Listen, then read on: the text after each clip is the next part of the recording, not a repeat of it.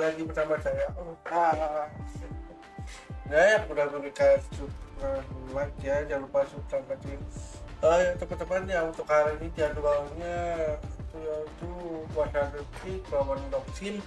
Super pertama, super kedua itu PPL lawan dari.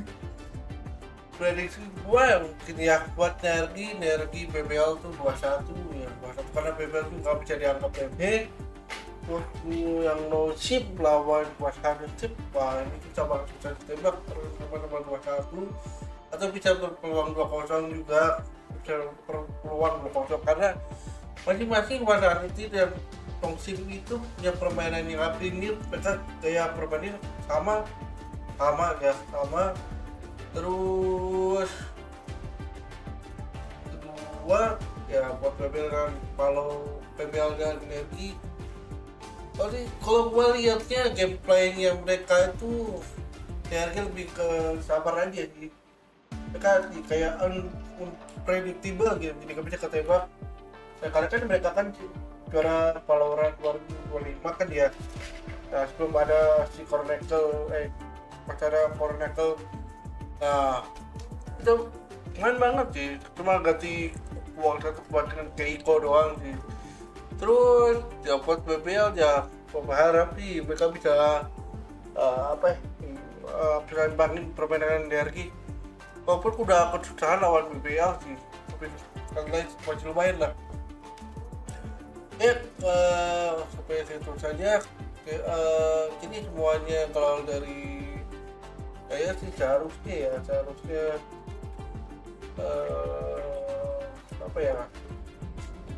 semua match itu bisa ngasih seru lah.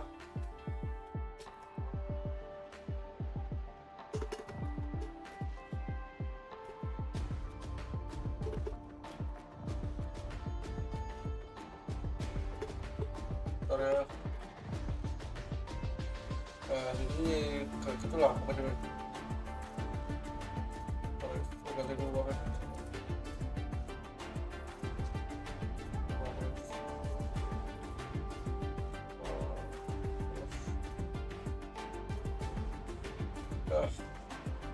Kita pusing dulu ya. Bikin hang kalau sebelum mulai paling kita mau on nggak bakal kita menonton karena ini belum ada undangannya ya. Sepertinya kalau undangannya kalau bener bisa terus langsung aja. Untuk black market kita ada ya, black market itu ya kayak pop nih lumayan, tapi 2025 tuh emang nggak terlalu kurang gitu, ini paling enak paling ini ini bro. Match found. Sama aja. Oke guys.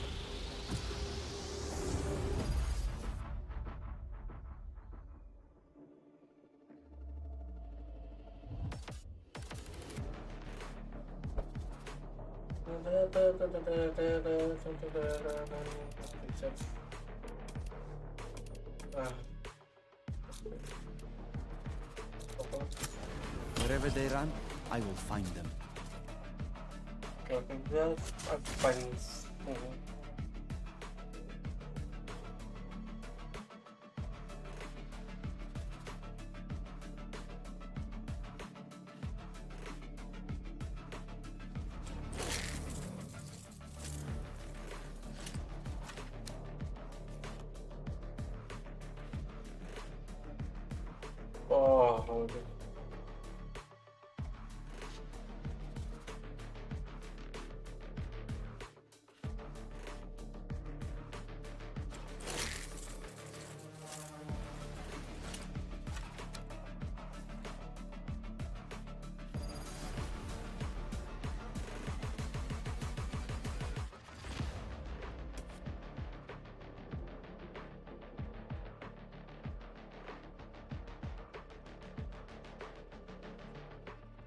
Radiant powers, deadly tech.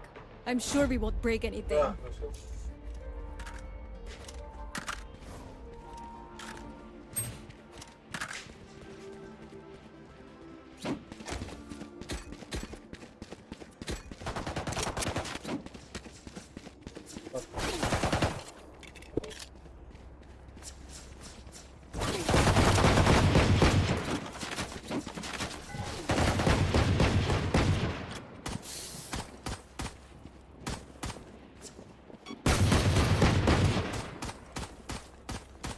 Kita lakukan.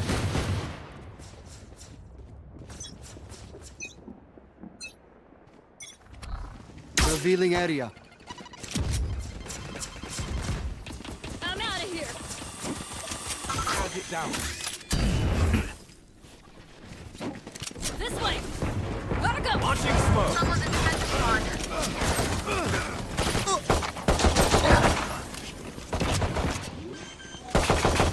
Our spike carrier is killed. Spike down B. Last player standing. Ah, What? I believe you.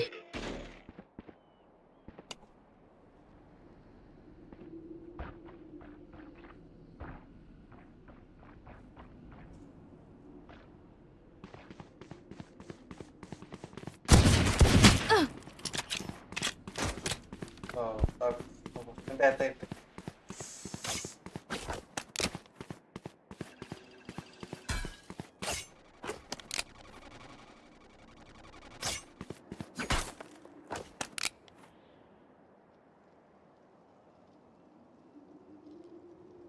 30 seconds left.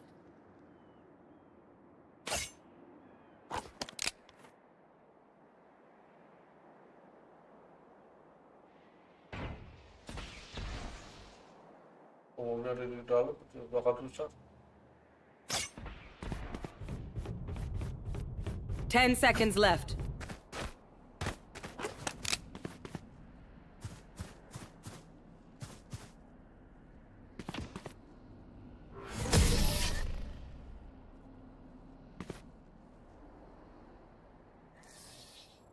My smokes can block the enemy's line of sight. Once they're blind, we move.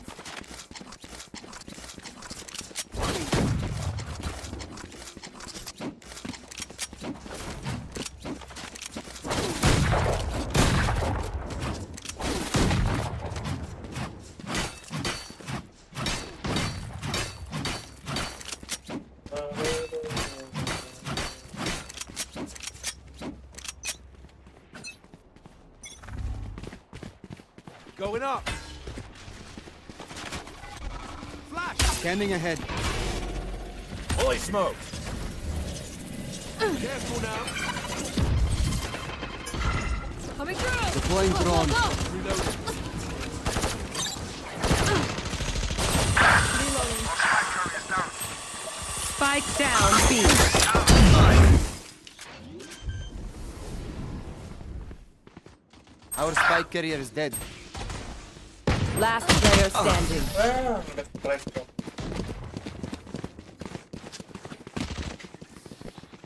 I must kill my reflection. It's the only way forward.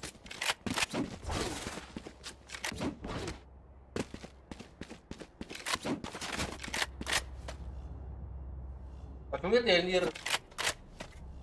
Ada killjoy jadi slow ininya. Killjoy.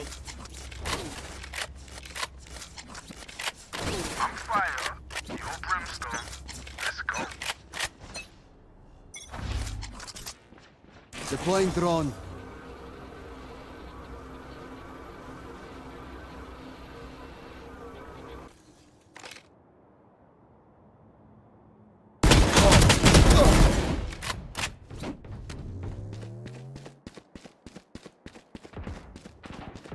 Enemy spotted B.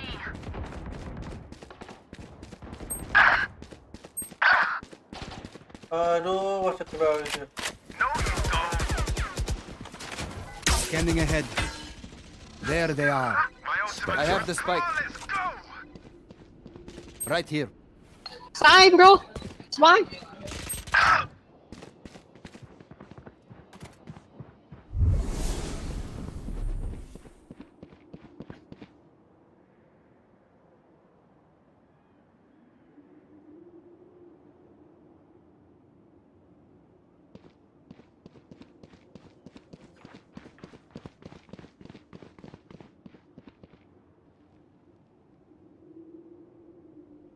30 seconds left. Shiba 5.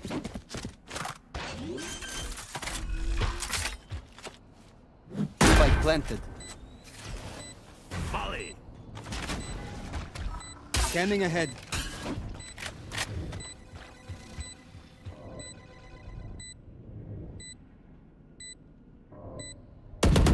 Reloading. Enemy spotted B.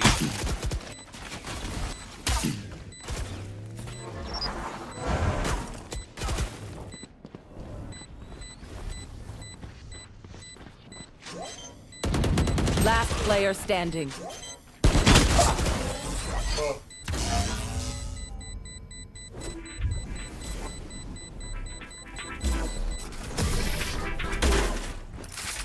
Oh.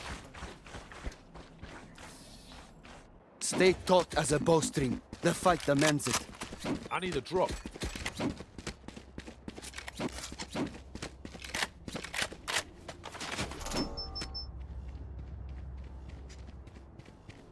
I need a drop. Oke, kalau itu ada kelijo di situ. Oh, susah. Go mid, go mid. Neon.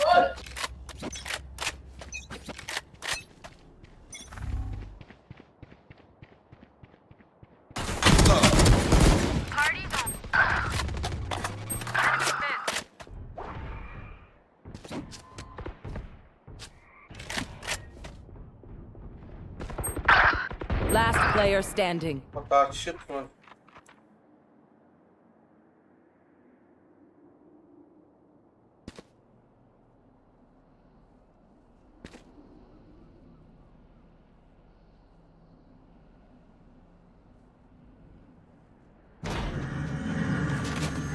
Scanning ahead. Spike planted. Well,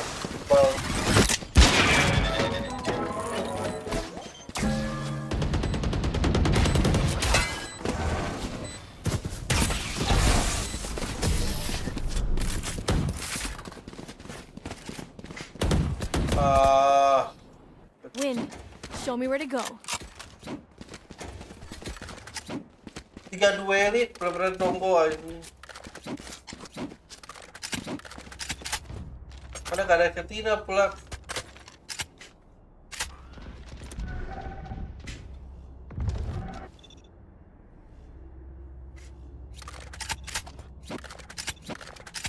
Track them down.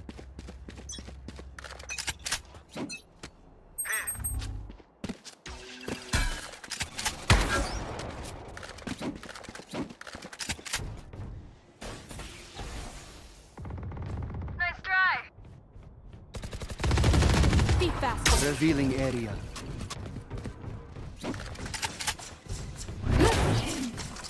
Take flight.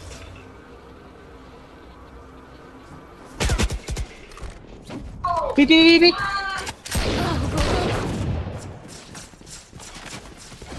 Shot dart. Spike carrier is dead. Embarrassing. Shot Spike dart. down. Defender spawn. Smoke's down.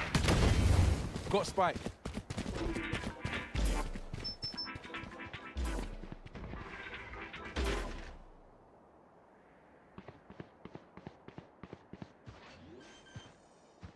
One enemy A fine remaining. death. My ult is ready.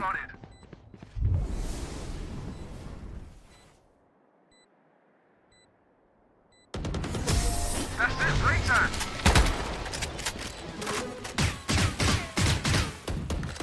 I belong here. We all belong here.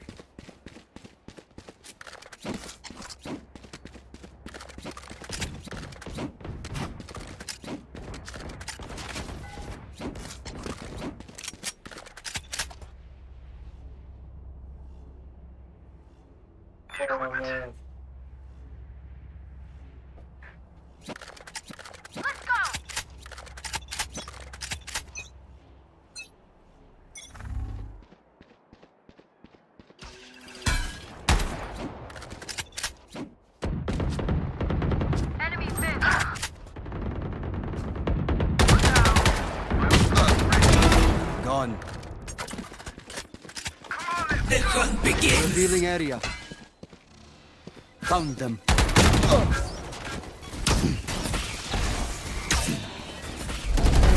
Taken out. Oh, ini.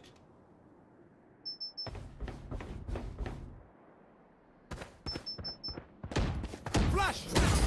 Lah, I'm out of here. Watch your eyes! One enemy remaining. This way! You should run. Smoke's down.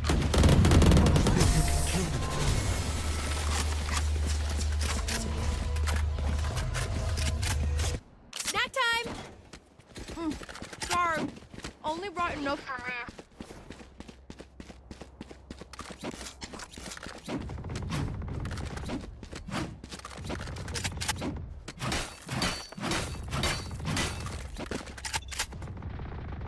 Oh.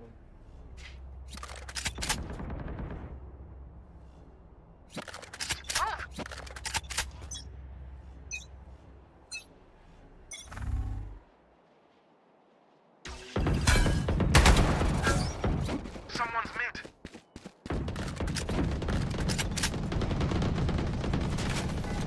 Scanning ahead.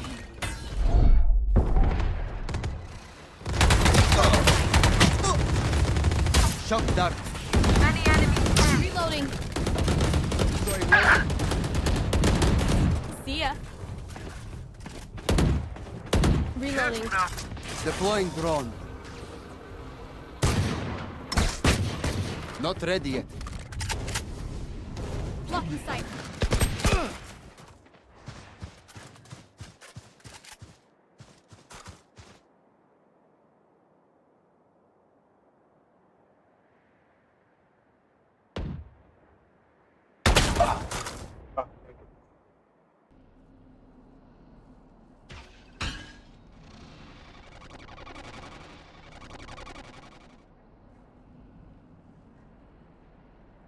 Di bawah ini nih.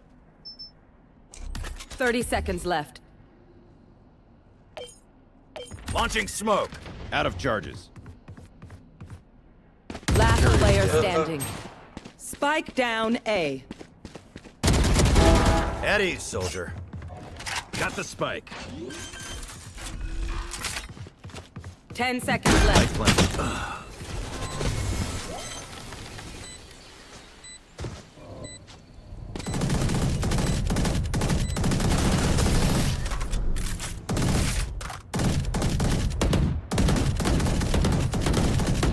Charge and shoot. Easy enough. Yang bikin gua kesel itu 3-2 ini kenapa coba ini?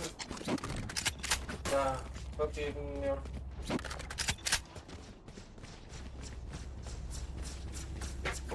ampun, foto kalah ini cok. Dan belum ini. Let me show you how to boss kayak itu, coy. Watch this. Gotta go. Stim beacon down. Scanning ahead. Watch your eyes! Flash! Careful now. I'm out of here. Smoke's down. Deploying drone. Enemy tag. Smoke's down. Mau power dengan bang. Last Spike player carrier is dead. standing. Spike down A.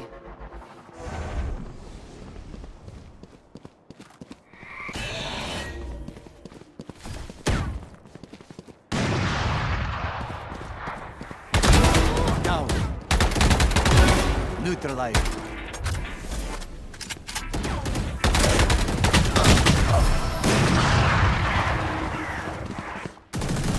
Mau power banget ini. Pay attention. Might learn something. Oh, kena bego semua ini. Power banget cok. Mana udah jelas tahu tadi kan Kijet masuk, terus si Neo masuk. Si Mi kan udah pindah ke sini. Pegang apa? Jadi main bego. Ah. Let's go. Let's go.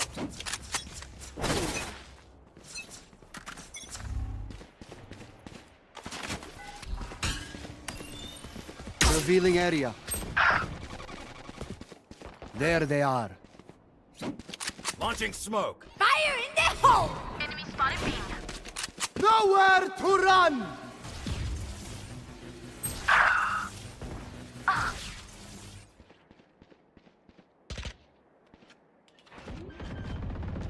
Here we go! Huh.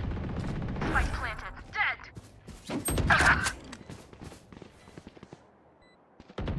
Bye. One enemy remaining. Thrifty. Mantap. They sacrificed for nothing. Watch them run when lit by my sonar. That's when we strike.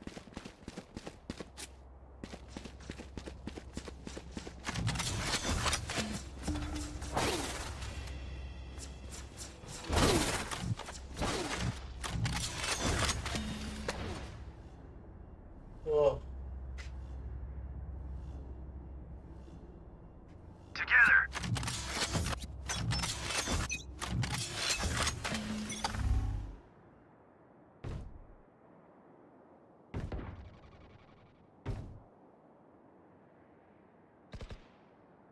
Enemy mid. Scanning ahead. Night night.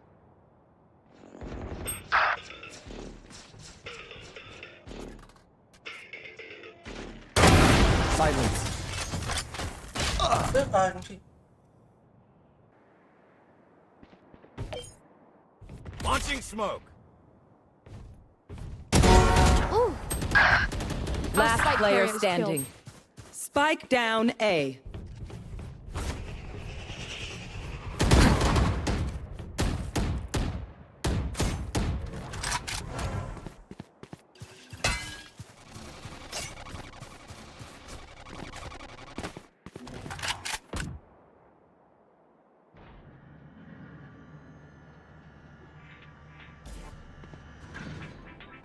Thirty seconds left. One enemy remaining. 3. My ult's ready. Mau kemana? Dah. And I wasn't even trying. Jet wins again. I'm shocked.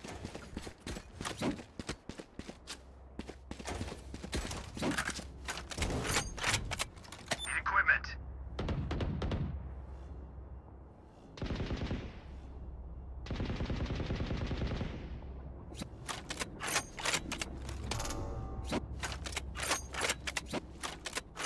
This one's for the fam back home.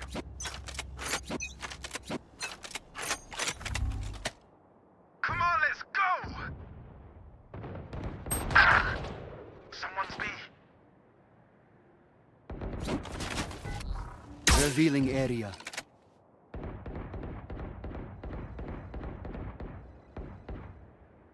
Watch this! You should run. Enemy spotted B. Anjir. Gunner. Last player standing. Banyak goblok anjir. Itu ini tim apaan tuh? Nggak tahu habis tim macam-macam. Last round in the half. Spend your cash. Don't look back. Udah.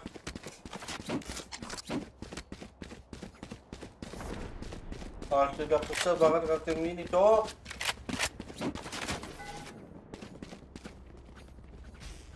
Pasti. Ini cuma banyak gimmick nih, Cok.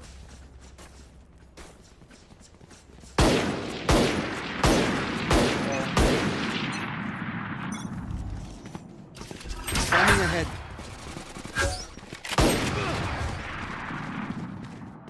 Oh, kan. What? Listen to this! One down. Blocking sight. Deploying drone. Enemy tag. Shock that.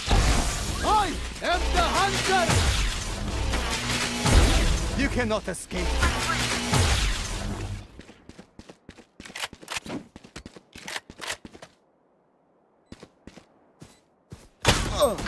Last player standing. Ampun dah. Baik. One enemy remaining. 3.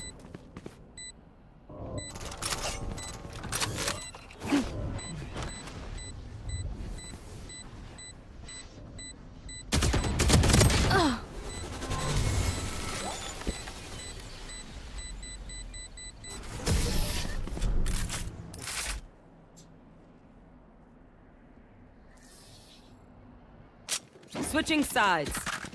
Okay, we know the drill. Stick to your roles and we'll crush it. Ah, ya.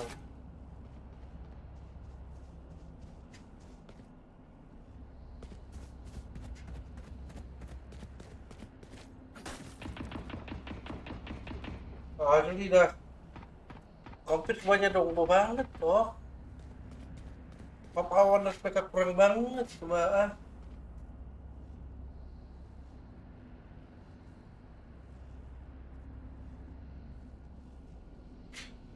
Never lose sight.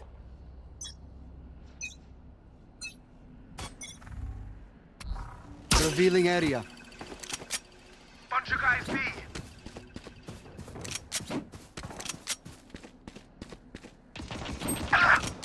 Oh shit. Deploying drone. Enemy tag. I'm out of here. Enemy down. Spike planted. Enemy kill.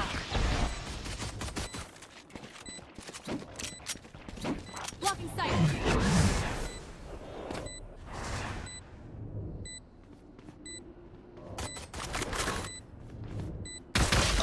Smoke's Alah. down. Last player standing.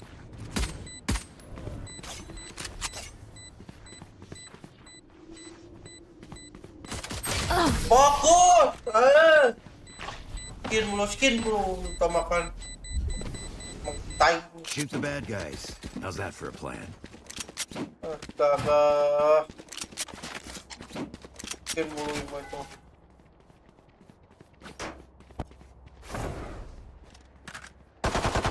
Reload him.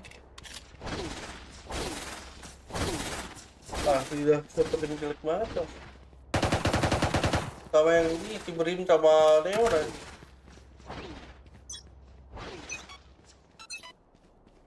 Careful now. Scanning ahead.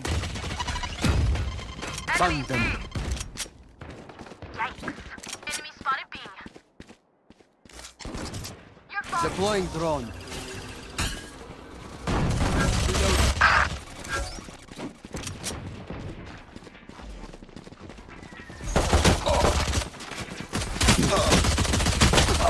anjir.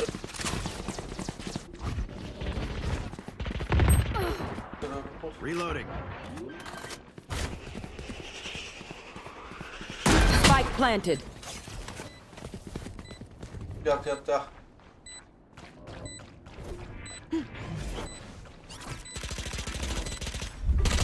Last player standing. One enemy remaining.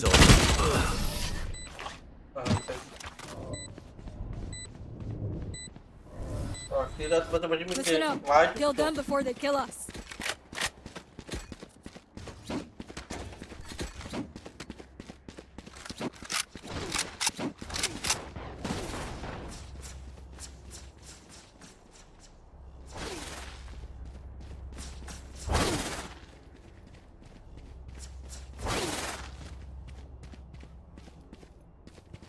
Break's over.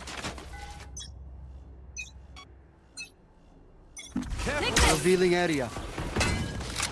Enemy spotted mid. Gotta go.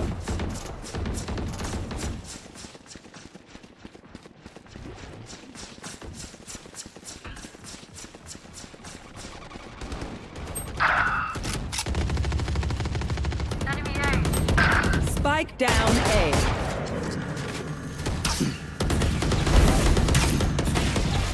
spotted A. Here. Spike planted. Deploying drone. Here. Enemy marked. Party's over.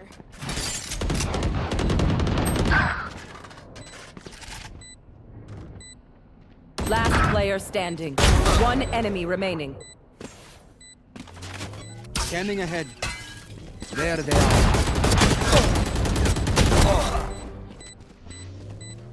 What the fuck?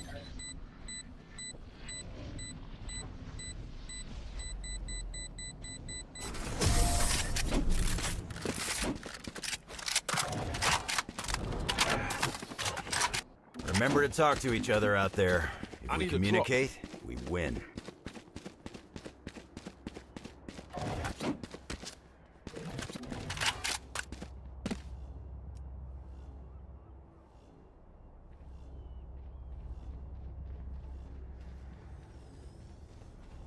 Oh, ada aja. Apa? Safety's off.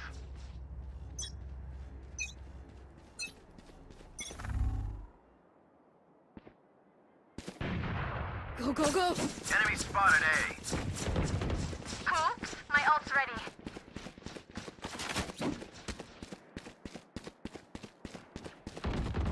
Party's over. 3. Revealing area.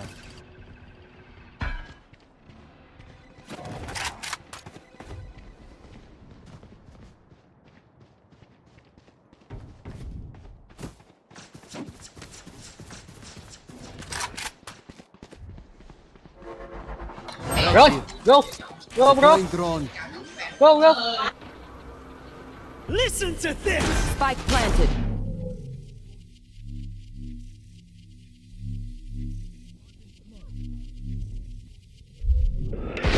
Reload him. One enemy remaining. Big, let me. No.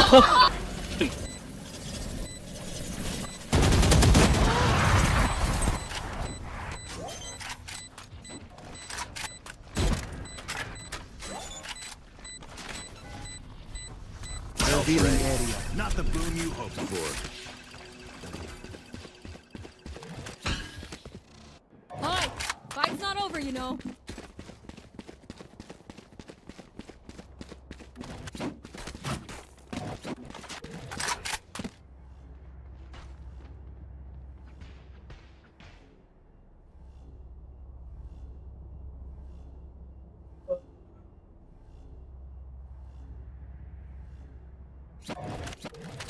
Watch and learn.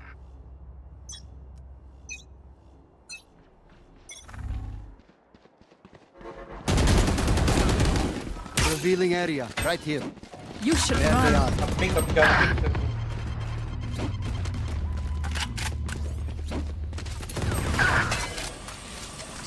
Deploying drone. Enemy marked.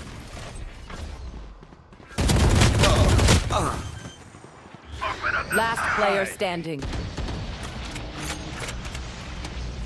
Kalau pakai OP juga. Spike planted.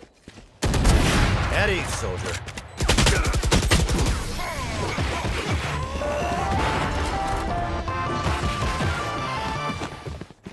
My quiver is never full.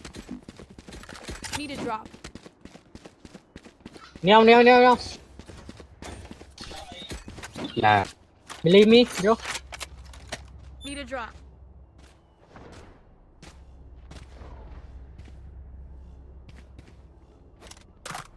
Neo. Stay safe. Thanks.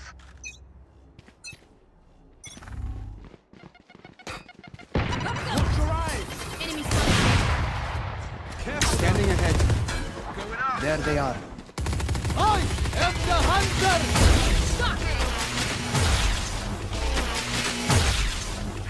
Got him. Enemy spotted mid.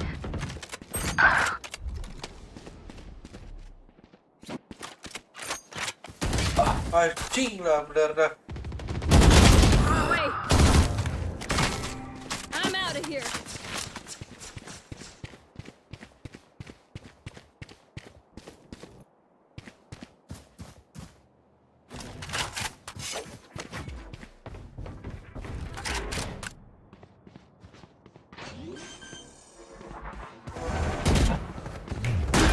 planted.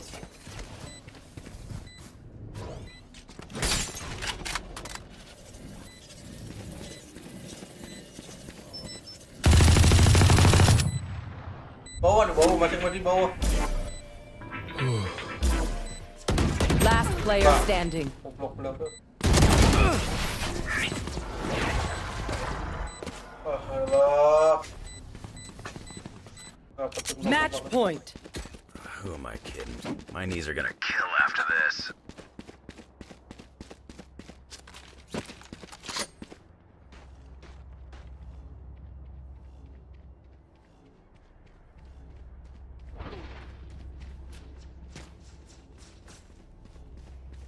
Mau banget ini. Pilih sama Leon. Don't hold back.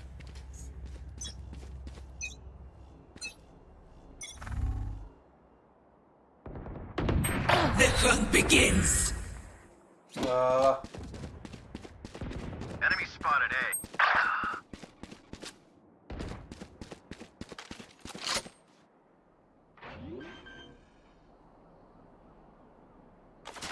Spike planted. Revealing area.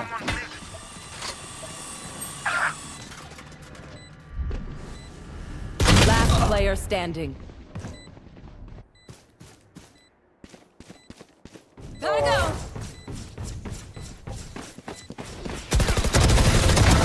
Too slow. My ult's ready. Attackers win. Ya dueli, nice job. Sige, ah. Tres cowok ah.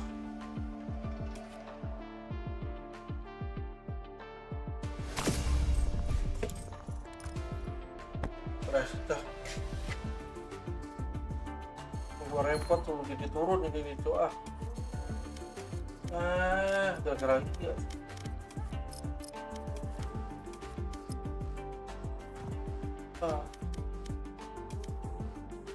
Ya lo bener.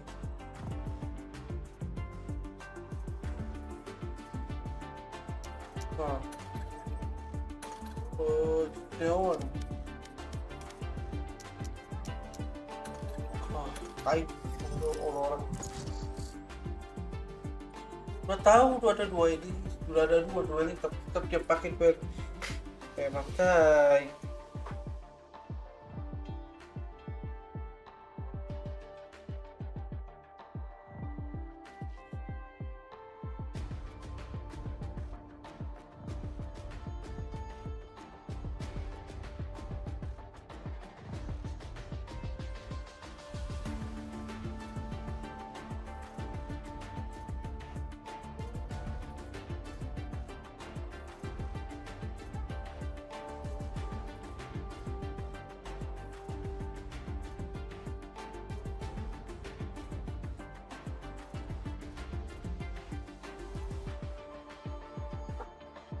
Match found.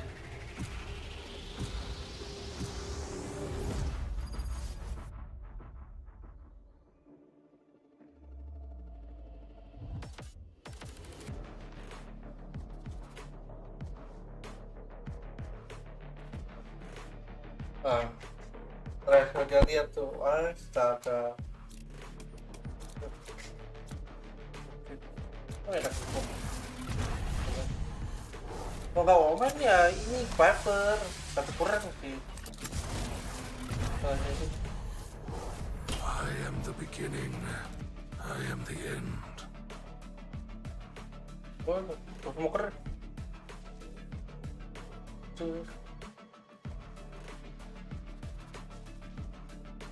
Biar enak, jaga satu jaga A, satu jaga B. Karena Viper tuh enak loh. Walaupun nggak ada yang tinggal ya masih oke lah. Tapi seharusnya satu duel saja di sini. Per duelis kayaknya sih. Dia kan nggak bisa ngebeli gitu.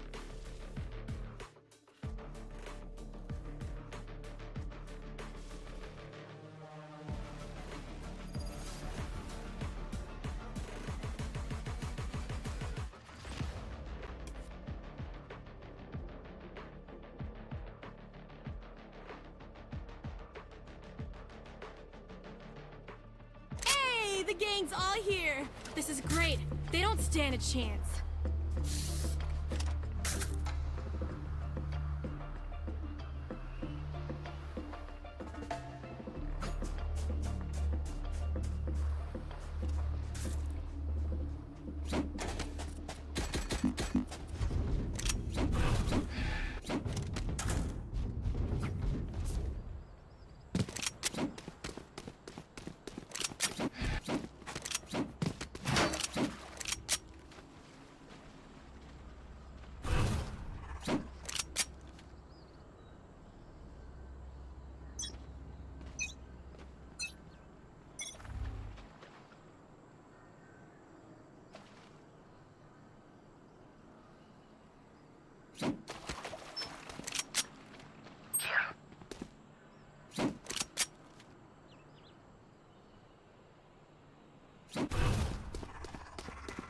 Tripwire destroyed. Cover going out. Enemy spotted.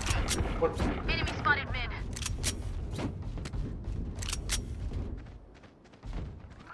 Spike planted. Someone is B. Enemy Hawk out. Reloading. Cover going out. Taken out. Ay! Puro aja One nge-TP. enemy remaining.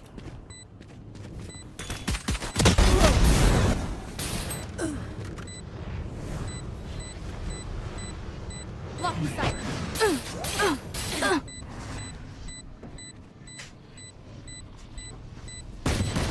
Reloading. Oh, was that important? Reloading.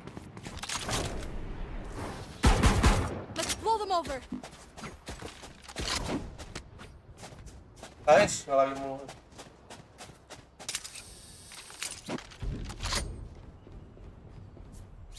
Oh, peraí.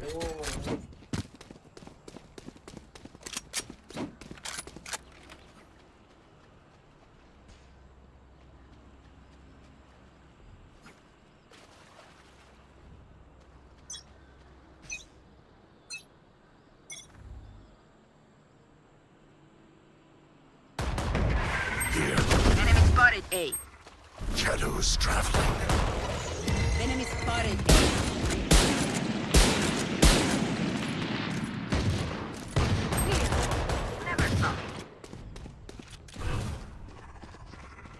Time to hunt.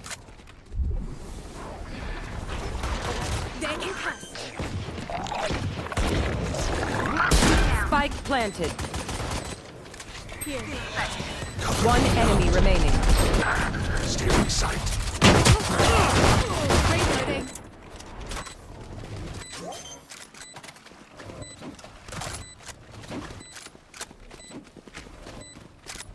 Don't even stop that shit, right? Reloading.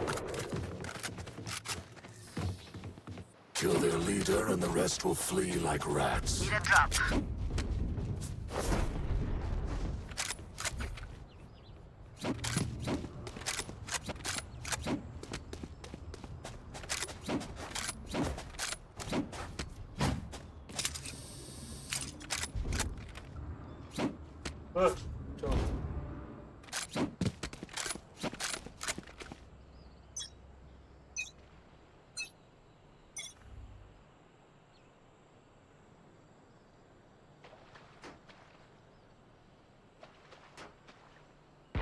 Enemy killed.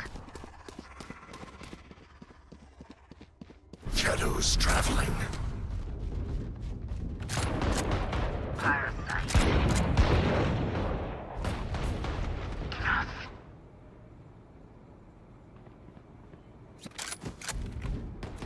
One enemy remaining. Here. Hawk out.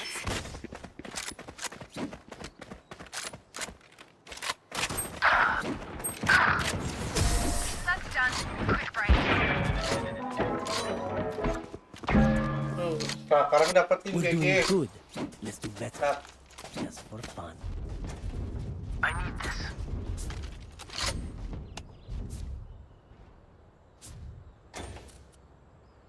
My thanks.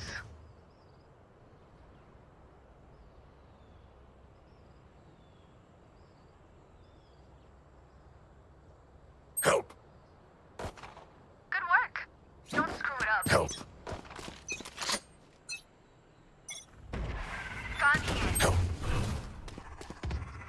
Cover going out.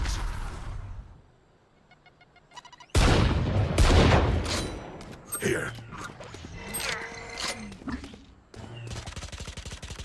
Enemy spotted A. Spike Enemy planted. spotted A. Cover going out.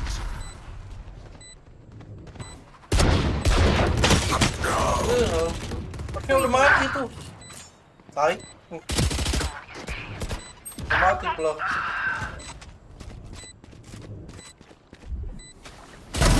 One down.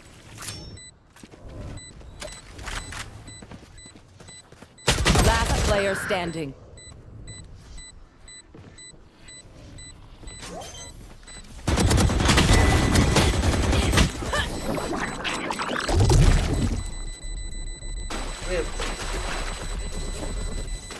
Where will they go this time? Panik. Tadi gua kan arah aja itu mereka mati tuh.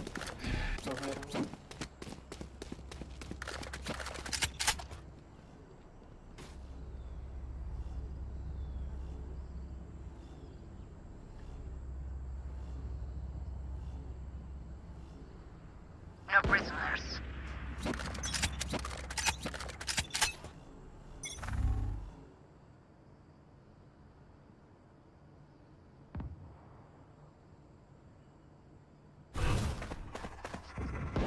Yikes. My Cover going out.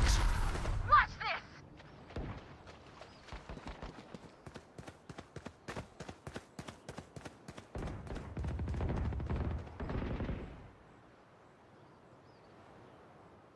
Here.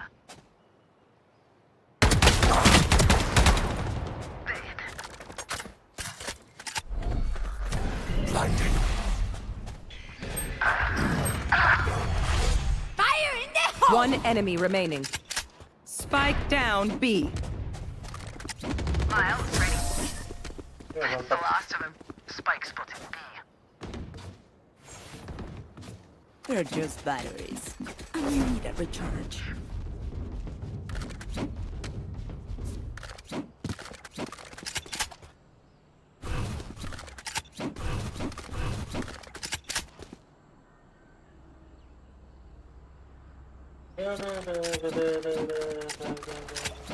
Help. Help. Now where did Chamber build his nest? They will cover.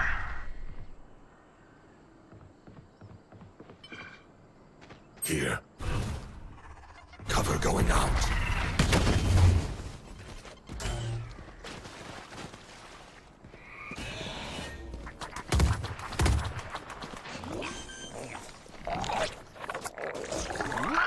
Spike planted. Shadows traveling. Buried. Reloading. Stealing sight. Hawk out. Hawk out. Monster on the loose! Here for hellfire!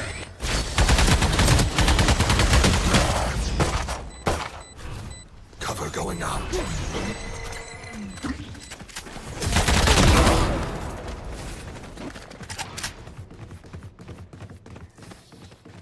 If you see one of my creatures, it's a good thing, alright? We'll figure out what they do eventually. Terjadi ngomong tuh, berikut nih. Oh, Neko.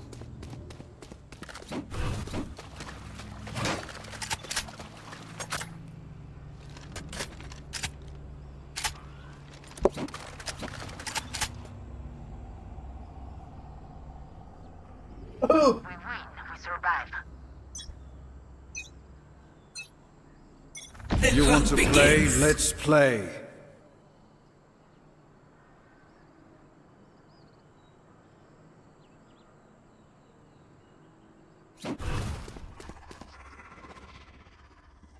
Cover going out.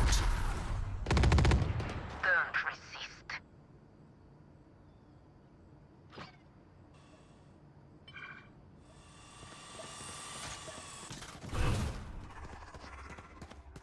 Cover going out.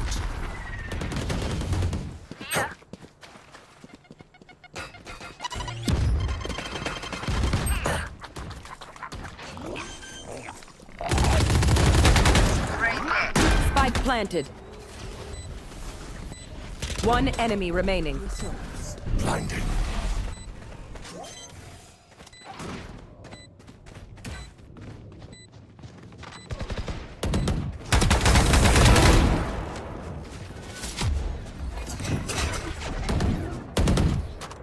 Their backs will be towards at least one of us.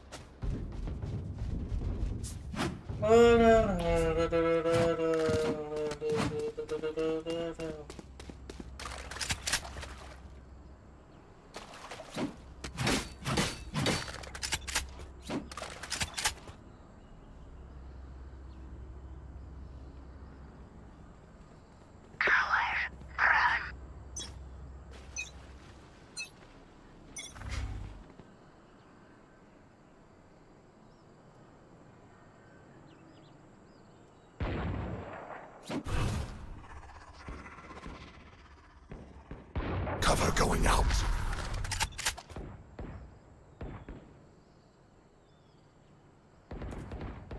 Seek some out. Found my wire.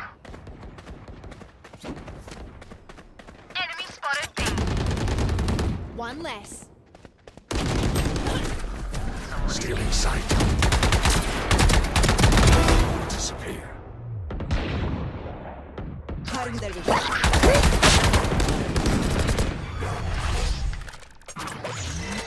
One enemy remaining. Spike down B. Spike's here. Look your enemy in the eye. It helps with accuracy.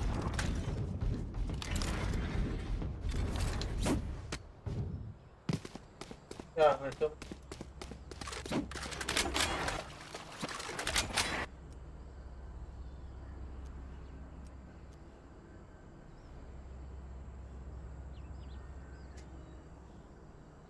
I will rip the light from them.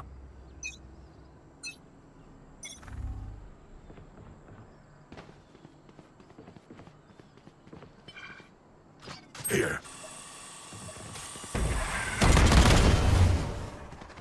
Cover going out. Enemy spotted A. Spike down A. 3.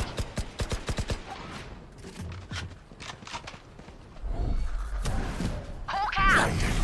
Still in sight. One enemy remaining. Flawless. Let them rot. Break it down. Shadows traveling. Make sure to follow my pack in. They'll lead us right to the enemy.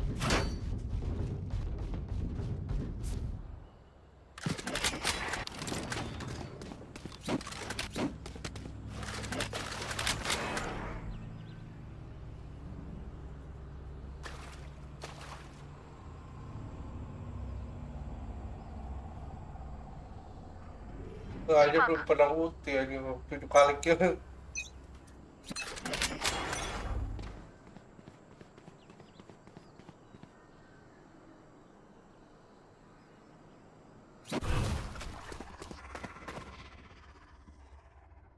Shadows traveling.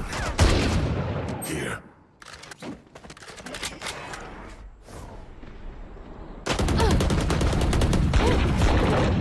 Stealing sight. One enemy remaining. My ultimate is ready. Spike down mid.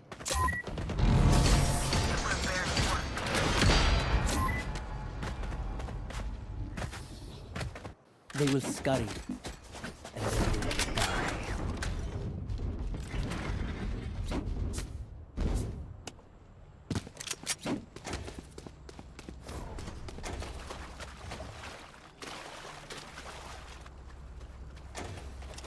I need this. Gun here. Gun here.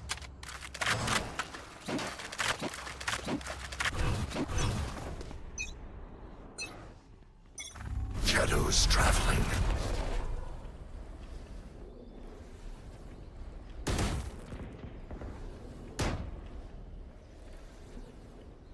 Careful now. Fire in the hole! Careful now. Cover going out.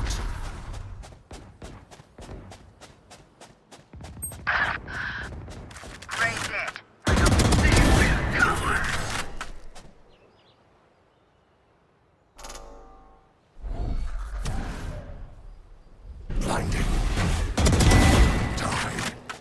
One enemy remaining. Last player standing. Clutch.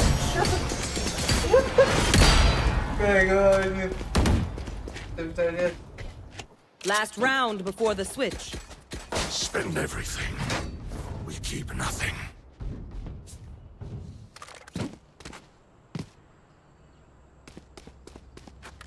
Top tayo di Euro Delete.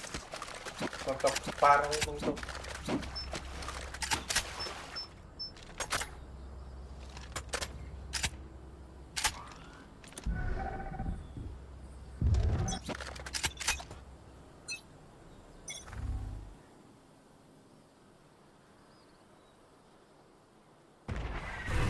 Cover going out. Enemy spotted mid. You want to play? Let's play.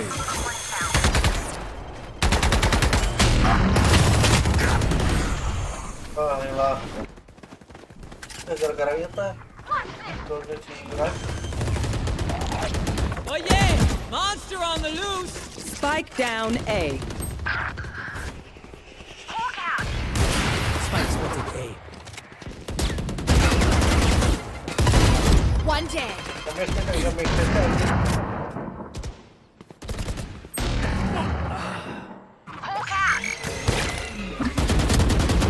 Last player standing.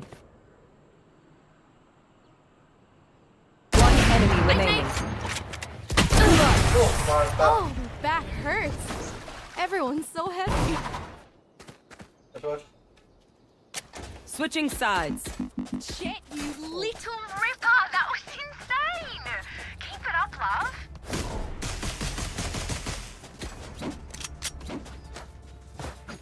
Spike's here.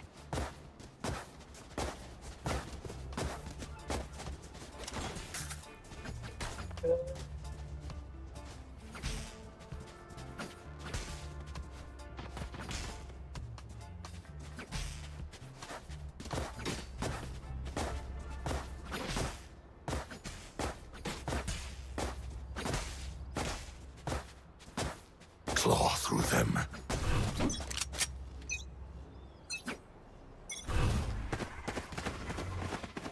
Cover going out. Reloading. Enemy spotted mid. Reloading. Reloading.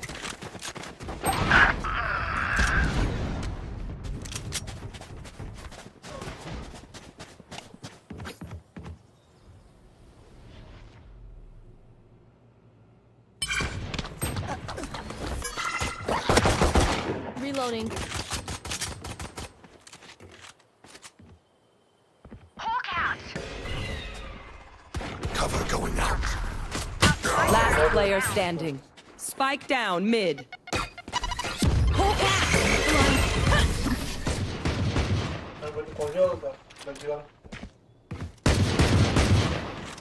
I'm amped. Let's go. I got things to do.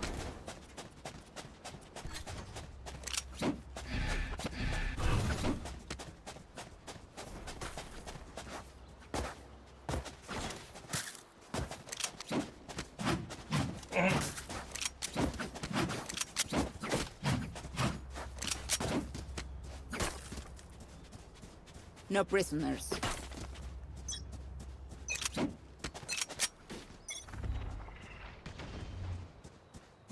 Here. Enemy spotted mid.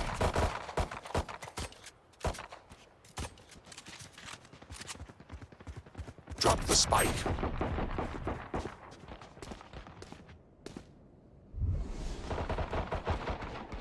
Someone is A.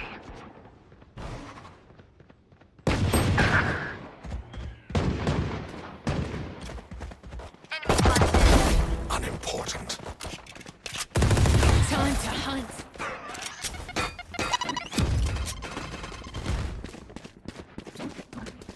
Spike's here. I have the spike.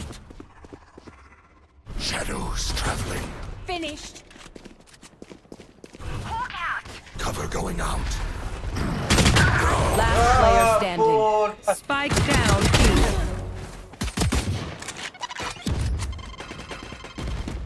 Kok bisa ya? Dia bisa nembak barengan. 30 seconds left.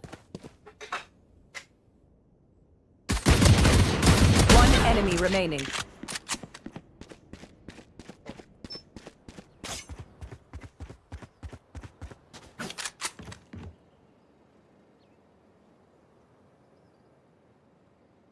Ten seconds left.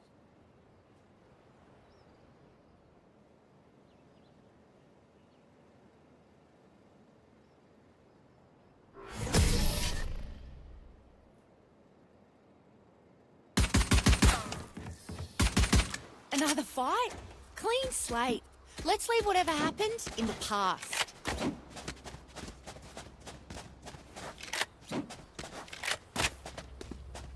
There.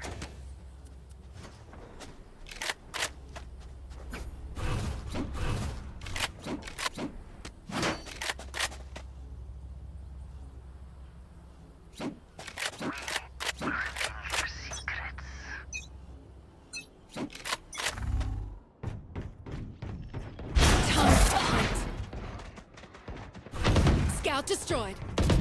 Shadows traveling. Reloading. Enemy spotted mid. Here.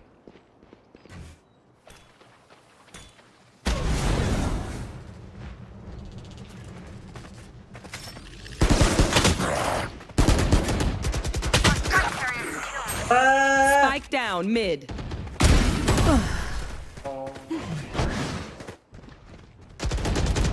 Enemy spotted me. I got the spike. Inside. Parasite. Hawk out.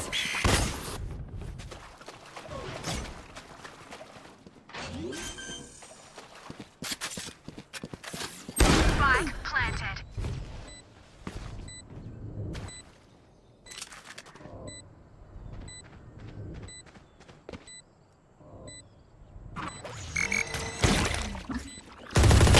Last player standing.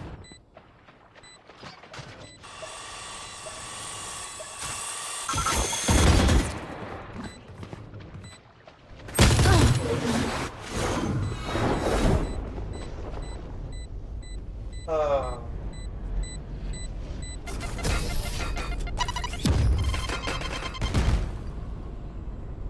Asli dan This place is nice, but not nice enough to die in. Let's win and get out of here.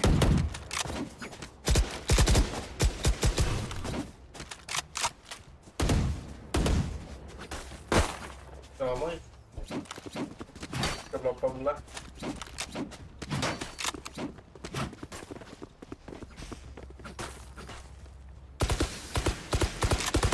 They're weak. Good.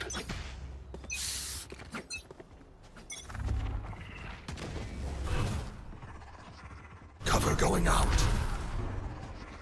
Cover going out.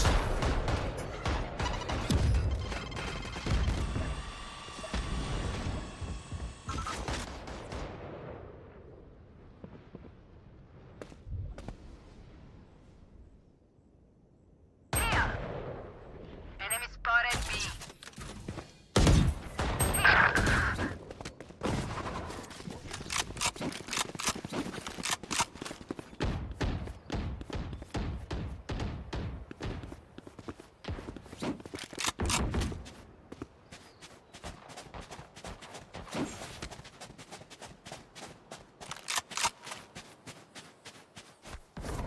Sleep tight.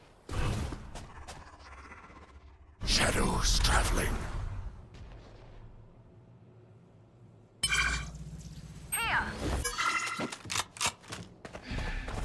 Here.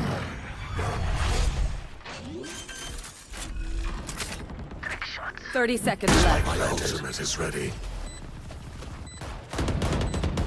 Enemy killed.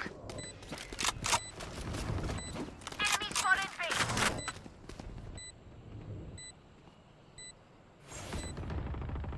Enemy spotted Cover B. going out.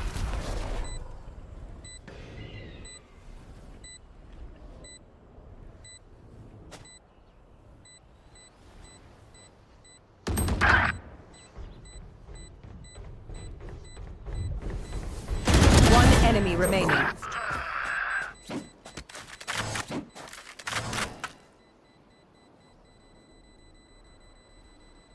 Last player standing.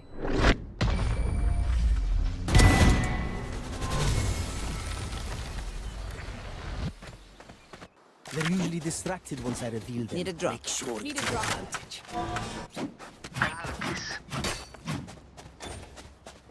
Thanks.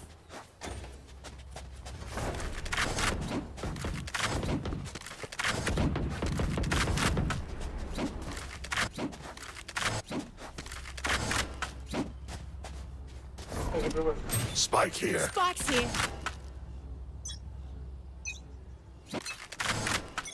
They will cover. Cover going out. The hunt begins. Knock them out. Cover going out. Found one. I have the spike. Reloading. Blind.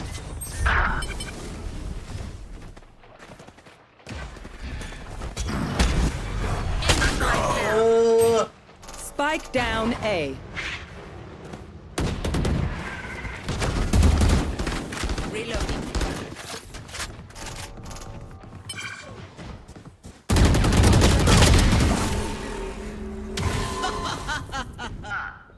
Fire in the hole. Resource. Last player standing. One enemy remaining.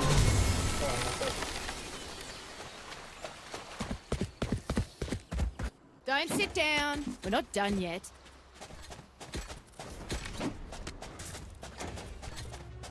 Oh, siapa dia?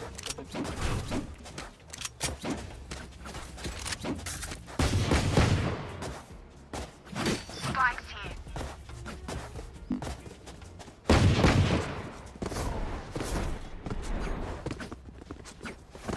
Now, where does it drop? You want to play? Let's play. Time to hunt. Shadows traveling. Cover going They're out. concussed. Hawk out. Blinded. Spike down Plant the spike. Not ready yet. Plant Here. the spike.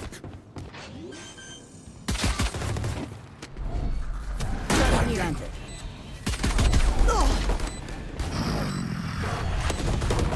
Stay down. Reloading.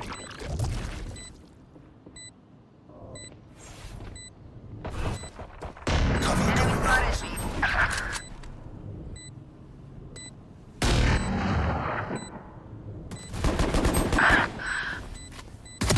One enemy remaining.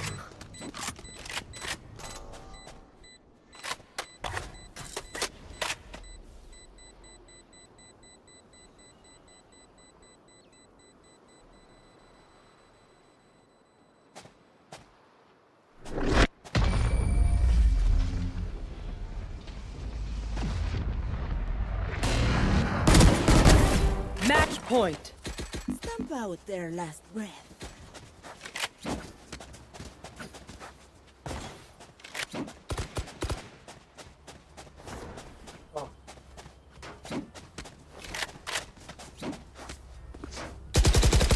There.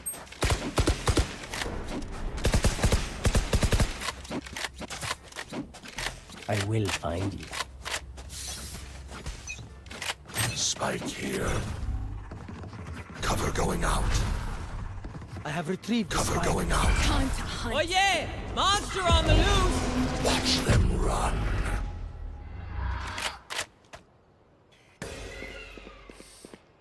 Buried.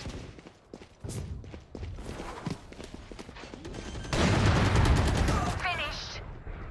I have planted the spike. Where is it? Here for hellfire!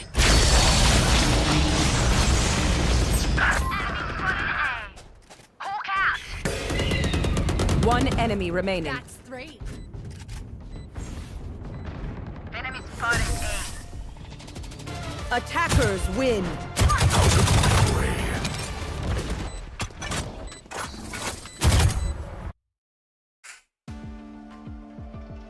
Oh.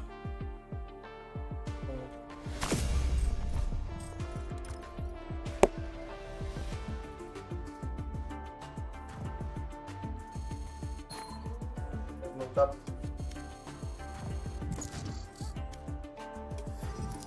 Oh, selamat.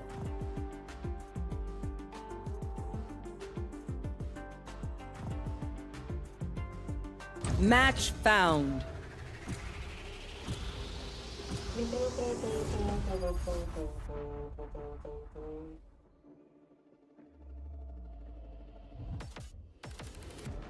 Ini 12.30 mereka uploadnya lumayan lama lah.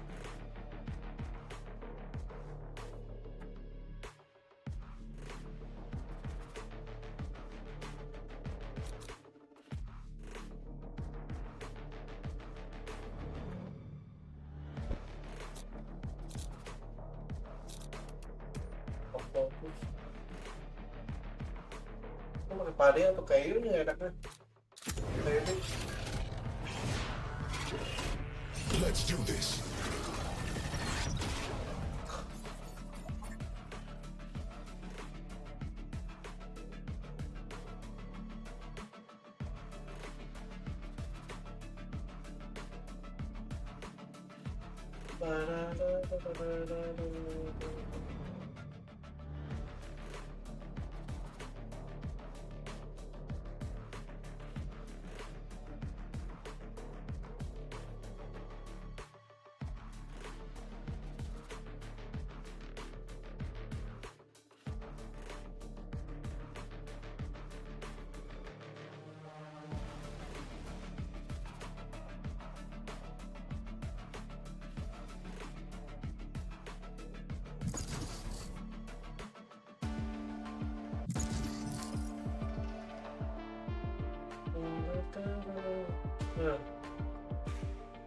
Match found.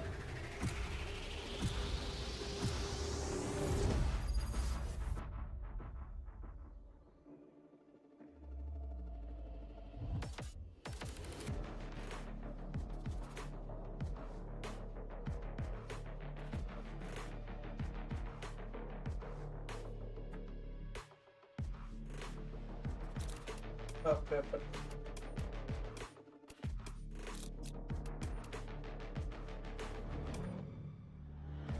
Saya mau ini tuh pemain kalau dari aku sih. Gua lagi ngepede pakai dua so.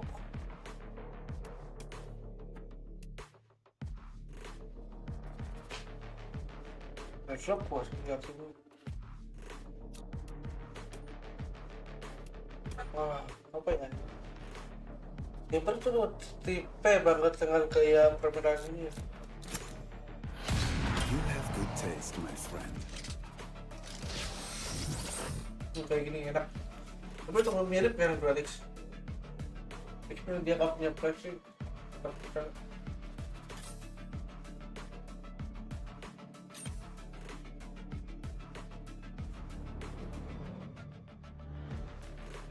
Game lain kalau terus begini dan Palwar dan game lain pasti kita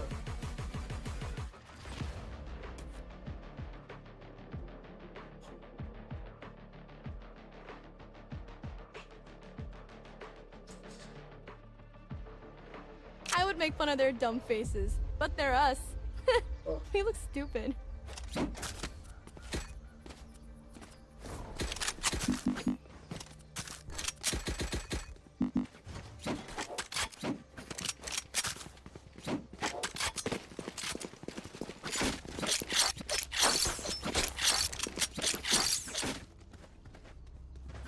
That works.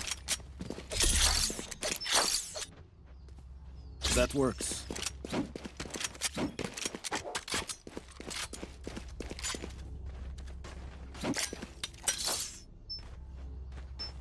Perfect.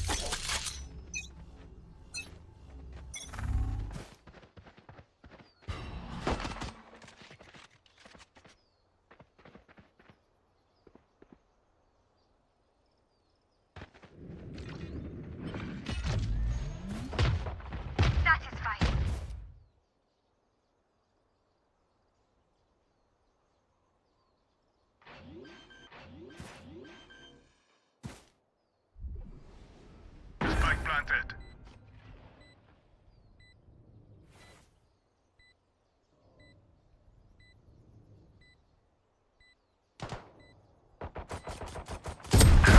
Parfait.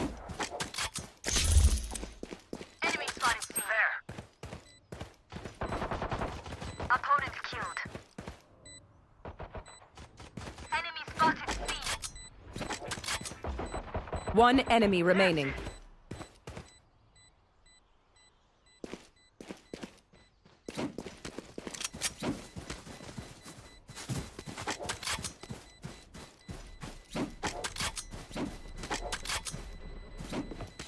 Force ready.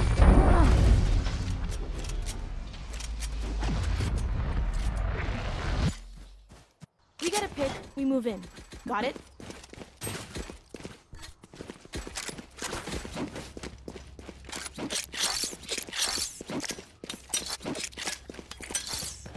This should do.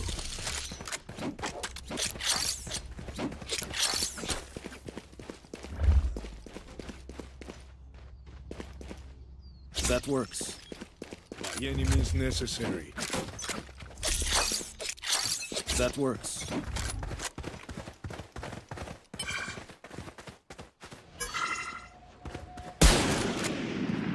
Smoke's resonating. Launching missile.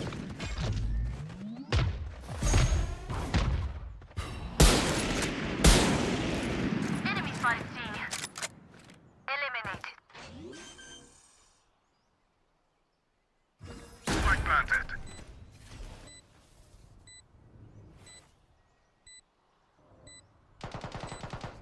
Bueno. Enemy spotted C. One enemy remaining. Flawless. How did they think this would end? Remember, no one wants to die out here. That works. This should do.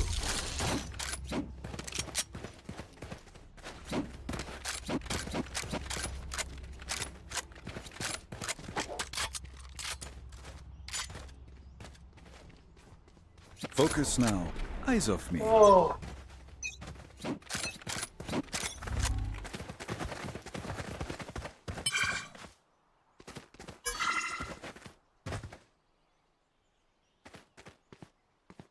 All missiles away. Smoke's resonating. All right. Plant the spike. Spike planted. My ultimate is ready.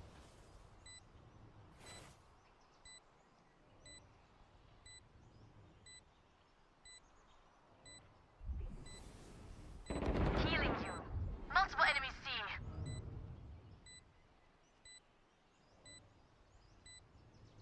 Enemy spotted. C.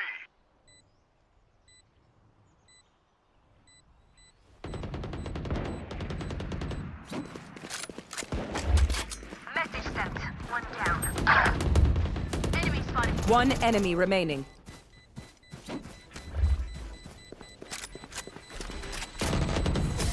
There you are, you little shit.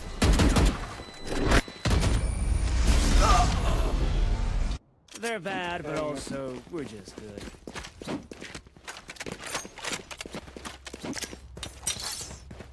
Need a drop. All set up. Thanks. A gift. Who needs a gun? Who needs a gun?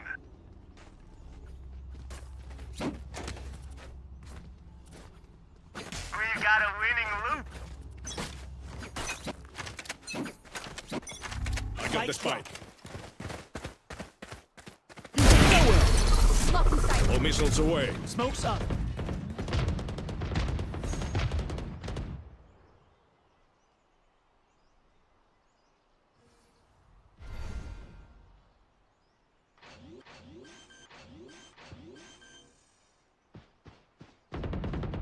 Spike planted. I'm up. This is One how enemy it ends. remaining. Teleport's Enemy ready. spotted. C. Flawless. We dominated. I love it. Nice tempo, everyone. Wah, mantap. That's a good spot. All set up. A gift.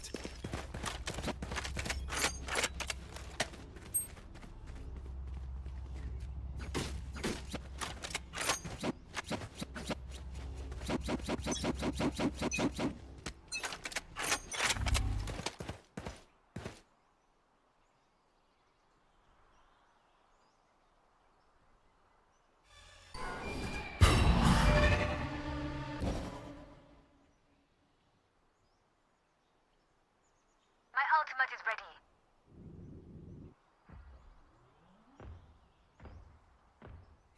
Watching here. Right left. Here. One suppressed. Imposter killed. Here. Enemy spotted. A. Stand down.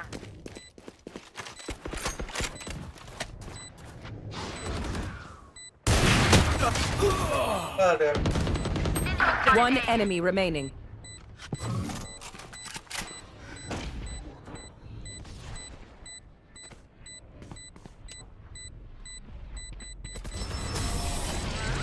Out front.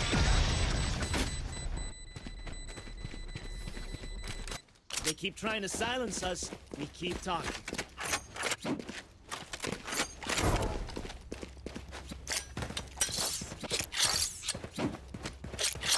That's a good spot.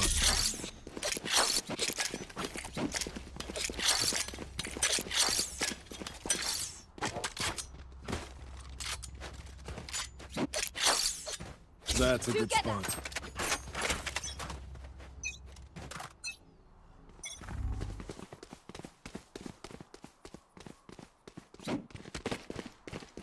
I got the spike. I have the drop. spike. Good attempt. And you had your fun.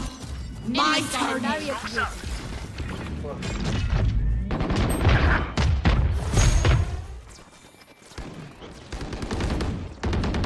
Healer down. Enemy spotted Duty A. is not over. Mistake this time. Spike planted. My ult flame is down. Light munition. Joke's over! You're dead! Last player standing.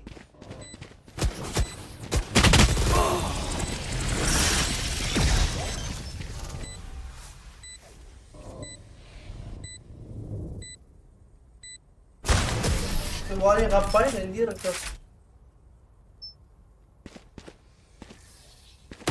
Let us see what they have planned for us this time.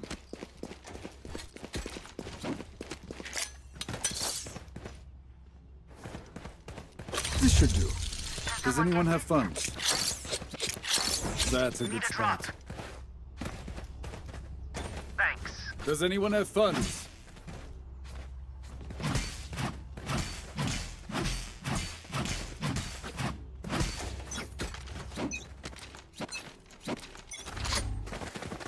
Locating targets. Smoke's One up. suppressed. Face your fear!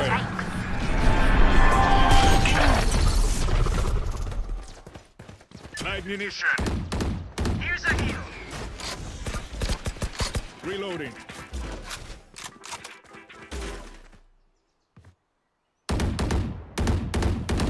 Right here, right now. Rotate. My ult is ready.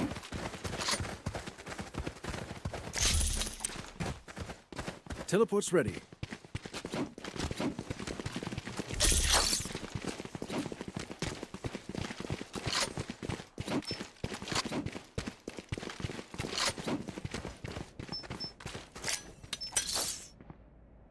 Smoke's up.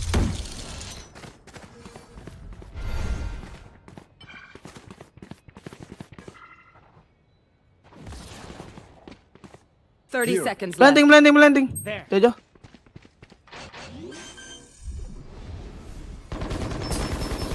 Planted.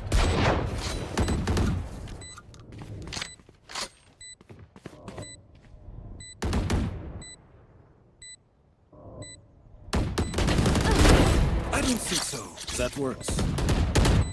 Reloading. Here's a heal.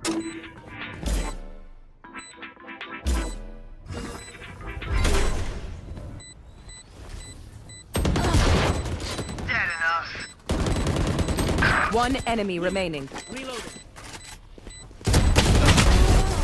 Well, this suit is ruined. No, then, papaya. If you compromise your position,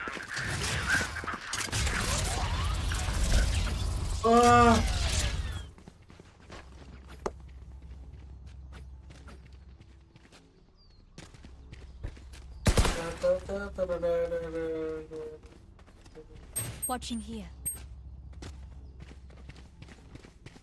Keep up.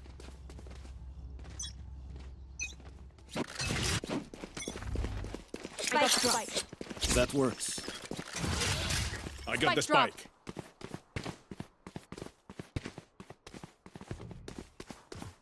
Atau minggir. Smoke's up. Enemy spotted A. Headshot. Missile deployed. Missile deployed. Wall Here. raised. Spike planted. Grenade is live. Reloading.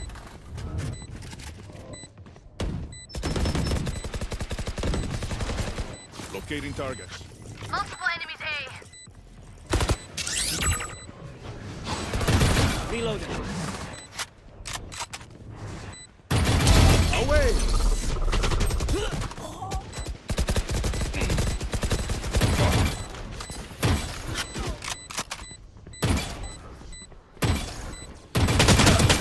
Anjir.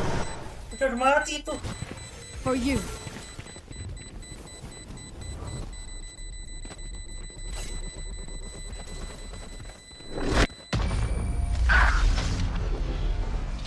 Masih mati. If you are not doing well, keep trying. We must keep up appearances. Can someone get this? A gift. A gift. Reloading.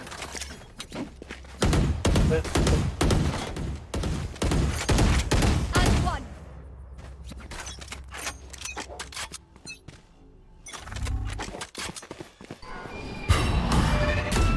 Reloading.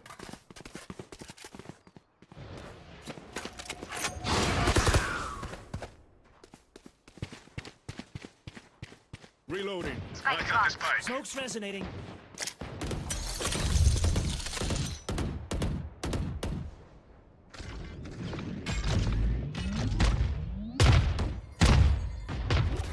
Watch this. One dead. Give me those back.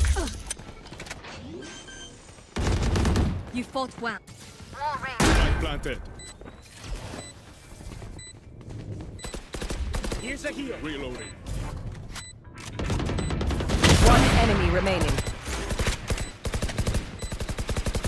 Reloading.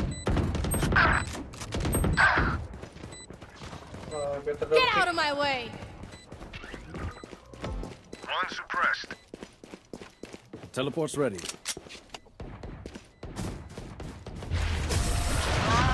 Finally.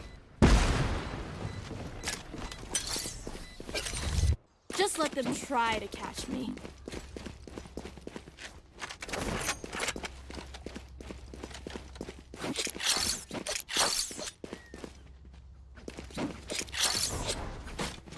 A gift.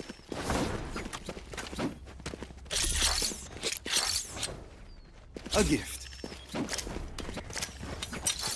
All set up. I have your back.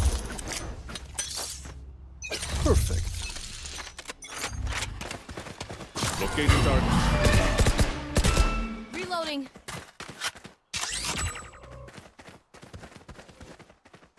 Missile deployed. Smoke's resonating. Face your fear!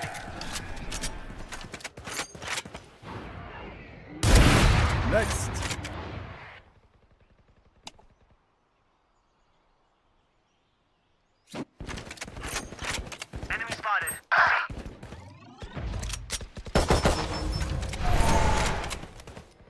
Spike is down.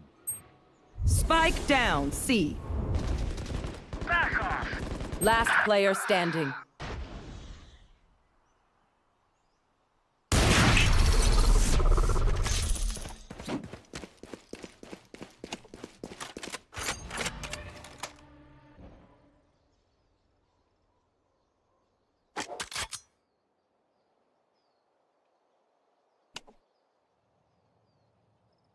Thirty seconds left.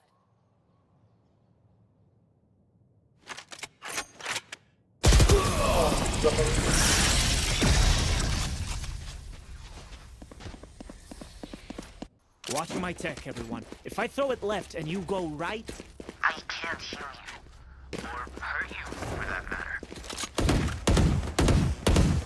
Can someone get this? Thank you. Reloading. This should do. Need a drop. That's a good spot.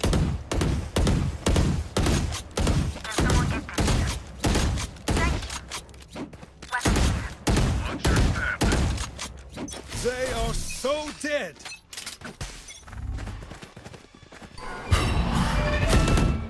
Reloading. Reloading. All missiles away.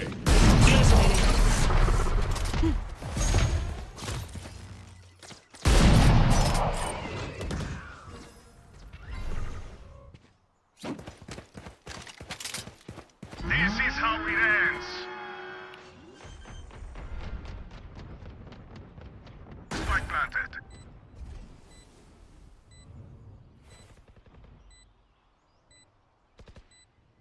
Enemy spotted. C. Teleport's ready. Around it. Enemy spotted C. One enemy remaining. Oh, sorry, pretty boy. Last round in the half. don't make it harder on yourself. Spend that money. Can someone get this? Thank you. Need a drop. Arigato. Thanks. Who needs a gun? That's a good spot. Perfect.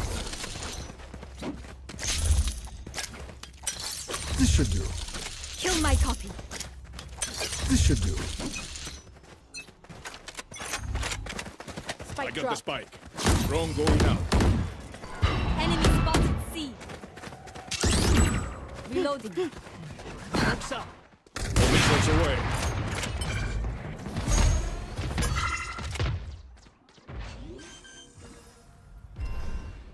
Joke's over! You're dead! Enemy spotted. C. Enemy spotted C. There. Alright, my ult's ready. I can work with that. Enemy spotted C. Be at peace. One enemy remaining. Right here, right now! For you. Here's a heal. That's the guard. Used to it.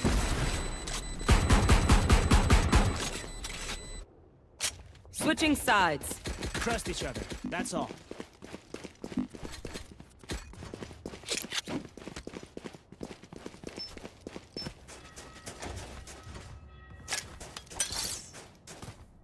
This should do. That works. That works. Teleport's ready. All set up.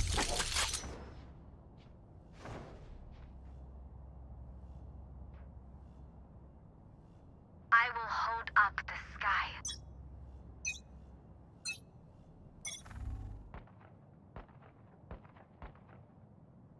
Many enemies A.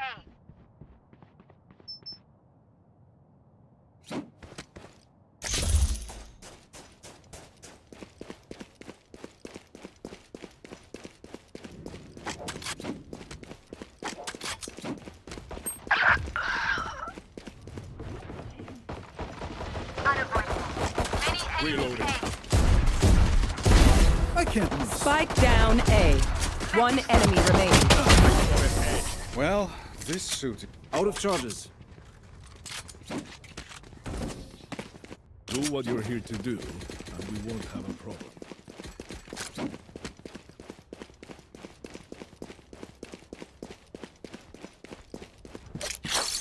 A gift. This should do.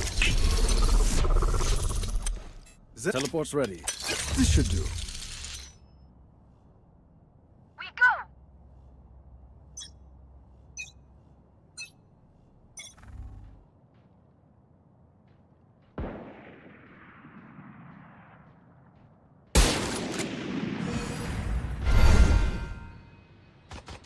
They found my trap. Headshot.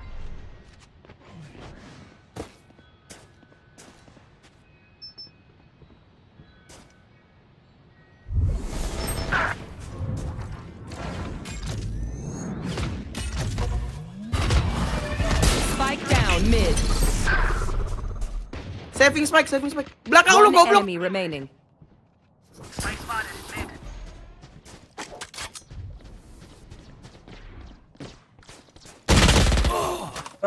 Terputar.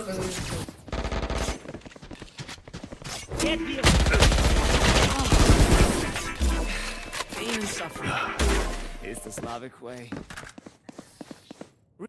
Match point. A single battle between us and victory. Need a drop. All set up. A gift. A gift. Teleport's ready. All set up.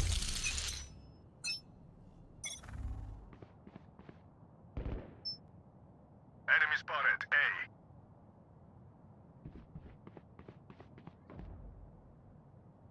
Enemy spotted A.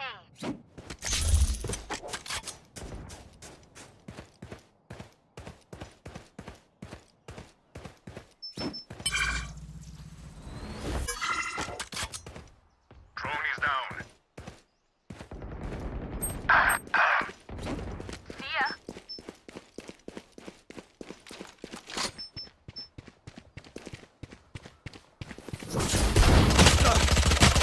Last player Wah, standing. pinik dito.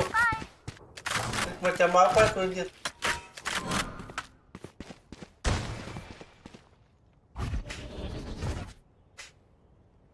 One enemy remaining. Spike down A.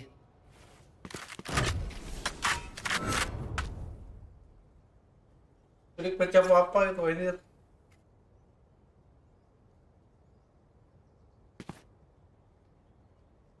30 seconds left.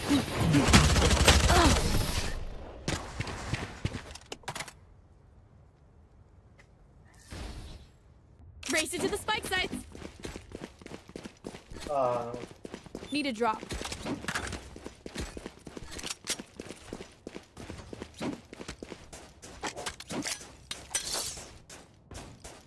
Need a drop. All set up.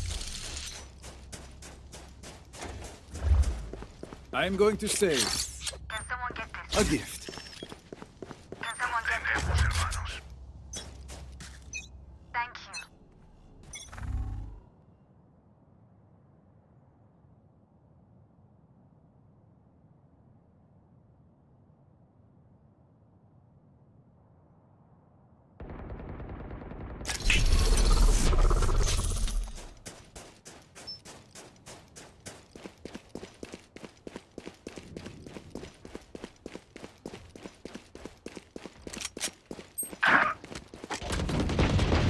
Crap.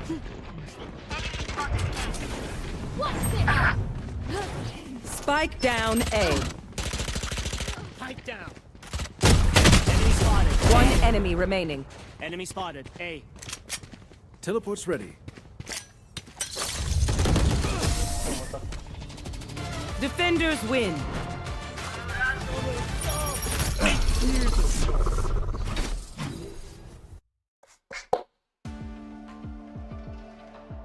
Wah, 13-5. Bentar ya, boleh tuh.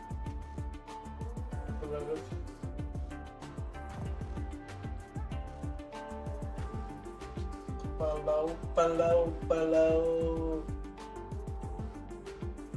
10 menit lagi lah katanya. 10 menit lagi dari jam 18 sana paling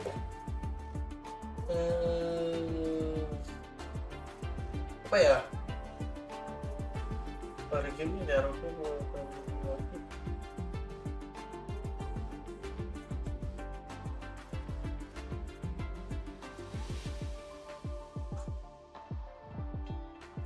mau lihat deh.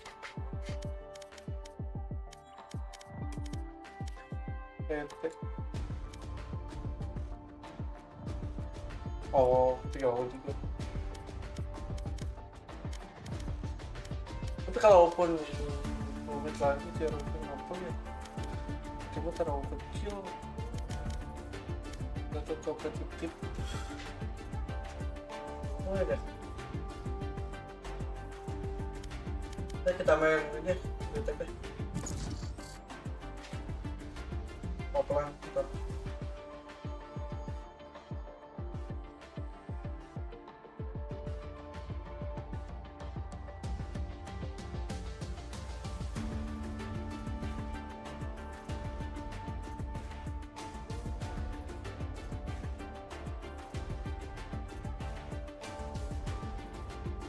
Match found.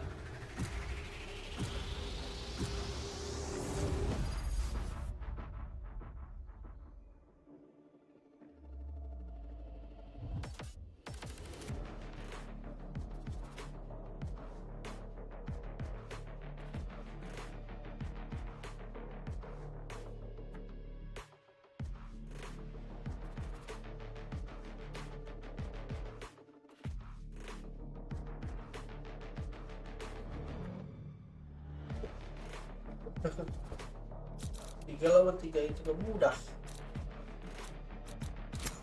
Let's do this.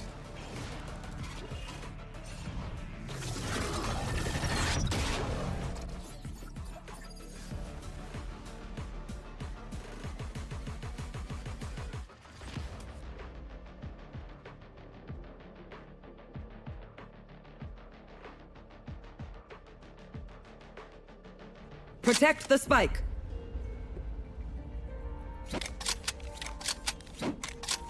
No charges.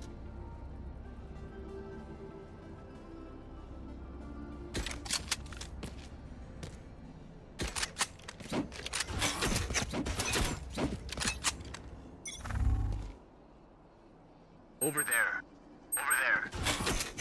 Shutting them down.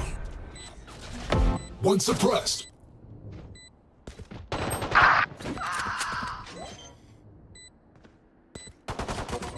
Finished.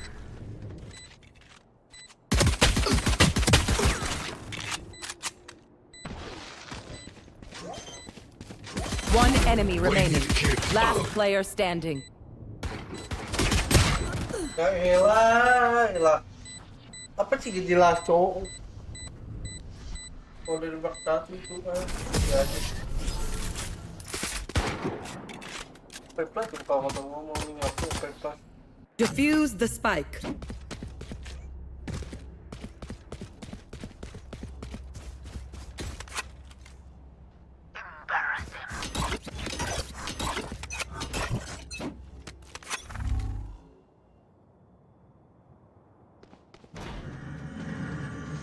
Spike planted.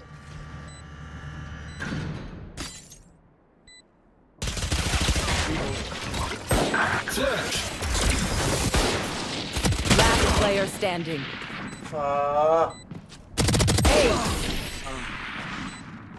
Jelas cowok. Keren aja kan jelas. Protect the spike.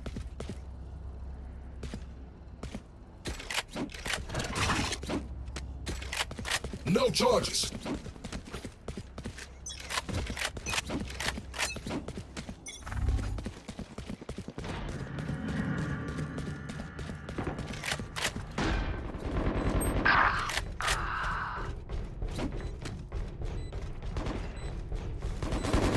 player standing.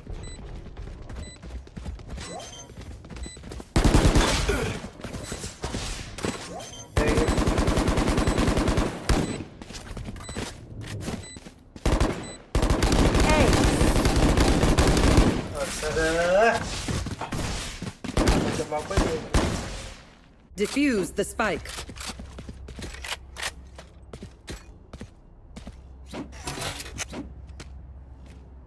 Brace for impact.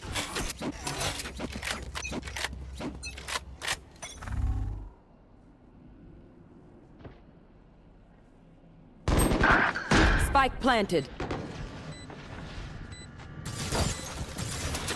Shutting them down.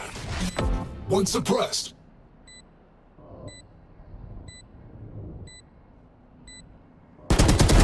Got him.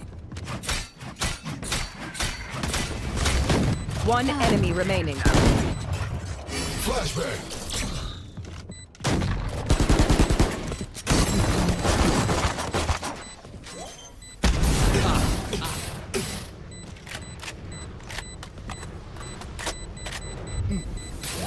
Last player standing. Clutch.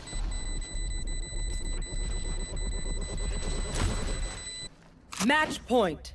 Protect the spike. No charges. Dig deep.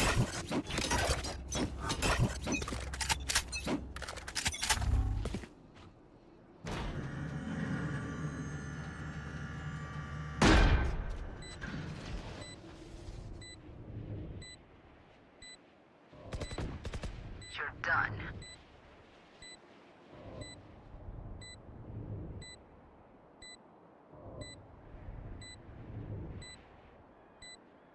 One enemy remaining. Hostile KIA. Flashbang.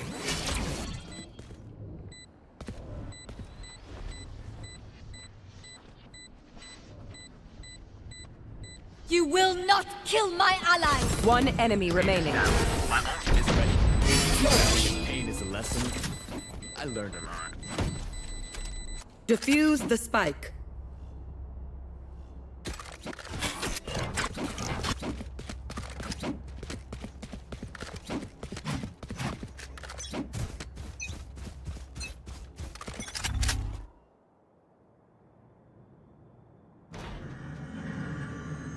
Spike planted.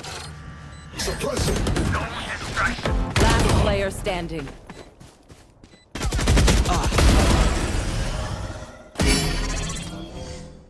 And that's the end. Attackers win.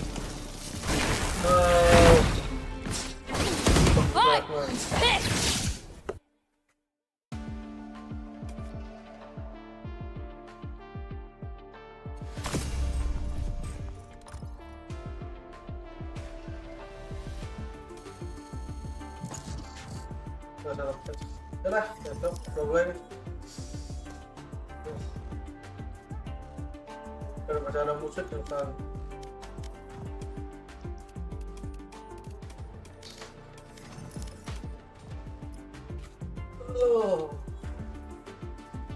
ya ada musiknya ya, jadi harus continuenya ya, let's go.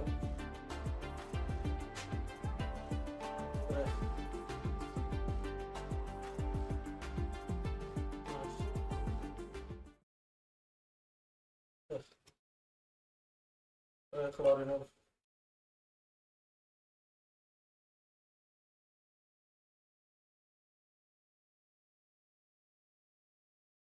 Welcome to Semifinals Day here at the EWC 2026 Valorant, live from Paris. We started with 16 worthy teams, but now 4 have earned their chance for the grand finals. Degon here alongside Kukuka and Athena, and you know, the theme between these 4 teams has to be redemption. Yeah, I think that if we take it, for example, let's start with BBL, right?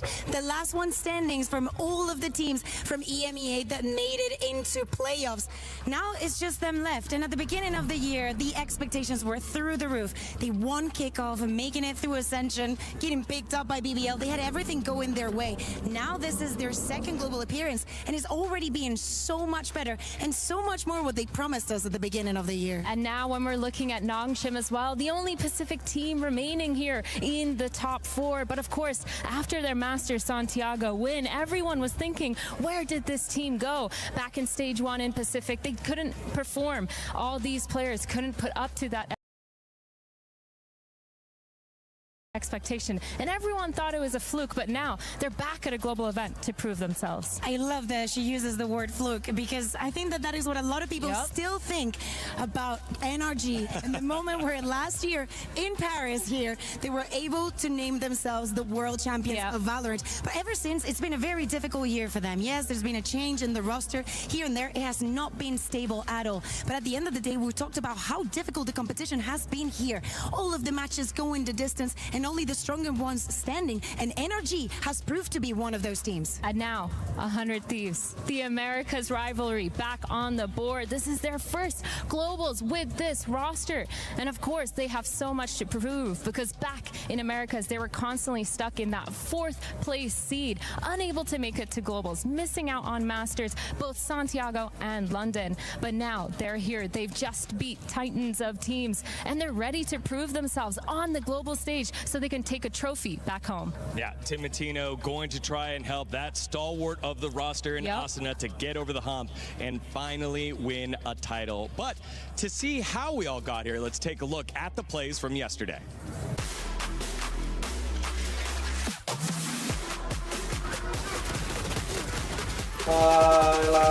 Jalan.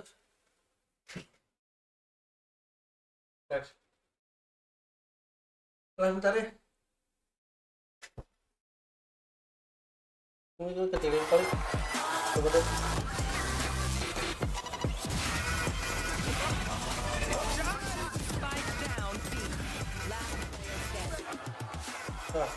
The second this I don't want to see this.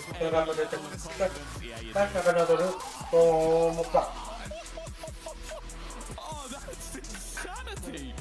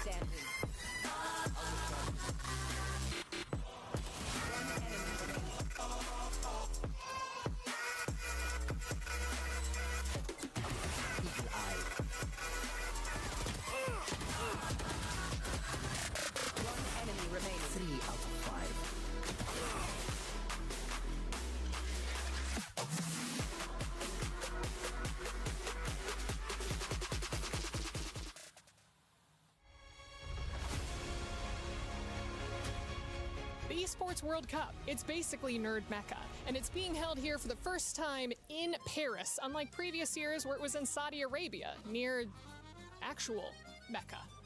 But this core pillar of esports history dates all the way back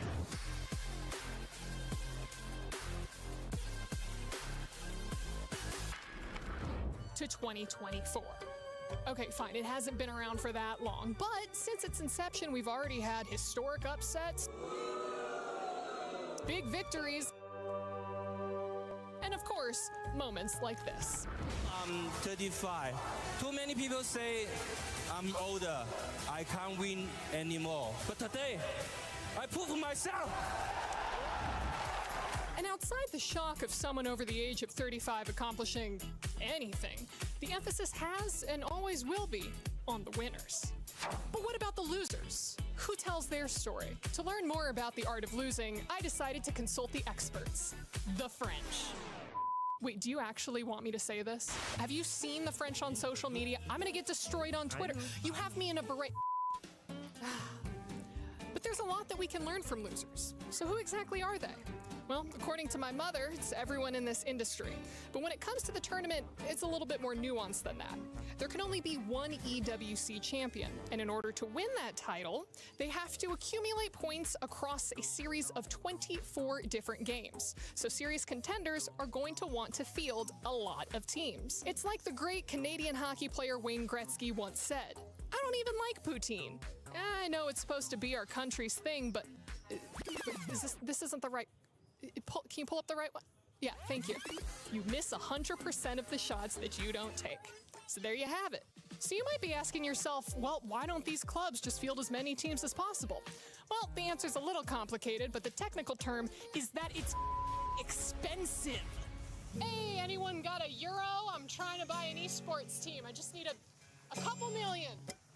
Anyways, here's a copyright-free version of Wonderfall. I said, well, maybe I'm gonna buy an esports team, maybe. And after that, I'm gonna buy a laundromat. Is that, but does it actually work? Let's say that the results are mixed. For example, in 2024, Twisted Minds qualified 12 teams for EWC, but 7 of them didn't even register a single point. And not one of those teams found a tournament win, which, if my math is correct, that leads us to... and the same number of wins my grandma had that year. Now, in 2025, Virtus Pro registered 18 teams, and because I'm such a huge supporter of esports, I pledged that for every win they got, I would rescue a cat from an animal shelter. No meow meows were saved that year. I would have been better off pledging to Verstappen sim racing. I mean, look at these guys. Specialized sniper clubs. 1 shot, 1 kill. That's gotta be better, right? Well, sort of. In 2025, Twisted Minds doubled down on EWC, bringing 14 teams, but 8 of them didn't register a single point. However, they were able to move up into the standings to 4th place. With millions of people from around the world tuning into this year's Esports World Cup, the pressure of winning is at an all-time high, but the threat of losing, even higher. So who's going to be taking home the World Cup this year? Do any of us even still have jobs after this? Have the KC fans already found my hotel? Find out the answer to all these questions and more at the Esports World Cup. Always great to see Avli. Thank you for that breakdown on the club championship and how things go here in Paris for 2026. Welcome back to the STC Arena as we get you ready for the semi-final matchups. Digon alongside Kukuka and Athena once again. We're going to start with our second series first. It's the BBL versus NRG matchup. And this one, I kind of wanted to get your thoughts here, Kukuka, on what jumps out at you just from a broad storyline, given the fact that both these squads have such rich stories. I think that the form in the day is going to be the most important thing. We've seen the individuals turning up, and that is what I expect to be. Yep. I expect DMEA to come on top. All right. Okay. We had so many teams, it went wrong so quickly. For Americas, it went so well, Athena. I don't need to hear it. But seriously, I am so happy of the BBL that we are seeing, because it was the easy narrative for this team was to have a very good start of the year and then lose that as the year progresses. Because it's seriously what happens with every single team. Staying at the top is not something almost anyone can do unless you're, like the papers. And not even that. You will not see them standing at the top. So for them to have this redemption, this performance that we're seeing, this is what they promised us at the beginning of the year. We have it on stage, we have it on interviews, we have it all year round. I think for me, this BBL team is really the Cinderella story of this whole place right now, this whole tournament. Coming in from Ascension, they get picked up by BBL, they had to lose a player, but in that they found Lover's Rock, and then the performance that they put on the last time that they played was actually phenomenal. Dropping one of the favorites that were playing in the tournament. BBL, every single player performing. The firepower is insane. And of course, clips like this reminds me of the confidence that they have, and I really love to see it from BBL. It genuinely excited me to watch them playing. I think that this team is what G2 wanted to be, but on steroids kind of thing, you know? Like, they earned their spot, He earned their spot. Let's put it like that. They have a very good performance. Everybody's like, oh, they're grinded their way up, but like BBL is doing it at a much faster pace. Yeah, pretty funny given the fact that G2 have the oldest roster in the tournament and BBL the youngest roster in the tournament, trying to get the same type of result. What are you trying to the say? second oldest roster in the tournament, though, So are their opponents. It is NRG. So who's the oldest on the desk, Dean? All right. Well, let's send it over to the oldest, but also the most established there with Ethan and his boys, the two-time champ, bringing him on the cusp of yet another grand finals. Yeah, I think for NRG, they've been really struggling this year. They haven't really been able to perform at Globals. They've been just underwhelming after their champions win back in 2025. And now they're trying to figure themselves out as a roster. That being said, so far in EWC, they've put up the numbers. We've seen players like Mata consistently popping off when he is back on that duelist. And players like Kiko performing now that he's in his home region, putting up those numbers, hyping up the crowd. And I think for me, seeing his confidence blossom really well on a global stage has been really nice to watch. There's two things about this team. I feel like going into this, it was the second match of the first day of playoffs, if I'm not mistaken. I think that the person that had the most trust in them was LaRock. There were so many of these plays that could have perfectly gone their way and they get lost in the moment. At the same time, we see an Ethan, he was even saying on X, on Twitter, however you want to call it these days, that they're in a position where Neon is still so OP that if you don't play it, it's like you're missing out on everything that the agent is bringing you. So they're also offering context in everything that they're having to go through to be able to stand on that stage and actually put up a fight against the other teams. I think the thing that jumps out at me about these two rosters, it's LaRock and Mata, both of them very, very clearly marking themselves as the villain here in Paris, playing to the crowd and saying, make all the noise that you want. We're going to be here as your teams are out. Yeah, I think BBL, LaRock especially, he's given them some respect before yesterday, making sure that he mentioned that NRG is going to knock out Team Heretics or whoever it was that was playing against them. But the best part for me is I know he will not be giving them respect in the game today. I know he's going to run them over and make sure he's keeping that confidence firing the whole time. They need that. And not only that, you're also mentioning Mata. And coming into this tournament, and I'm going to say it, coming into every tournament, I feel like we're expecting something great from him internationally and when it's against these type of teams. Especially when we speak about BBL and being an electric team. They're going to be on your face, extra aggressive.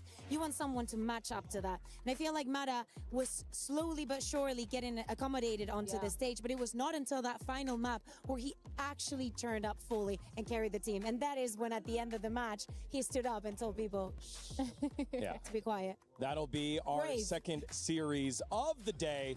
But for now, our teams for the first series are starting to roll up here in Paris at the arena. There it is, 100 Thieves.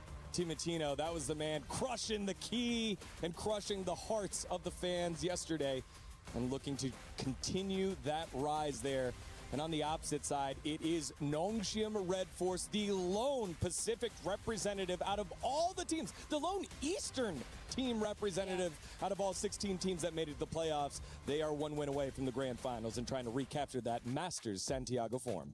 As we said, yesterday was also a very tiring day. Look at all of those matches going to distance and going to the third one. 100 Thieves and Nongshim were also playing yesterday, with Nongshim having a great resurgence against Vitality, a Vitality that looked broken by the end of that best of three. 13-7 into a 13-2. Did not turn up at all on the other side. Nongshim just snowballing the competition completely. Yeah, my favorite part about Nongshim was the fact that every single player had stepped up. I think there was like 3 different maps, 3 different players top fragging, and everyone else was doing such a good job. But then, of course, we jump into why they're doing so good and why we were kind of questioning it. The main reason was Dambi. He wasn't performing. They took him off the Neon for a short time when they were in Pacific, but they put him back on it. And I think now we can see the team kind of rolling on their wheels, figuring out the way that they're playing is really worth it. And of course, players like pokoknya waktunya really good shots. Ivy on Breeze. God, he was insane. The most consistent. consistent. That the MVP had to go to Dambi because there was no way that they could have made it, and it wouldn't have looked so good without him. To me, it's Ivy.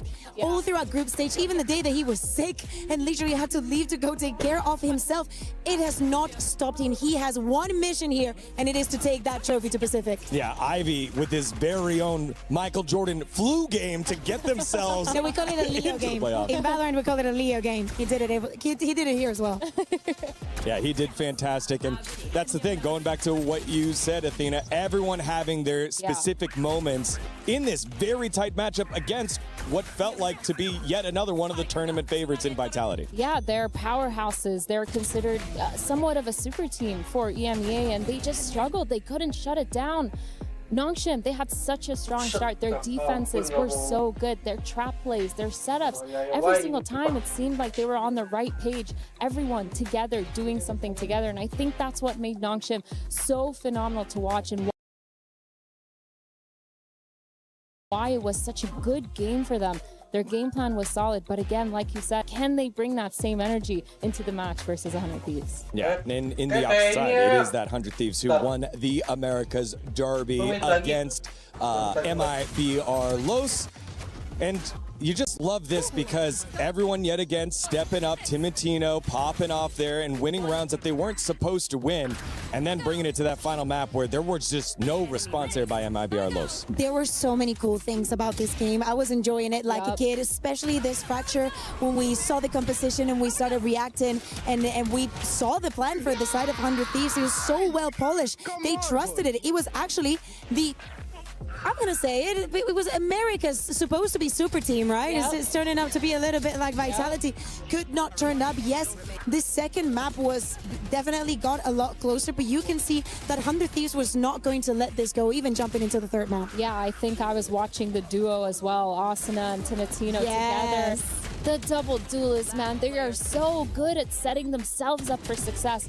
But the best part is they're also following each other, making sure they're getting a lot of those trades and just opening up rounds for their teams. Those two players are the ones I'm going to be looking at the most because they've been so phenomenal. The way that they've been playing really made 100 Thieves shine yesterday. Well, for map veto and who gets priority, we had the skirmish, and we actually have a recording of that right now as we take a look at the two players doing the 1v1 and getting in there for their side. I'm not exactly sure who won, but we'll have that there. Zavora, yeah. Yep. There we go, all right. Were they going to show us the entire thing? No, it was the slow cam at the start that got me crazy. That was nice, but 1v1, Danby getting that first pick. This is kind of insane. Is this a fair duel? No disrespect to Vora. Listen, I think putting your duelist up against the IGL is kind of crazy. Do you think they allowed coaches to do it? Because I don't know how it is in Americas. Yes. Because in EMEA, it's like the coaches are like, yeah, I don't want this to affect my players before we go on stage. Because what if like they don't win and they, they get in their heads? Actually, it's like, yeah, whatever. It's just a 1v1. Get over it. Coaches going up. I think actually there was one time that a coach won. I don't remember if it was Fraud or Potter. Someone had actually beat one of them. I'm gonna say it's Christine. And in my timeline and in this live, to me, it's gonna be Potter that won that. Yeah, 2-1. Against whoever that was. 2-1 for Vora, though. I mean, my IGL is going crazy. My IGL. Yo, if Vora wins this and actually Dambi has a bad game, now there's proof. Yeah, no, there's evidence. There's evidence. Never send your duelist to take the skirmish. We need a graph with evidence based on whoever loses the skirmish, how they perform in the game right after. That's 3-1 for Vora here. He was another one of the top performers. When Lou did her interview with the French casters, she said, all right, on 3, who is the best player in the server right now? 1, 2, 3. Both casters said Vora, so he himself, alongside Timotino and Asuna, had him a great game yesterday. The clutches, right, that we were seeing, they were very good calls. Cove. He's also one of the stories coming into this 100 Thieves because he still has to yet evolve as an IGL and and he won 5-1. 5-1. Nongshim going home. No, they don't stand a chance. There's no way you're saying that. I love that though. Honestly, guys, I predicted 100 Thieves to win the whole event. And Oh, I okay. think the way that they were playing yesterday, I don't want to curse it, but like I might be on the right track. I'm just surprised that it was just a shrug, no GG, Yeah. no nothing, just a shrug, and got to get back because we got Map Veto, and Map Veto is standing by right now. Let's send it on over to Comp Ops. Okay, so 100 Thieves won the skirmish, so you guys get to choose Team A or Team B. We're choosing Team B. Okay, so 100 Thieves Team B, Nongxin Team A. We ban Fracture. Okay, Fracture ban. Ban Split. Split ban. You guys pick the first map.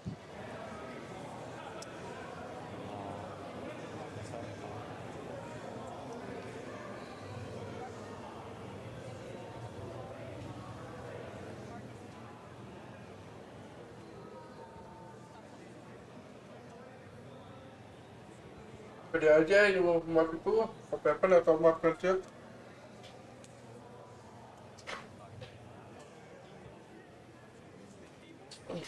We pick Sunset.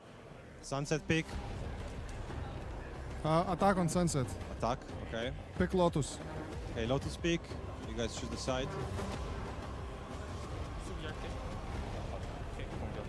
We pick Attack. Attack. Okay, next ban.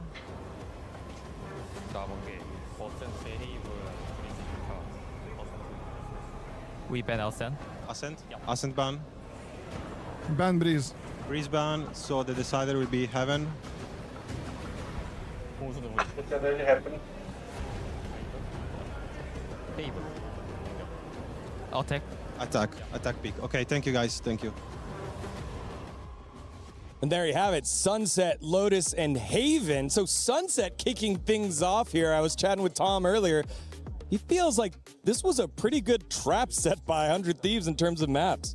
I think the same. I think that they're very smart in banning the split. We could see how long Nongxin were taken. Where I was looking at the vetoes, like it's kind of obvious. You need to think a lot about recent form and whatnot. Having that Sunset there, I was literally telling you, I think 100 Thieves are being very smart in their map vetoes so far. They probably have something cooked up. We haven't seen their Sunset for such a long time now, so it's going to be really interesting to see what they have cooked up. We talked about them playing Harbor on almost every single map. I wouldn't be surprised if we see that again, or maybe the Sage.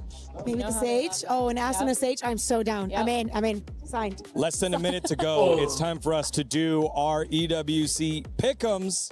And so... Okay, Deacon, I've been told that you're very good at this. Hey, did you know what you did yesterday? Actually, we'll talk about it later. We'll talk about it later. All right, we'll talk about it later, I guess. Let's start with our second match. First, BBL versus NRG. 2-1 BBL. Okay, 2-1 BBL. All right, we're going 2-1 BBL. Boop. 2-1 Got that BBL. one locked on in. And then our matchup that we're about to call here, 100 choose. Thieves and Nongxin. You choose. We've been yapping. We've been doing all the yapping. Answer. I believe in you. Go ahead. Come on, Daniel. Is it really a Nongxin win 2-1? No. Oh, if he says so, if he says so. It's okay. That's crazy. He doesn't let me swap. I was just kidding. It's 2-100 I'll Thieves. allow it. All right, y'all. That does it here from us. Let's get ourselves ready for that first matchup. 100 Thieves and Nongxin do battle for a spot in the grand finals. 그룹 스테이지 때부터 계속해서 성장해 와서 경기력으로 올라와가지고 4강 올라올 수 있어서 너무 기분이 좋아요.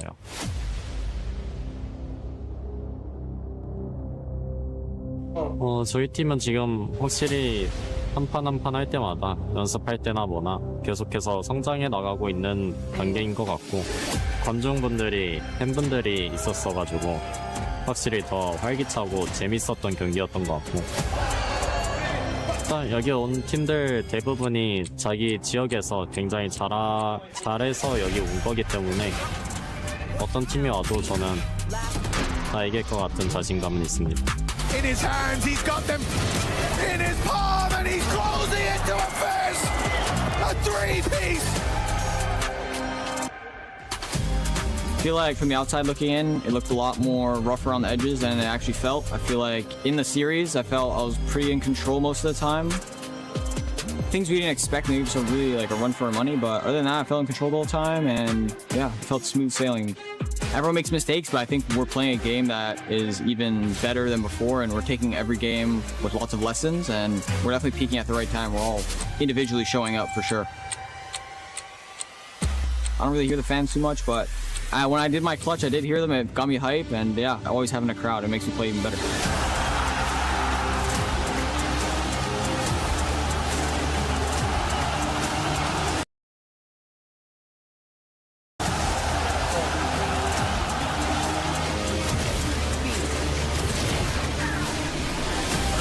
Every game gets me a little overstimulated. I'm just coming down right now. It feels good. And yeah, I'm happy that we're peaking right now as a team and we're in form. And it feels great to play every game.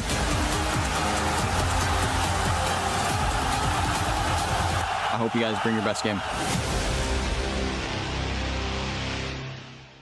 Oh. Stop.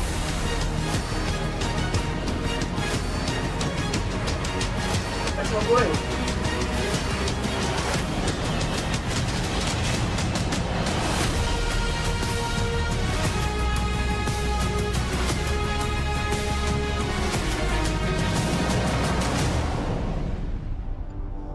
Mesdames et messieurs, bonjour amis gamers, bienvenue sur la STC Arena pour cette 3e journée de l'eSports World Cup Valorant. Je suis Ian et voilà Lou et nous serons vos hosts pour la journée. Je m'appelle Lou.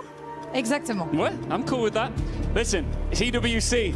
We expect it to be unpredictable. We expect the unexpected, and the last couple of days here in Valorant have delivered. I don't think many expected the lineup that we have here for our semis. What a few days it's been. Yeah, especially having Vitality out this early, given that they were serious contestants for, you know, the club championship trophy, but you know, they're out already, so there's space to take. Yeah, we're down now to the final 4, and I don't want to jinx anything, but we have seen nothing but long, contested, banger series, and I expect more of the same today. Our final 4 teams, 2 of them will make it to the grand final tomorrow to have a crack at this bad boy. Indeed, with us, you're always in for a treat. Donc, comme le disait Ian, on veut pas de jinx, mais à chaque fois, depuis le début des playoffs, ça a été des longues journées, ça a été des matchs 2-1. Donc, normalement, vous allez être avec nous pour tout le reste de la journée. Il n'y a que 2 tickets pour la place en grande finale. Should we welcome the first semi-finalists? Absolutely. Please welcome, bienvenue, 100 Thieves!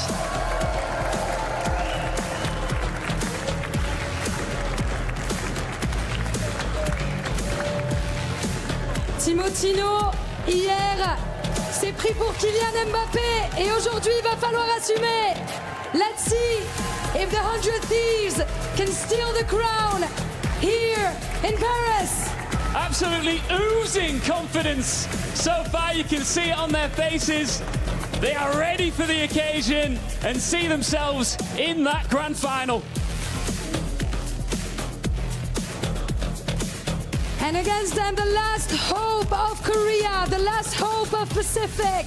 It is Nongshim Red Force!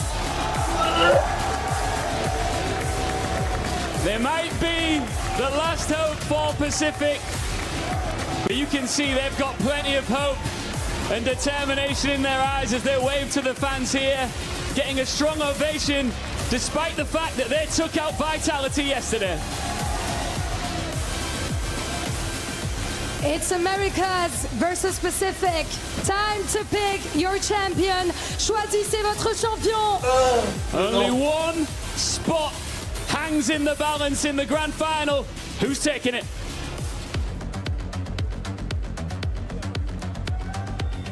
Thank you very much, Lou and Ian, as we get ourselves ready. I'm not sure if you could hear that at home, but the Nongshim Red Force cheer was very, very loud. The Paris faithful made it known they are the home favorite. Possibly because they knocked out Vitality, possibly because they're not an America's team, but either way, it has been awesome with all the action here in the intros. But the ceremonies are over and it's time for the guys to get themselves into the server. Yeah, now we're going to be seeing Sunset as that first map. Little bit of a question mark from the side of 100 Thieves because we haven't seen them play yet. But for Nongshim, they actually lost this against G2. Yeah, very close encounters, right? But there has to be a reason for them to go into this Sunset. Maybe there were partners, like screen partners coming into the event and they have seen a little bit of that Sunset and maybe why 100 Thieves wouldn't want to play it. Maybe there are things that we just don't know about this encounter. What I do know, is now that I think about it, I do not want an Americas versus Americas final, so I'm actually with the crowd on this one. Listen, what if you vote for 100 Thieves but not NRG? I will do that if you do that with me. Oh, okay. I'm not making any promises. Anyway, back into Sunset. I don't want you, no, I don't want you. I am okay with this, as long as you don't tell me at the end of the day, oh, because Nongshim won, I want to go with NRG. Just protecting myself. Listen, everyone knows I'm 100 Thieves stan. Everyone knows. Everyone knows. It's public. It's on social media. It's out there. I'm not scared to admit it. But that's why I'm really looking forward to Sunset because Nongshim, their side, they've played that breach. They like to do a lot of those trap setups, fast splits into market, making sure they've set themselves up for success. But I don't know if that's going to work against 100 Thieves because they tend to cook up some crazy stuff to counter. They're really good with their duelist entries. They're good at baiting a lot of that utility too. And so I'm expecting from the side of 100 Thieves, maybe a little smile from NBS once again to make sure he knows how to counter little bit of a smirk. I think also that G2 did a lot of their homework for them because we already saw G2 being in this situation against Nongshim, having to bounce back, having to go up against them and just deal with the utility we just saying about the breach, and I think that they did a very good job. Could it possibly be that Nongshim is about to change something again? No way. Changing, perhaps? I think that would be super exciting to see two different comps we haven't seen before from both of these teams on a map. Sunset is back. Sunset. Everybody wants to know how are we going to be playing Sunset. I don't feel like there's someone out there that is 100% convinced there is the best in slot. Yeah, the meta is not defined yet. The play style is not defined yet. There is no set strategy to play this map. The map is just so new when it's come back with all these meta changes. The only thing I do know is I'm definitely expecting a Neon. Neon has been so good clearing that elbow, taking care of the mains, and it feels like we're going to see something like that. But as the Agent Select jumps up on the screen here, we're going to see that Nongshim, they're actually keeping that breach online, Kukuka. Yeah, they're keeping it online. For the side of 100 Thieves, they've decided for something along the lines, very vanilla, very resembling of what they do also maps like Haven. Bang on that Omen. Asuna is going to jump into the Phoenix. Timotina with that Neon that you were mentioning in Athena, and the value that is going to have to find, especially with the performance and Timotino had yesterday, with them starting on the attack. Ball is completely in their court, to be a surprise here.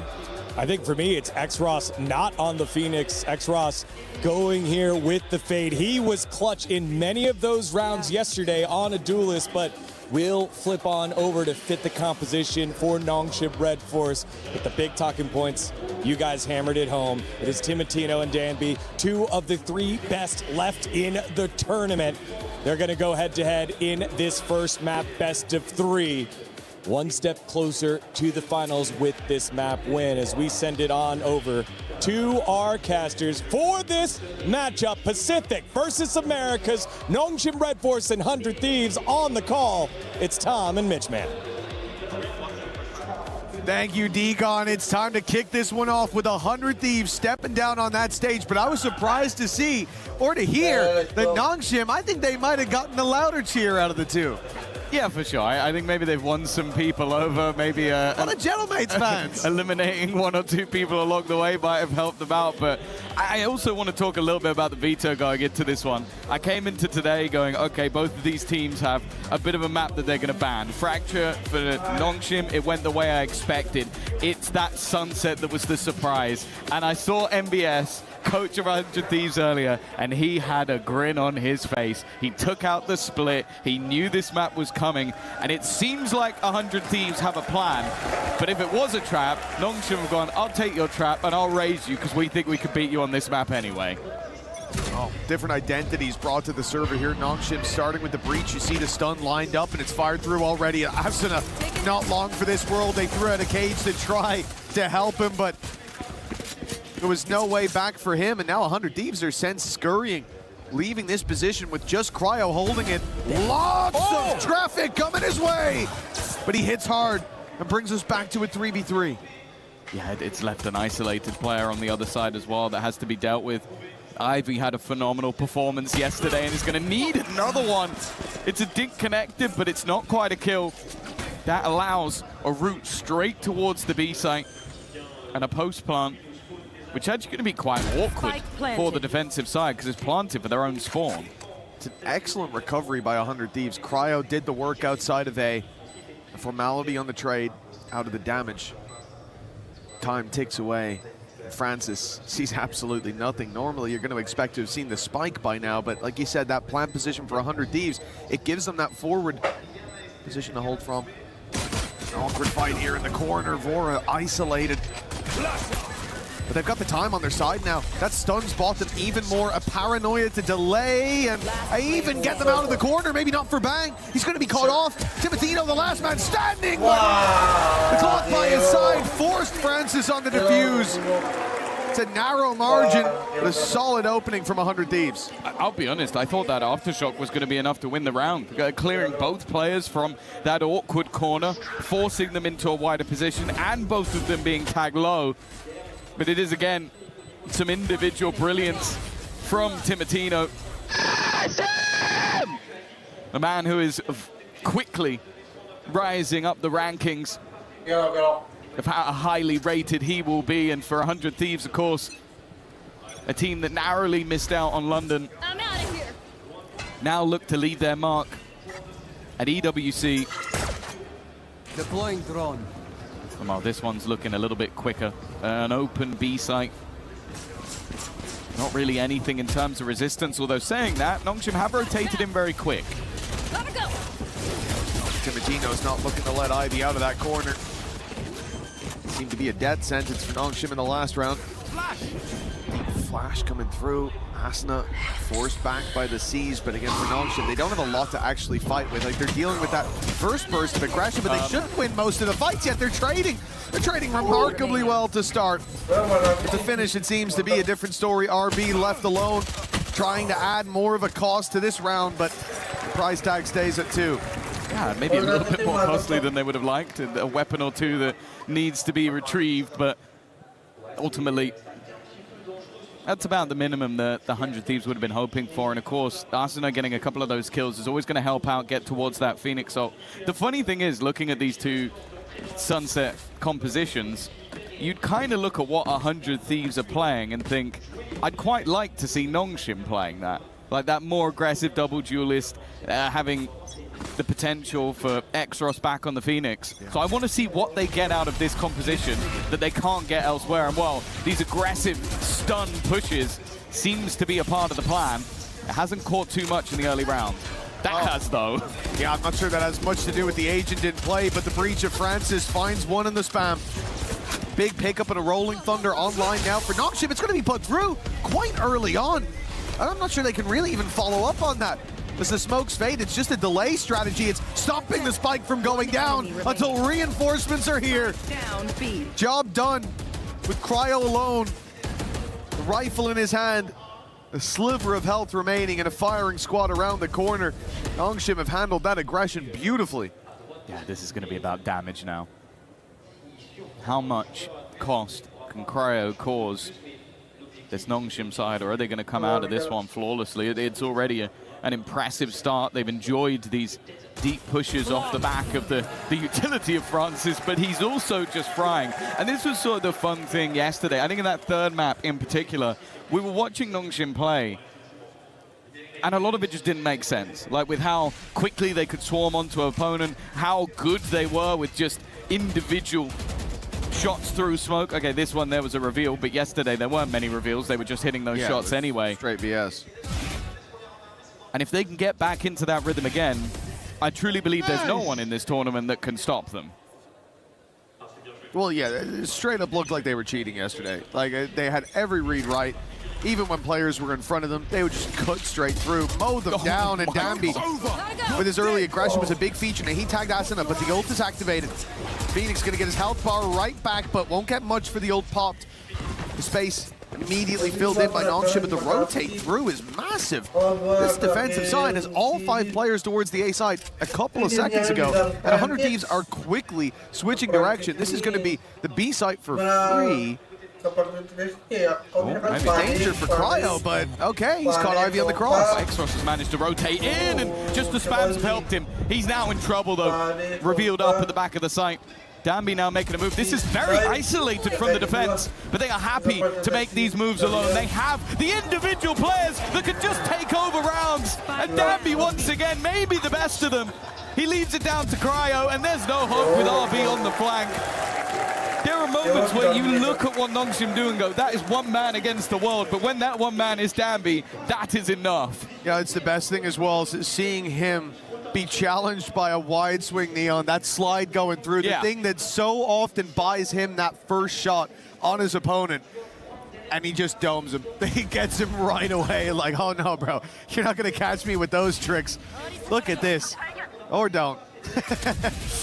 But it was unbelievable seeing him flick so quickly, take that backside control, and that's the thing, like you say, sometimes it looks like Nongshim make mistakes, and then you realize that they've just got the players who can thrive in those positions far more often than they should.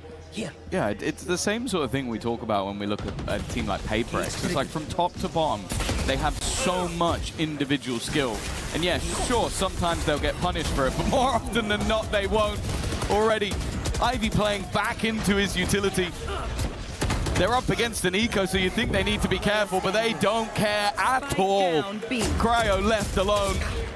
He'd hope for one.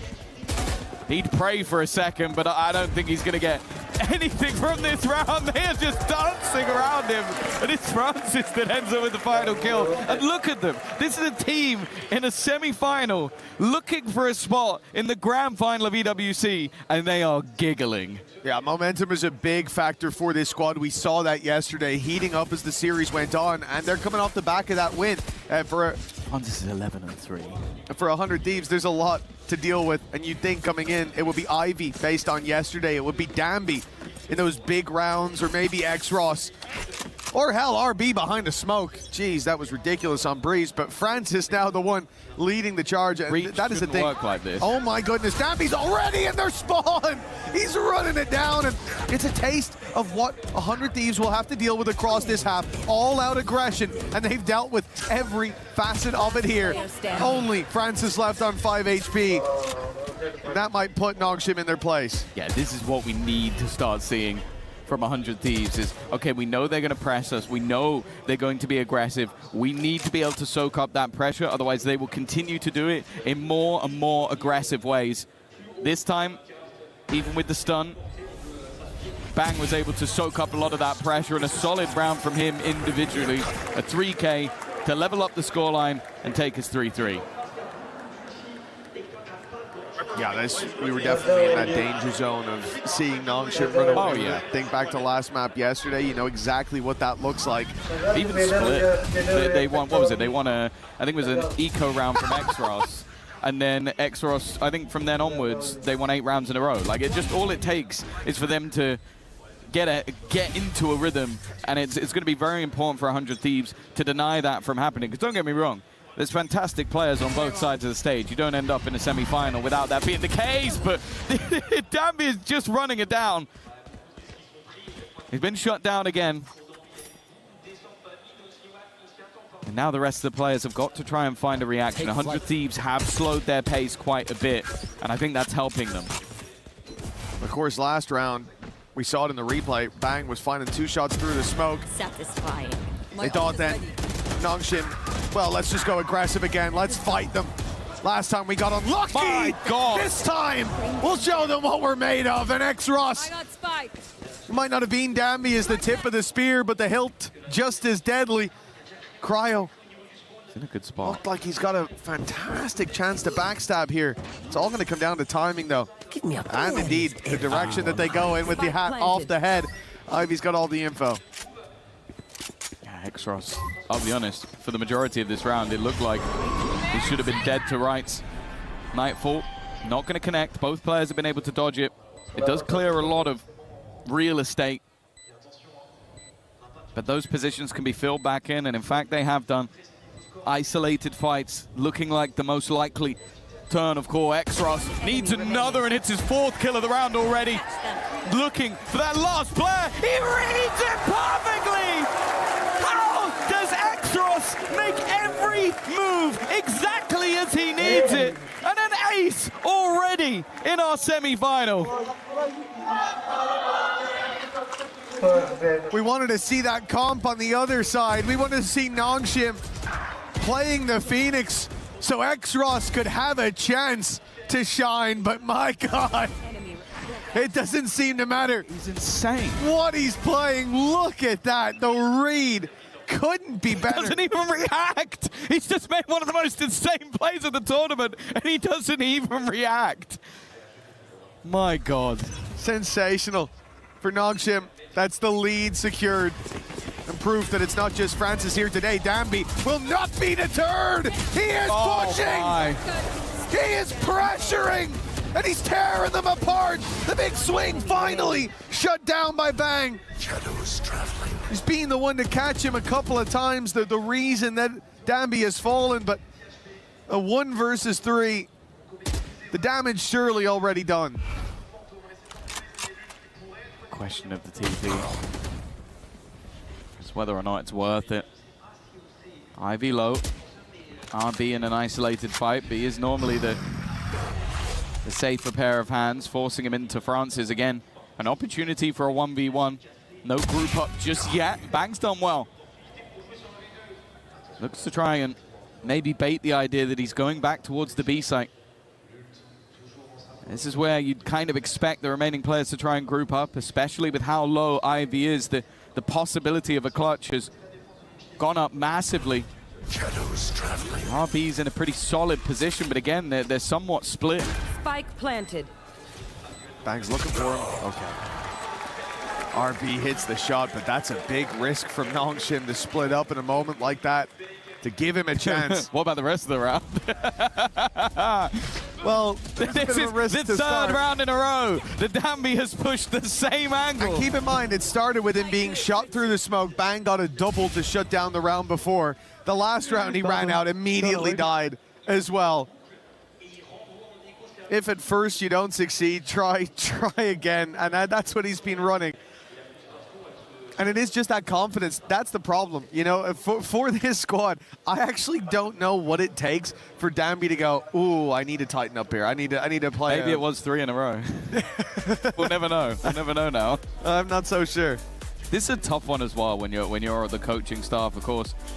NBS, Doom Bros, checking in with their players, and you're kind of in a spot where I think there hasn't been a pause call before this because their players are going to be very clear of what Nongshim are doing. They're running it down. They're sprinting down mid, trying to fight you early, setting up a stun, putting in utility to try and make those fights awkward, and then kind of slaughtering you in those moments.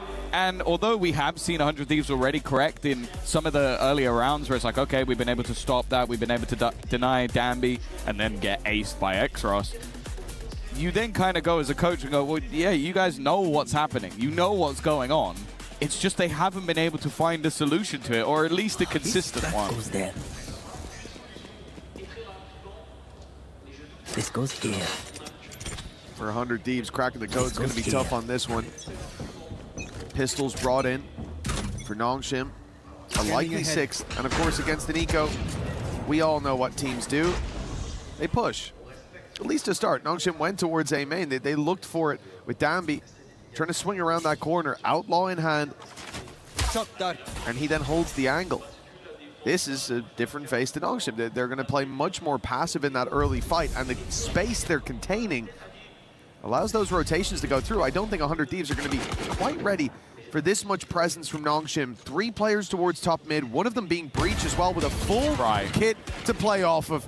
X-Ross as well taking one through the walls. Certainly not going to help things out. A Paranoia perfectly placed gives RB a follow-up. And the Spike's now down in the open.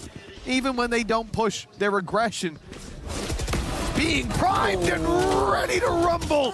Cryo bringing us back to a 2v2, and from what seemed to be a secured round for Nongshim moments ago, there's now a battle on our hands. Again, split between right on the edge, waiting patiently. Banks won that fight as well. It's left to Danby, and it's a thrifty round that comes through. Cryo, Timotino managed to make that one work. As you said, with the first couple of picks, I thought this was going to be a nigh-on simple round for the side of Nongshim, but there was a recovery. Well, I think it was a simple round. They had tempered aggression to start with. It worked well with a trap setup on top mid. They pounced on the back of it. This is something we saw from them yesterday. Their defensive sides were really annoying to play against because they were constantly setting up these little traps across the map. They do that here with the early aggression from Danby. And then in the 5v3, they keep pushing. And that's the problem, overheating. I like the idea from Nongshim. I like the approach, the change of pace, but once things started to go their way, they got a bit too excited. It's given 100 Thieves a fourth round and a chance to still compete for this half. Yeah, ults galore. Both sides having plenty to play with. Shadows traveling. Run it back, the overdrive for the attack, and Rolling Thunder, Nightfall, and an overdrive of their own. Gives a lot of opportunities, even just with the fact that RB can quickly rotate to the other side of the map, or that they have ults that will deny the push. And that's where I feel like 100 Thieves have to be a little bit more careful in this round based on time. You go in too late in the round, you get hit by one of those ults, it could end your round. But also you've got to be careful for everything else that Nongshim have been doing, which are those trap plays. They've been doing it throughout the tournament on their defense. For now, they've felt out the map, realized the passiveness of their opponents, and now with 35 seconds, look to head in towards this A side, or B side, sorry. Nightfall put to market for now, but most of 100 Thieves are coming out of main. It was only Timotino who was unspotted.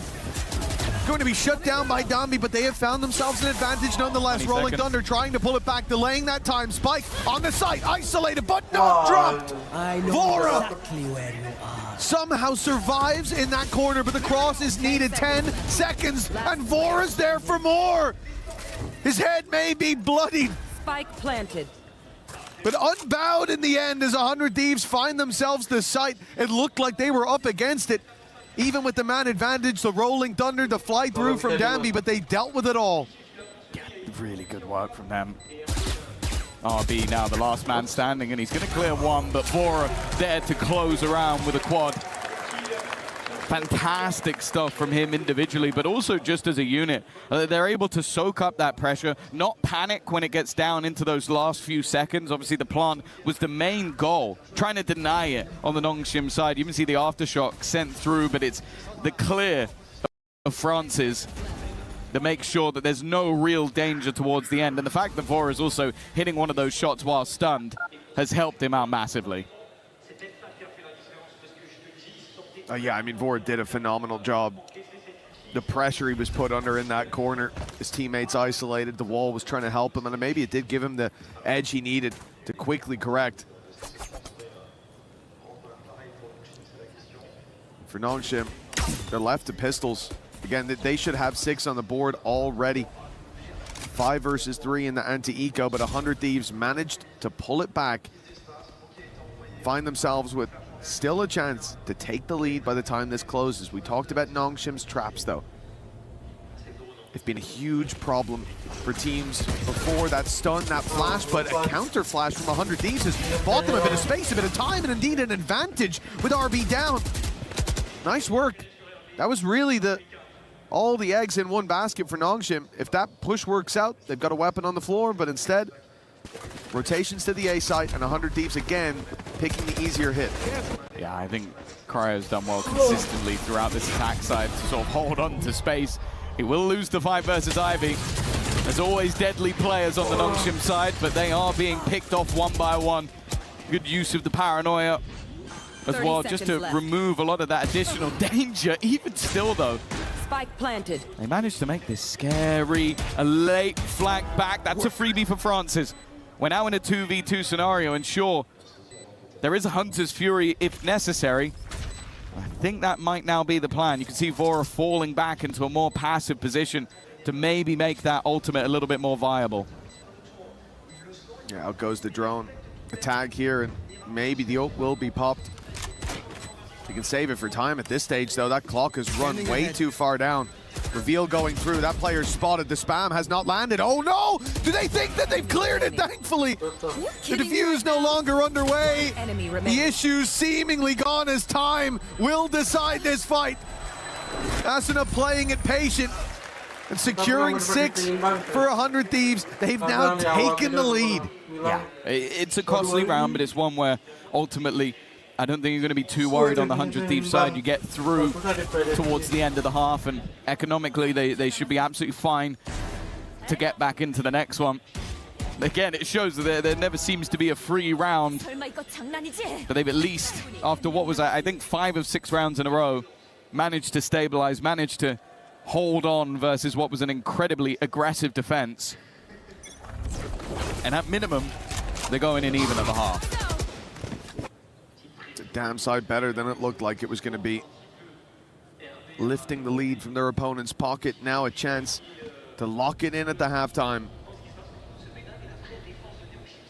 For 100 Thieves, a slow start. They know that there's likely a trap somewhere. But this breach, the stun's being held for the start of so many rounds to try to get Danby into position. They've heard the noise in middle. Danby is patient for now, but that time was soon to come that he would go pushing forward. Look at 100 Thieves though. They immediately fall back, using even the Phoenix Blaze wall just to isolate off that angle, make it harder for Danby to push through, to cancel his aggression. And that's what they're doing for the entire first minute. They are waiting for Nongshim to give them an advantage. And instead, it's Nongshim to take it. Yeah, cool. Just spam the smoke and get an opener. Back towards the B site. 30 seconds left. Cryo looking to be the point of contact. Nobody really watching in that direction for now. It seems like the defense are setting up for a retake, but then Ivy looks to walk in, looks to hold the ground. Paranoia is perfect though. And Cryo further up than expected. Then the 1-2 punch as Asuna does the same. It leaves them again with a man advantage, and they're waiting for these pushes, these solo aggressive plays from the side of Nongshim that they got away with earlier in the game. Now they're getting punished time and time again. And unless Exros has another miracle round, it looks like a 7-5 half. 100 Thieves figured them out. They did indeed crack the code. The vault is wide open as Nongshim's aggression punished. Oh, that's beautiful from Exros. Good prediction. But it's not enough for Nongshim. A guaranteed 6th round seems to be on the board, but we finished the half 7-5 with 100 Thieves stealing the lead out of Nongshim's back pocket. That one has got to hurt. This felt like a series that they had control of, and especially because they were losing those rounds based on overconfidence, based on overplaying their hand. Well, you have to bear in mind as well that this feels like a punish pick for the side of Nongshim. This is them going, okay, you're not going to ban a map that you've been banning throughout the whole tournament. We're going to pick it to punish. And I'll be honest with you so far, sure, there were 5 rounds where I was looking at that and going, this is worrying for 100 Thieves. And then they recover. They take that pause, they soak up pressure, and they manage to double back into it. That was a good recovery from them.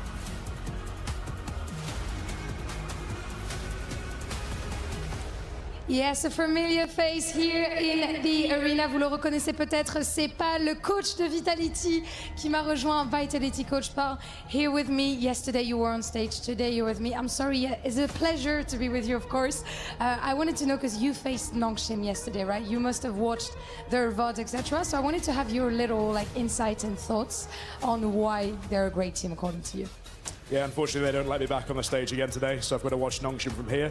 I think they're a fantastic team just because of how coordinated they are. We've seen this throughout the year. They make the most of a lot of the meta, but also just they start the round in a way where they know exactly what they're doing. Halfway through the rounds, they then make a really clear decision. They know exactly what they're doing, and then they've got a huge amount of talent to clean up at the end. Yeah, who's their best player?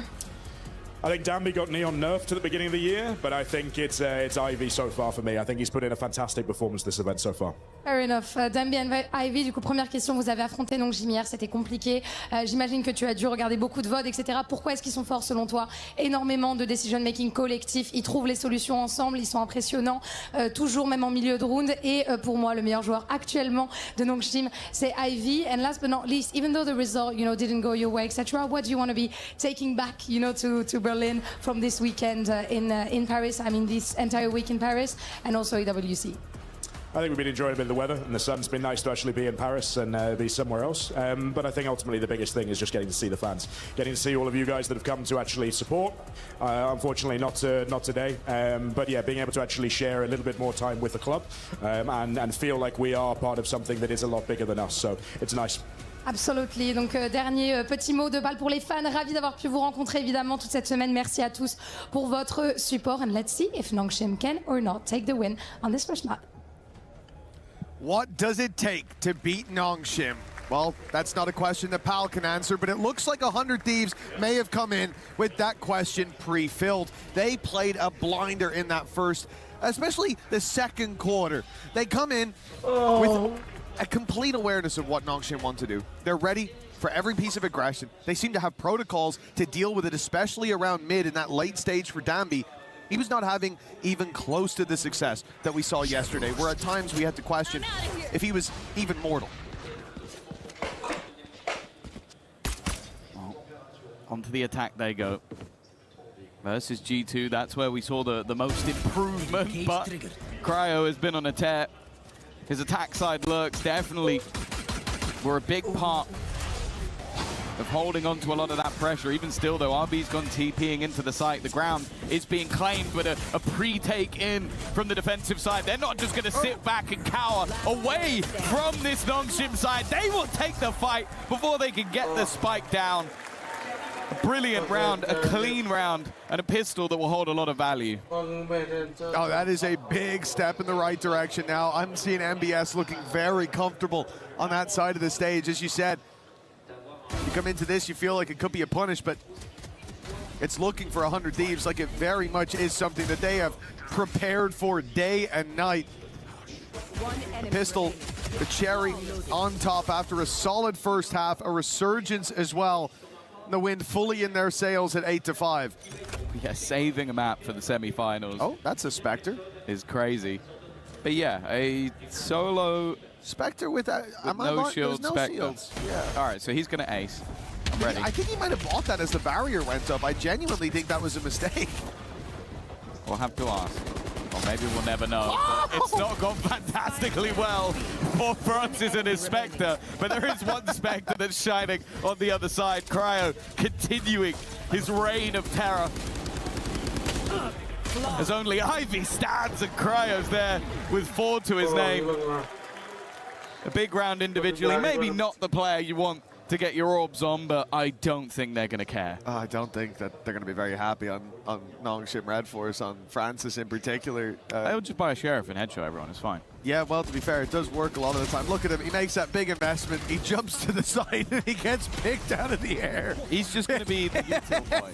Util boy for this round. You sit back, put in the stuns, as long as he can afford his aftershock. It's just so unlucky. He's like, oh, I bought this probably by accident, but I'll see what I can do with it. Just immediately blind fired at, caught in the crossfire.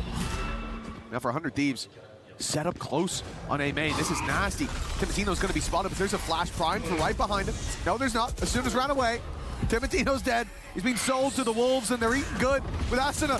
Good work to at least find the one, but much more needed. As players drop like fries, it will... Fries? Well, fries put him in the bag, bro. Put him in the bag. Fries drop into the deep fat fryer. It's all good. Sure, why not? Cryo's in 1v3. They know where he is. They're all now grouping up on this angle as well. Well, I actually no. I guess they're not. X-Rush just walked across with his knife out, so they're not certain. Another one way. It's gonna make it awkward, and Cryo's been good, but that one was a bridge too far. The stinger that was on Francis didn't play too much of a part in the end, and you can see the sheer pace that this attack side of Nongshim will look to try and bring through into some of these rounds. This is where things should get a little bit more interesting, though. The rifles on the board for both sides. The first full investment, the only ultimate online, the neural theft, which, okay, if Nongshim tried to pull off a ruse, might affect the round, but by the looks of it, they're gambling on this A side once again. Certainly looks to be. Timotino's happy about that at least.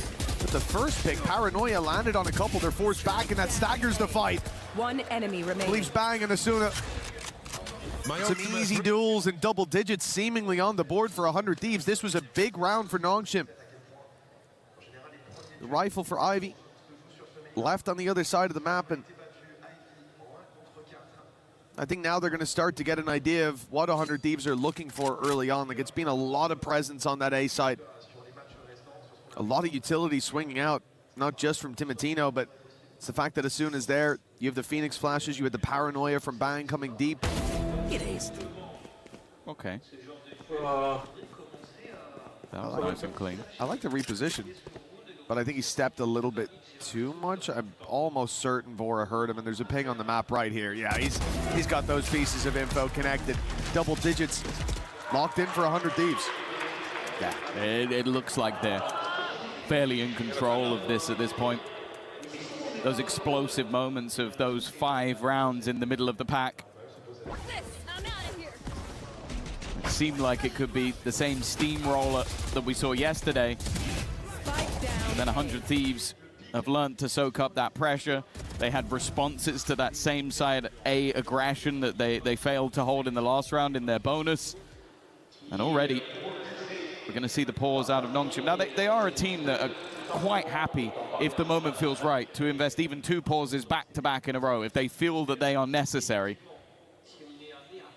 But it looks like we're going to have them talk things over in this circumstance to see if they can find a solution, and quick as well, because you coming up with that punish, sure, I don't think that I sit there and look at Lotus and feel like it's a dominant in either side. In fact, both teams have beaten an EMEA team in overtime. Those are the victories they've had throughout this tournament so far on Lotus. But even still, when you go into Sunset, a map your opponent hasn't played, and they look this comfortable, it does seem like 100 Thieves are coming today with a game plan. I will look at Nongshim as well, though, and my genuine wonder is, have they tripped themselves up? They're still playing the game the way that they want to with that late round aggression. Think of the defense, the round that we said they should have pushed up to 6 on, and even more perhaps. They end up in a 5v3 off of playing the comp the right way, but in the late round, with the advantage, they go back to their scrappy style. They look for the fights, they push too much. And the comp isn't really allowing them to do that. It's a burst of aggression, it's a trap play, and a reset. Nongshim skipped the resets, and now they've been put miles behind. A chance to fight back here. Rifles in hand for a majority. A Danby down already. Yeah, they've managed to at least deal with the ult. And then Ivy's hit the shot to Timotino. That's going to level the playing field. Shot dart into the back of sight will do damage, but the kills are going one way and one way alone. In fact, they're all going the way of Nongshim. A back and forth on this A side of the map, but some very low players. RB, one of them, 2 HP. Flash, he's going to re-peek on 2 health. That's almost too easy. Weapon now retrieved, but Francis holding in the corner might just have done enough. It comes down to 1. Cryo has been the best player so far, but that time has been ticking for quite a while. And his opponent in Ivy is just waiting for him to try and make his move. He'll get it to half a leaf, maybe even try and stick it a little further, but he lands the shot at the last second. Has he got the diffuser? Oh! He has!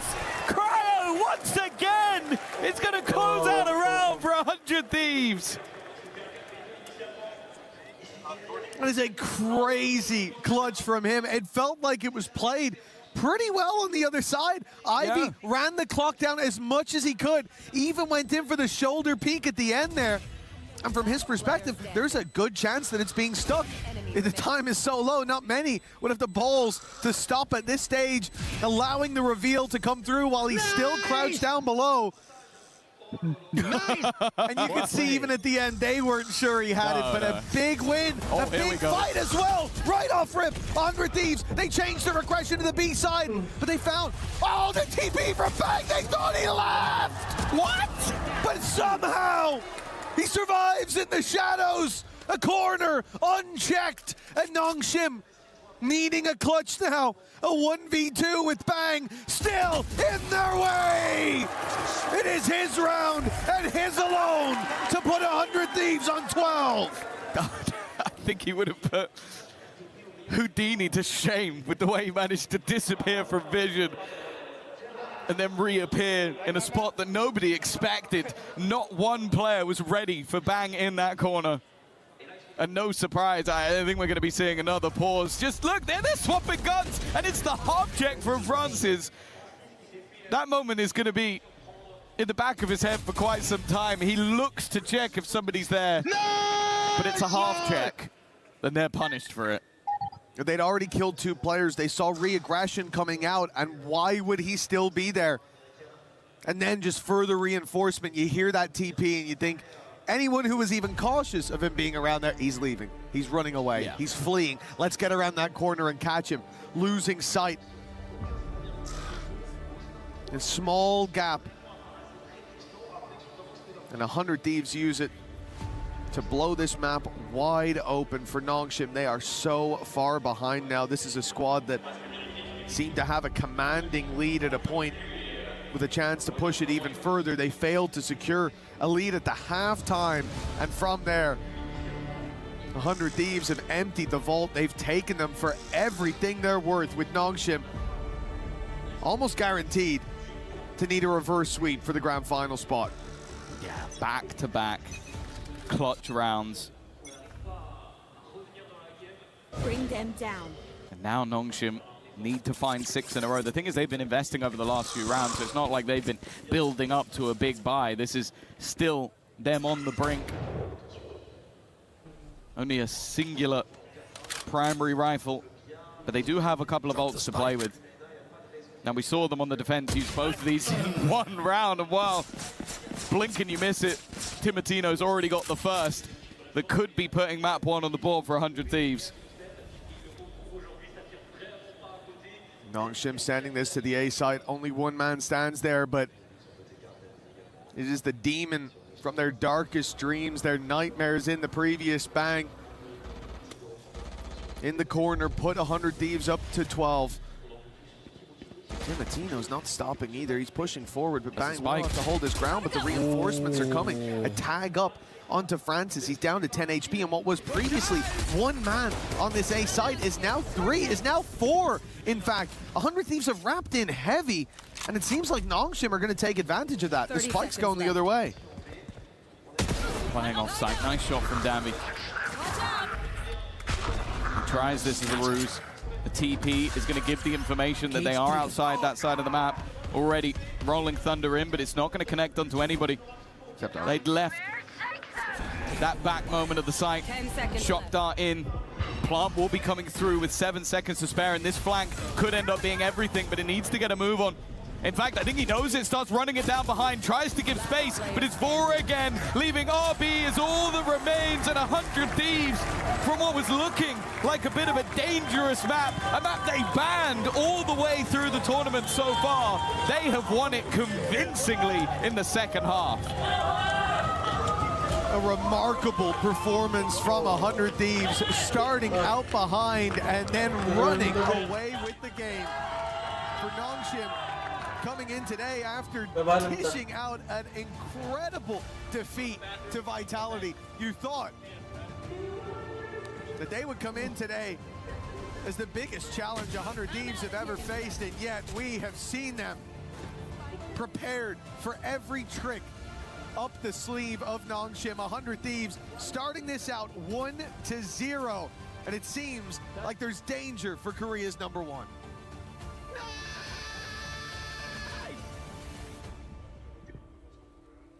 Thank you very much, Mitch and Tom. Map #1, 6-6 at half. So close, but then it's just rifled off yet again for 100 Thieves. And they get themselves that sunset, that unique pick that we weren't fully sure if they knew what they were doing, but they definitely knew what they were doing. They definitely were. It was definitely a trap card, letting that map be permabanned the whole time that they've been playing here in EWC, as well as when the map was first introduced. 13-6, that's not a scoreline I would have expected, though. Kind of insane to see how 100 Thieves played on this map. Yeah, I mean, gotta be disappointed if you're Nongshim. This was a map where we were impressed with them before. They brought that breach out. I was excited about it, but this is what happens if you play Breach twice in a row, in my mind. You kind of get exposed. Yeah, welcome back here to our analyst space. Joining us is Vitality head coach Pal. Hey. As Mitch gave that toss without knowing you were here. I think he did, yeah. That's messed up, Mitch. Yeah, he also, actually big time did joining know. us here. Yeah. He just chose not to say anything. It's crazy. Obviously, you got pulled in during that halftime interview with Lou, but what did you see so far from this match? I think the biggest thing is just 100 Thieves, obviously, as you were saying, they've left it open in this series for a reason. They were ready for that pick. They kind of expected Nongshim to go, yep, there's a gap, there's an opportunity we can make the most of, and they've prepped really, really well. I think that's the clear bit. They were ready for that pick. They knew, as you said, what that breach was going to be doing every time, and they were absolutely on top of that. Yeah, big time. You had a replay for us here in round 8, something that you wanted to see early on. So this is like the success of Nongshim in a way. This is what the Breach comp does the best. So when they can make it work like this, the rounds start to look beautiful. This defender half, I was getting a little bit excited. I was starting to feel good about Nongshim. But it was more as the game progressed. So this is truly old school Nongshim. They've been running this kind of strat on the map since 2024. It's all about enabling Dambi. Yeah. But then you see it more when we move across to that second half especially. It stops working, it slows down, and the counters start to appear from 100 Thieves. And that's the problem with Breach as a whole. When he's in any comp, is he starts to get kind of red really easily. And I feel like for Nongshim, they tried. That round was the only kind of wild card that they threw out there, but everything else was red by 100 Thieves. Yeah, and I think that's one of the reasons why we saw Cryo top the charts there, 400 Thieves, being that defensive cipher and just slowing down the very telegraphed plays. That feels like compositionally, you're kind of stunting yourself a little bit. Yeah, I think so. I mean, you've said that they're playing into their style ultimately. Yeah. That's the biggest strength. That's the thing that makes Nongshim so brilliant and has got them this far. So we can say it's stunting them, it's restricting them, it's maybe putting a ceiling on what they can do, but also what they've already got planned out is something that we know they're going to be executing consistently. Yeah, and I think when you're looking at a player like Cryo, right, his defense side, his positioning was absolutely phenomenal, popping the cages at the right times, using those one-ways to get the spray downs, and I think he had way too many multi-frags than he should have. He should have been traded so many times, but he was just so good. Yeah, we didn't even know he had time for the spike. Insane. He's too good. He's having a fantastic tournament so far, but exactly the way he's dancing around those sites is amazing to watch. I felt like he was never hit by the breach util. He was always able to stay alive, hang on, and get two every time they came to his site, which means it's impossible to attack into that. It's kind of crazy, too, because we usually see this kind of performance from Cryo on something like a chamber. On a Cypher, though, he's been insane. Not getting the opening picks, but getting 3 almost every single time they hit his site is over 300 ACS on that last one as we turn our focus now over to Lotus. That is map number 2. What are your thoughts about that map here for these two squads? It's interesting because obviously Nongshim banded against us yesterday, so it's obviously a map they're clearly not too comfortable with. When we were looking at it in prep, it was one that was we were looking at to target as well. So I think, again, 100 Thieves have taken the same angle that Nongshim kind of did and going, right, here's a gap. Here's something we obviously back ourselves on that they look a little bit questionable with. We're going to go for it. Does that then mean that we end up seeing a similar surprising result on this map? Who knows? Yeah, I mean, I think it's very possible. For Nongshim, we've seen it once here at EWC against Gentlemates, where it was a big overtime, but they got the job done. Ultimately, though, it's definitely not a map where they're incredibly comfortable. It feels the bigger, more open maps, I do think they tend to struggle if they can't do the, breeze. They like to slam A because they make A small. On Lotus, you can't do that, so I do worry here that they need to show a lot of resilience and bounce back, because 100 Thieves, they'll be feeling great about this map. Listen, let's forget the history, right? 100 Thieves, they've been good at this map. Okay. Forget the history. All right. Based on that last map alone, 100 Thieves is winning this. Guys, there's no way. The macro, everything is looking so good. That's an incredible setup for what's about to come. You would presume so. Okay. But you've never seen Nongshim run it down. Oh, I have. okay. I was on the receiving end. It's not fun. You can win a first map against these guys, and then it doesn't go to plan after that. Okay, true. So who knows? Well, that was my question. One thing that jumped out at me about EWC as a tournament as a whole is we've seen so many times people losing on their own map picks, including when they lose map 1, they're like, oh no. And then they go steal the map away. Why has that been so prevalent so far in this tournament? I think it just comes down to preparation time. Like, you've got a wide range of teams that some have had loads of time, some have not had a huge amount of time. And when you've got international matchups that are quite new for the first time, and you don't necessarily understand exactly what it is like to play against a certain team, sometimes just that surprise factor can catch you off. Either because the players go, okay, this is now what it feels like, or the other team has gone, yeah, they're going to pick this map every time. We're just going to spend all night preparing for it. I think to add on to your point as well, I think the meta sort of enables that to be the case. In the double duelists, we see a lot more Phoenix. We see the snowball start to get online very early for a lot of these teams. So it doesn't matter. Let's say it's your map pick, but the opponent wins a pistol. They win a bonus. They're in an advanced ult cycle here. It doesn't matter if you feel strong about the macro if you're getting run over every round. Athena, your region is up 1-0. Give us the copion on why they're going to close it out here in 2. Listen, I just know that Valorant is a momentum-based game. And based off what we're seeing right now, Nongshim, they're not showing me that they have a lot under their sleeves. It feels a little bit more 100 Thieves-sided. That crazy clutch coming in from Cryo, he's on fire. He's one of those players you really want to see perform. And if he's performing like that, and Asuna and Timotino come online, it's kind of GG's. Is it 2-0 or 2-1? We're going to a map 3. Unfortunately, I think I'm going to have to agree with her. I think this is going to be a 2-0. As much as I'd love to see Nongshim go on and win the whole event, just for my sake more than anything else, I would put this down to a 2-0. Very quick. You guys are forgetting something really important. Here it goes. Pacific will win. Pacific will always win. They come back reverse sweep time. All right, before we get back with map number 2 of NRG versus BBL, before we get back with map 2 of this next matchup. It's not over yet, Degon. Don't forget, season 2 of Level Up with the EWC documentary will be back on Prime Video, so go check that out whenever you can. Take a look at the trailer.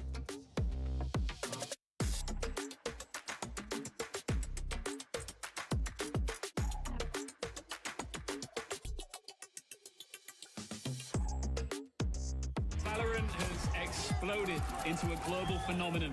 Spike planted. 16 teams vied for the crown, but now only one will take it. Watch their dreams shatter before them.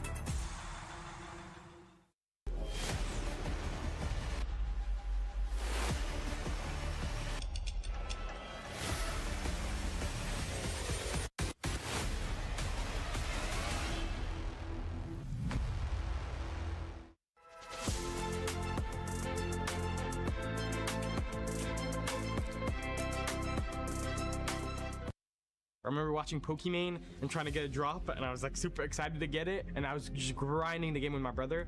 I started like really playing the game when I was like 14. Then by like 15, I realized that there is some potential here that could be done in this game. I started winning some tournaments, like local lands, and at some point I was like, maybe I could like go far. I think he brings a lot to the team, his communication, his flexibility on the duelist role. He's funny, making jokes, and at the same time he's like very serious and hardworking. So Sayonara was someone that was really well known to basically everybody in the scene.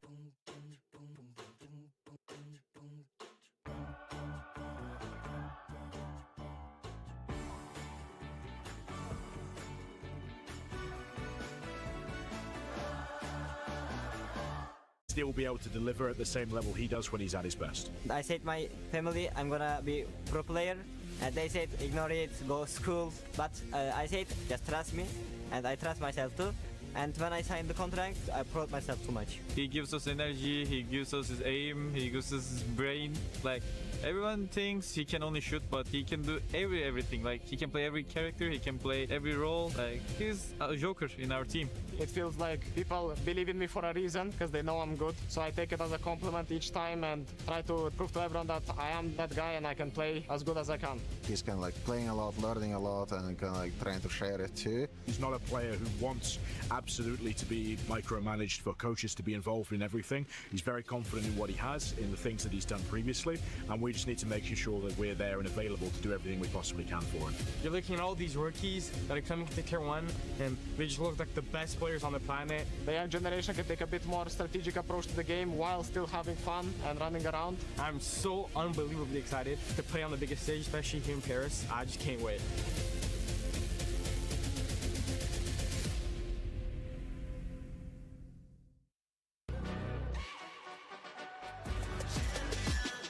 This ain't no regular thing. Came for the ring, you know what I mean. You see my name in the lights, better get right, I'm champion.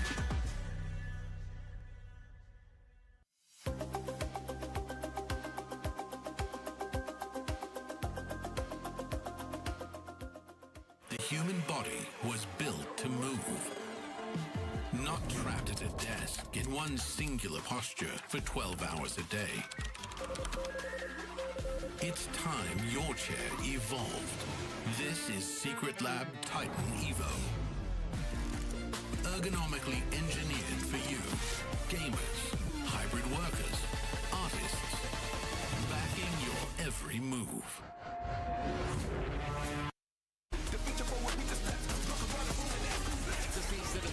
It's a nice shot from Starso. I don't know if he has time for this one though, Kev. It's going to be very close. Oh, that is unbelievable.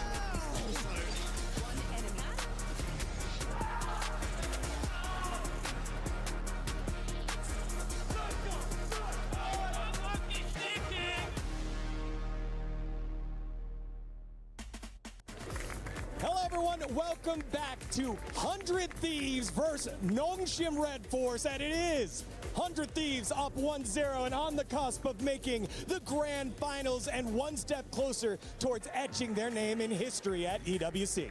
Yeah, an incredibly dominant first map from them. Nongshim cannot get the ball rolling with their old school signature style. I want to see something new. I want to see something fresh. I want to see some passion and power from these players to stay alive. Otherwise, they will be heading home. Their key will be crushed here at EWC. And on the other side with 100 Thieves, I'm looking to see them keep up their creativity, make sure they're keeping up that confidence as well in the server against Nongshim.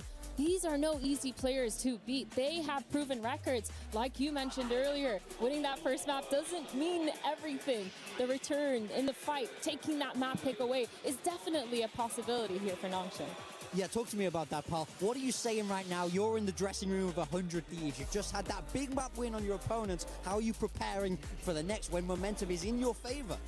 Whatever I didn't say yesterday. I think ultimately it's about just trying to reset. It's about just bringing yourselves back to a point of, okay, say what we need to put that map behind us. That's always our go-to ritual. Right, get everything out, do your little toilet breaks, do have your snacks, and then just about getting yourselves back into an equal playing field. Yeah. Okay, you might be 1-0 up, you might be 1-0 down. Bring ourselves back to a point of, okay, now we have a new challenge. It's going to start with this pistol round. What is the strat for that? So a little bit of just making sure we hear the feedback from the players. They get they get the vent stuff, they get to celebrate stuff, and then you just reset from there. 56% win rate so far this year for Nongshim. But they're going to have to come up big here on the pick for 100 Thieves. I think it's kind of crazy too, because before coming into this match, 100 Thieves actually had an 80% win rate on their pistols, winning 8 out of 10 of their pistols. I can't remember who won that first game because I was busy going wild. Nope. But we're actually going to see the agent select. 100 Thieves got both in that one. Surprise, surprise. We do have the agent select coming in now for Nongshim. It looks like their old school patented comp. We saw them play this against Gentlemates, a tough OT, but they got the job done. I will say there's something glaringly missing for me in this composition that I've spoke about non-stop, which is that Viper. 100 Thieves, they're playing it properly old school. Properly old school, absolutely. And I think you're looking at Timotino here to really abuse that, to make the most of the fact that he can put himself on that waylay, especially in this first half on the fence, in really awkward positions where he's not having his line of sight denied, they're not taking away any of the information he's able to steal, and then they're able to shift that Omen across to the Viper and the Vise sides to hard hold it, and at that point, it's just up to Nongshim to try and explode through as much defense as possible. On that second half as well, Ivy's got to have to defend against that waylay, but there's so much verticality and burst there that it is able to bring that it makes his job very difficult. Ivy's been a fantastic player all tournament, but I will say it does look like the odds are stacked against him here.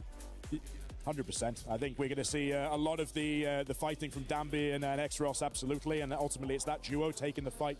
200 Thieves that's going to have to make the difference. Big time. You have waxed poetic about many things, but the Viper on Lotus is the thing. Say your real thoughts. How do you feel right now, given you're like, it's, they're playing it correctly. How do you really feel? Valorant is a deeply strategic game. Everybody knows that. Rubbish. But it's also a very deeply vibes-based game. It's also about who wants it more in the server. Viper or no Viper, maybe they have a disadvantage. But maybe I don't care. Maybe they don't care. I'm feeling good for Nongshim, baby. Let's go. Viper or no Viper. I know two guys who always want it. They're on the cast right now. It is Tom and Mitch. That's only from you, Deacon. Well, Tom, it's time to see how map 2 plays out, considering Nongshim had such a good start to the previous, but then it really fell apart. It looked like 100 Thieves came in more than ready for what their opponents were trying to put out there. It was a compositional conversation as well for me in the previous. I feel like Nongshim came in with a comp that didn't really suit them and how they like to play, especially those late rounds. A lot of risks being taken, and sometimes it was a little bit of a handover played. I wonder if coming in here, we'll see that fade away a little bit as we move more towards comfort. Yeah, I think Exorus being back on the duelist is always going to be that little bit more exciting, although I am a little bit sad that, you know, if things maybe don't go to plan in this map, we might not get to see his Phoenix, because that's what I've been enjoying most throughout this tournament so far. But I do sit and look at this and go, okay, I don't think either team like necessarily blew me away in their victories. I think a very close win, and obviously that crazy comeback victory for Nongshim when they played against the Mates, which they ended up losing that series as well. So it's whether or not that we can see that slightly better attack once we get there, which they massively struggled on, or if they are going to have a sort of another defensive masterclass, which I almost felt like was more of a Mates crumbling than them really having a stellar showing on this side of the map. The fact is, though, both teams are kind of in a similar position where regionally, this map hasn't gone fantastically well, and then when they came here, they've won once in overtime. So I feel like we're in a level playing field, just 100 Thieves. So far, their game plan has been far better. Yeah, it definitely was. Preparation paid off on map number 1 for 100 Thieves is a false trap set their opponents got caught in. Now, a pistol round with a stack up on the stairs, and a double pick to start. 100 Thieves, man advantage. For a moment, looked like Timotino would continue this push. Is certainly getting curious around A main as they do the same on the other side of the map. It's rare to see that aggression on both sides of the map like that, but it has worked wonderfully for 100 Thieves. We saw a lot of talk about Timotino's excitement to play on the stage in Paris, and he's looking to try and keep that going as much as humanly possible. It doesn't seem to have felt that pressure just yet, but they do have to be a little bit careful. Francis has been a man to fear throughout this tournament. His start on the last map, even while playing the Breach, Spike planted. Was an exciting one. Paranoia through. Timotino's going to be running in from behind. Fast goes his way, but Timotino is so fast with it. 3 kills on the Sheriff. Instant shots connected. Monster again off to a flying start. Yeah, a great pistol round for 100 Thieves. Again, sitting and waiting towards A main with the 3-man stack up, the high, low, and medium. Makes it a nice, easy firing spot to start this out, but then they go for the re-aggression out on C, win all of the duels, at least the important ones. Yeah, and a 3rd pistol. Indeed, yeah.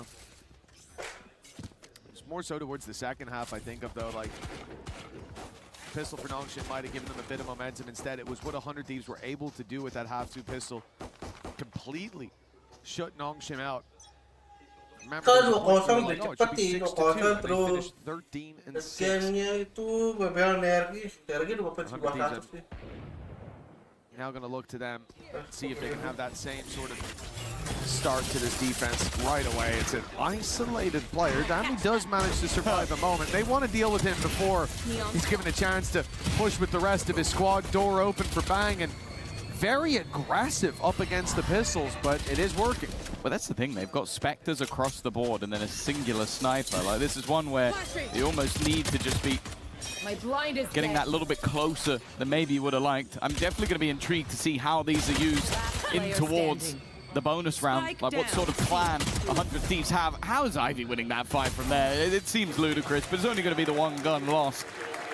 But I also wonder if part of that is just how much we see this Nongshim side able to do with the pistols. Just go, let's just get Spectres, let's strafe run and just headshot them as we go, and make sure that this round is a comfortable conversion and gives us something to play with into the next round. I do think that for Nongshim, this round is going to carry a lot of weight. Looking at how this started, 100 Thieves, it's an anti-eco, but look at how aggressive they were. They looked for all of those fights. Those are the mistakes that typically teams we see pay at least somewhat of a price for, but it's confidence. And it's boots on the necks of Nongshim that makes me nervous as 100 Thieves. Big tag to open this up coming out of Timotino. Ivy's going to be healed back up, but that outlaw now becomes deadly for him as well as the majority of this Nongshim squad. I wonder if that's why the Spectres are in. If you know that your opponents are constantly buying light shields in these rounds, the Spectre becomes more and more deadly.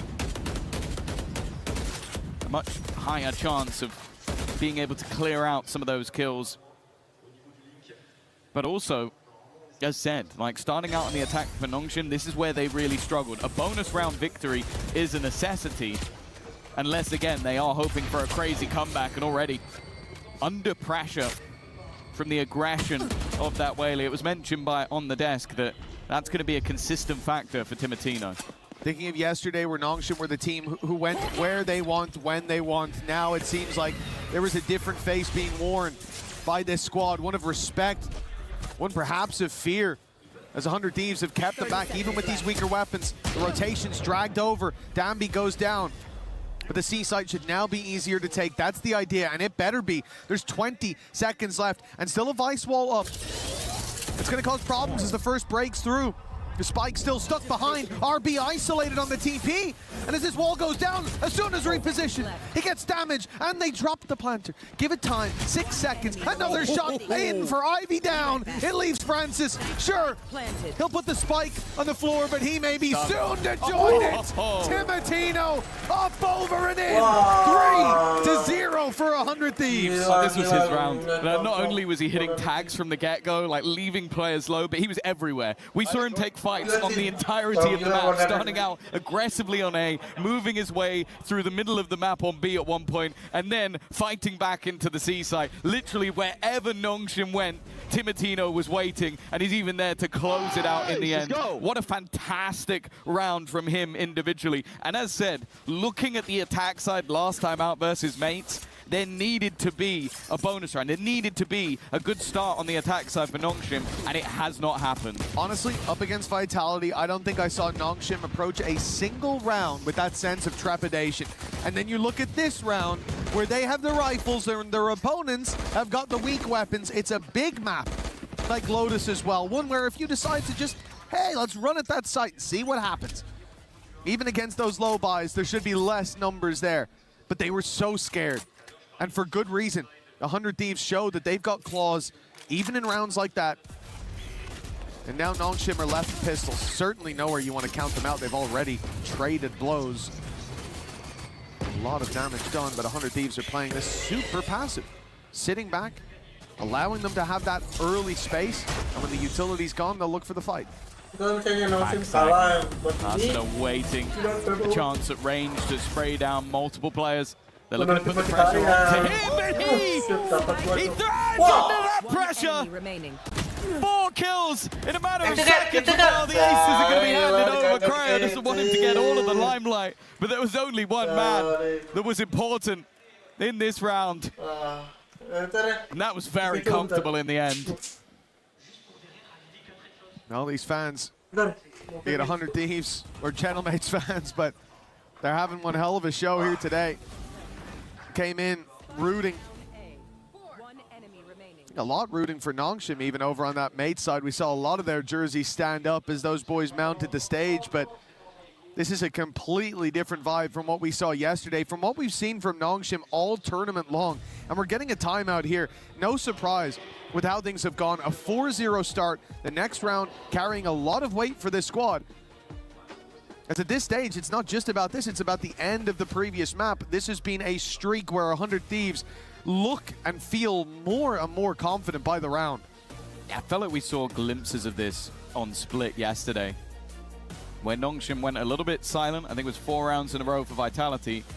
Then Exros wins 1 round with the Sheriff, and they're right back. It's like nothing ever happened. With the Sheriff, yeah. And I think that might be the moment that they need, because that sort of quirky, aggressive style hasn't been shown just yet. And I think that can be the case. There's a couple of maps where they do look that little bit more uncomfortable on a certain side. And at least for now, it seems like 100 Thieves are firmly in the driver's seat. Everybody stepping up. Of course, we've seen this organization throughout Valorant's history. 3rd to 4th at an international event is something they have achieved before. But making it to that grand final versus opposition from around the world is something that has evaded them. And well, if it keeps going as it does right now, they might be taking down the Santiago Masters winners to get into that grand final. A team who has looked on form. Again, looking at the gigantic win they had yesterday over Vitality. But Nongshim in general, they played an impressive game. They looked like players like Dambi, even after the Neon nerf, were coming through lights out. Ivy reaching another lane, another level. Where are they going? Over the last couple of days, X-Ross on the Duelist, but everything, and even Francis in that previous map, but it hasn't been enough here. They've not made a dent just yet. Are they going to push him? Smoke up, TP into it, reveal over the back? Because at least for a moment, it looked like that was the goal. Instead, they're hearing players go through mid and immediate usage of that convergence path, but Dambi's there to stop them! One man that has completely dissipated the push. A thorn in their side, a spanner in the works, and what could have been another nasty trap quickly becomes a Nongshim round. That's a really big round from Dambi already. But Cryo left alone. The first on the board by the looks of things. Presence outside the B site was all they needed. 100 Thieves overheat. Dematino's ultimate is the go call for Dambi. Toxin screen down. And his early success, Dambi in particular, his early success hasn't been there. We saw 100 Thieves dealing with him, starting to shut him down on Sunset. As that defensive aggression never really found its footing. But now, a good round for him. Right after the timeout, Nongshim finding themselves success. It's not like even this weapon being saved is going to have a huge amount of impact for 100 Thieves. They've already got a lot of credits built up. But happy to save it over the butterfly effect, of course. No point messing with that. Well, no, it's chipping away at your own economy for, what, a couple orbs? Well, this is it. Like, look at this as well from a Nongshim perspective. Like, you haven't managed to get any rounds onto the board just yet, and when you do, you win it flawlessly. Like, you get that economy boost, you get yourself an opportunity to really build into this game. But it's one where I don't know if it's recreatable. Like, you had a hyper-aggressive move to try and trap them in the B site. Two players were waiting, I think just got baited out, and then just a swing through the smoke in classic Nongshim style is what ends up turning the round in their favor. I don't think it's going to rock 100 Thieves, but it might give them a little bit more of a tentative defense. Yeah, I mean, ultimately that round comes down to 100 Thieves thinking that smoke outside C would be given a lot more respect than it was. And now they go back to maybe that one too. Aggression from Dematino. With his get out of jail free card, he fires once, bails, takes Francis out. A lot of utility removed. The dog you'd love to have to be the trailblazer. Okay. Instead, Dambi sent through to do that. The first on the board already. Wrapped in from Dematino, but it's Vora on the side. He's got it for more. With Ivy all alone. The 2 kills under his belt already. The spike still needs to be recovered. The ultimate could help, but getting into a position to use it is difficult. He knows that there's an operator on that site. He's cautious of it, but unaware of Asuna. I think you're witnessing some of the value of that Viper Wall as well. Like, they put that deeper smoke down, and then just the Viper Wall goes up. Dematino walks through the smoke. He knows that there can be nobody on the other side because they can't have been there yet. They drop the wall. That's the opening pick. This, though, from Vora is a little bit more magic. Just having 2 players attempting to cross and then even predicting where that third player will be. He's the one that wins the round, but I really want to see how Nongshim are going to deal with fighting around that Viper Wall, because it can't be as simplistic as let's just walk out and think our smoke has done the work, because we saw in the last round that Dematino is more than happy to challenge that space. Of course he is. With an AWP and a refract, why not? Aggression again with Ivy waiting this time. Unaware that there's a second part of that attack, but it has been spotted now. Asuna pops the ultimate. Interesting. In their spawn. Again, this is just him trying to stay alive, but the TP taken towards the C side. It doesn't seem to matter. Ivy's taking the round into his own 2 hands. Enemy remaining. With Vora last alive, yeah, he'll get the jump on 1, but 4 more to take down. A 1v5 ace clutch is needed for 100 Thieves to keep this momentum going. It's been a weird couple of rounds for Nongshim. The first was Dambi the hero. Nope. nope, that's awkward. And the next was Ivy. A quick shot for the first, but then the double, just catching rotations. I am interested in the ult that was thrown out as well. The steel garden being utilized as maybe a deterrent, but it definitely didn't work. They were more than happy to continue that push forward, and you could see the level of surprise on the 100 Thieves players' faces. Even still, though, the rounds for Nongshim thus far have felt like a bit more of a flash in the pan, some individual brilliance. And with still plenty of credits for 100 Thieves, they're back with an ult once again.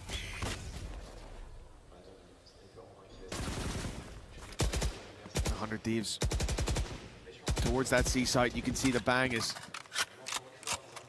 stepping up a little bit, taking some space. The operator right around the corner. The dog on its way. Of course, he can always just TP out even from that spot. Exactly what he'll do. It's because of that he's able to survive. And this early round for both teams is them sitting back, waiting for their operators to be challenged, waiting for someone to peek out around the corner. As of right now, a stalemate. It really does put the pressure on towards Nongshim. Door open. They've sent Aura running. Dive in from Timotino as a result, but he spotted one outside A. For 100 Thieves, there's not much they can do here. There's presence all across the map. Also with the showstopper, they can kind of go late into this sort of round. And with the Nightfall on the other side, there's even an element for 100 Thieves that might just want to try and play this as a retake. Instead, though, the potential for the weaponry to be removed, and it looks like 100 Thieves have a completely wrong read. They are sending 4 players towards that C side of the map and leaving Arsena completely alone. Yeah, they thought the smokes were put down on A just to rob them of info so the fake would work, but instead it's a full-on attack. Asuna able to delete the showstopper. 12 seconds left. The spam is good. It stopped the plant. It bought them at least a little bit more time. 100 Thieves, 6 seconds on the clock. One more denial would be enough, but the spike planted. Nongshim find themselves just enough room to set up a bang. That's a big pick. He can wait now for Cryo, who's on his way down below to the reposition of Francis. That seems to have given Nongshim the upper hand, but it may well pull them across the line with the op still sitting around. Sure, the shot is missed, but they still have time on their side. 2 players to run that clock down. Snake bite. It's good, but look, he's going to wait. Francis running that all the way down to the final second. They are playing this to win off of the clock, and I think they've already got it done. Camby most certainly locks it in.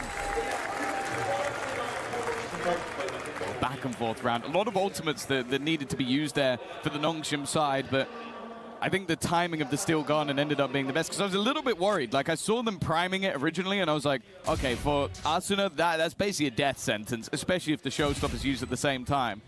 Then they just used the showstopper. I'm like, oh, okay, actually, maybe they're in with a chance, but he uses it in the middle stage of the round, allows them to get that plant in with a lot less danger, and then just play those post plants, play the time. 3 of the last 4 rounds for Nongshim.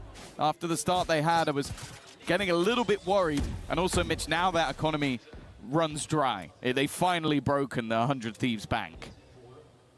Yeah, it felt like almost an impossibility at a certain point, but chipped away at it. Bit by bit, piece by piece. For 100 Thieves setting up again in terms of those traps, but the walk through, the timing, caught by Ivy. The flash, perfect from him. He's been great. Single-handedly stopped that aggression.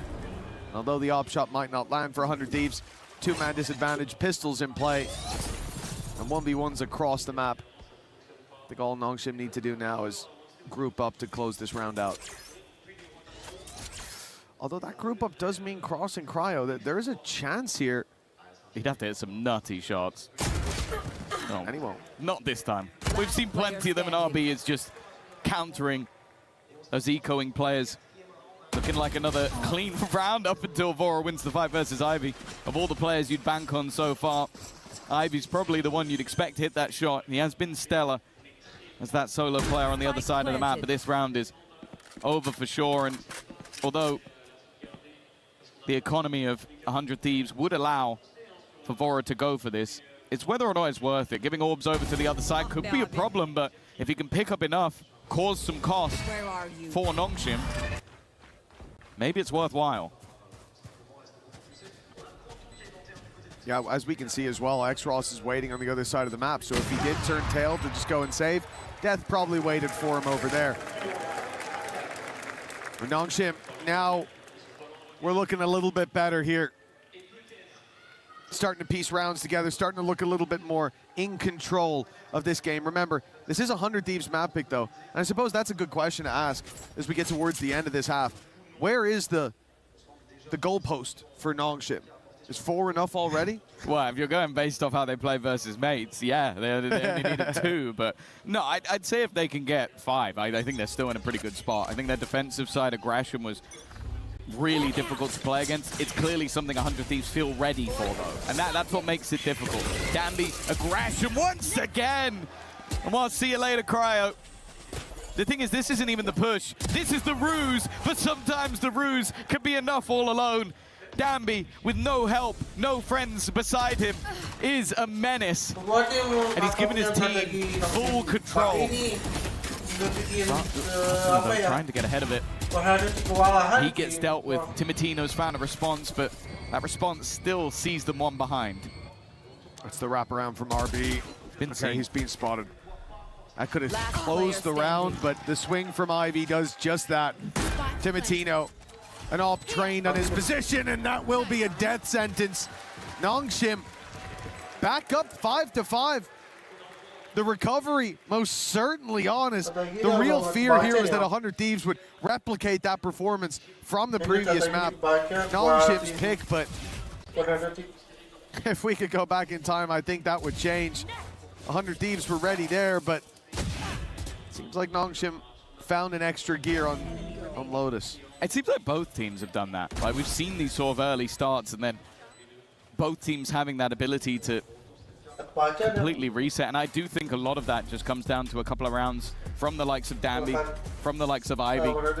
It really does feel like the 1-2 punch, but of 2 players that are playing opposite sides of the map.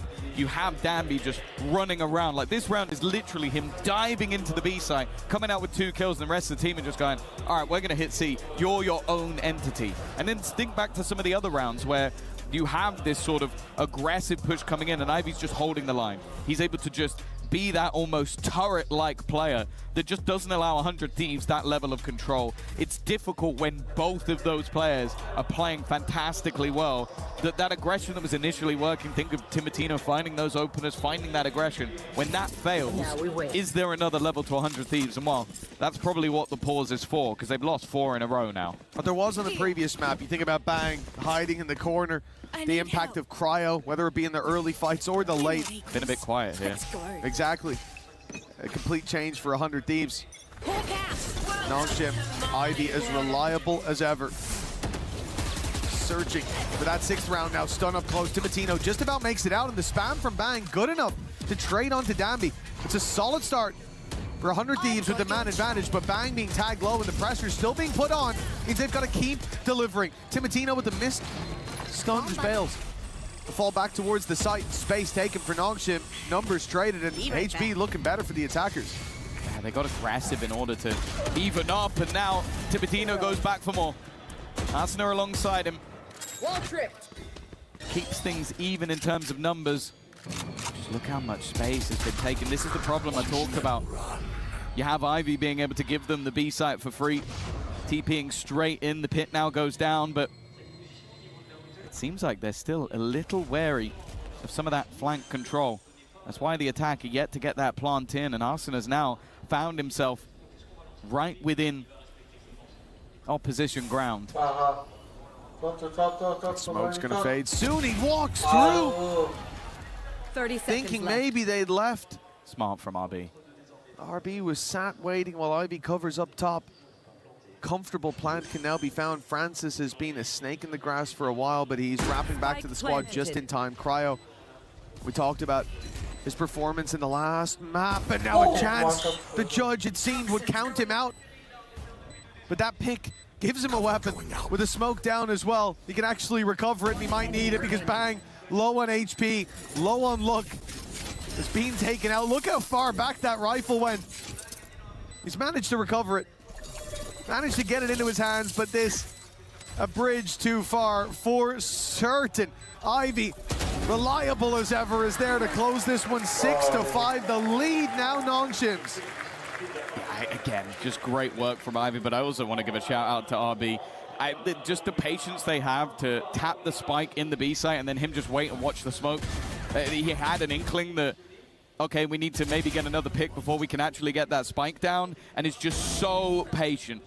Lets his teammate cover off other angles and just holds that position for an unfathomable amount of time. That's why you see the risk taken. There was no information for 100 Thieves at that point in their early start. Their 5-1 lead has diminished into nothing. Nongshim may have fallen for the trap of picking Sunset, but it seems like they're perfectly comfortable over on Lotus. Oh, old pop by Danby. Already taking down Cryo and looks for more towards backside. Asuna, yeah, I mean, he's in a good spot, but they didn't push in. It looked like they'd invade the smoke for a moment, but 100 Thieves think better of it. Wait a while, and then Danby, still with a sliver of health, is running around, fighting everybody. 1 HP before he's finally put to bed. Danby coming back with a vengeance. Seems to have locked in that lead at halftime. Bang, up against the clock, running it down, doing his best, but his best not even nearly good enough. God, that is just the level that this man can bring. There was a moment where they decided not to be putting him on this Neon anymore, to put him here and there throughout stage 1. And boy, am I glad to see him back on an agent that makes him so comfortable and makes everybody else so uncomfortable. 25 HP is how much he had after that first battle, and from then onwards, you'd think maybe he'd play it safe, but absolutely not. While on 1 health, he takes down 2. And in the end, for the rest of his team, it was easy to clean that one up. Someone else, though, who is always easy on the ears. Let's go down to Ian Chambers. Cheers, Tom. As we go along this week, we are going to be joined by incredibly special guests throughout this process. And it doesn't get more special than this. We are in the City of Love, and 100 Thieves, Bang, has got some serious support out here. His mum, Tina, and Aunt Mary are loving this experience. Tina, what do you think of all of this?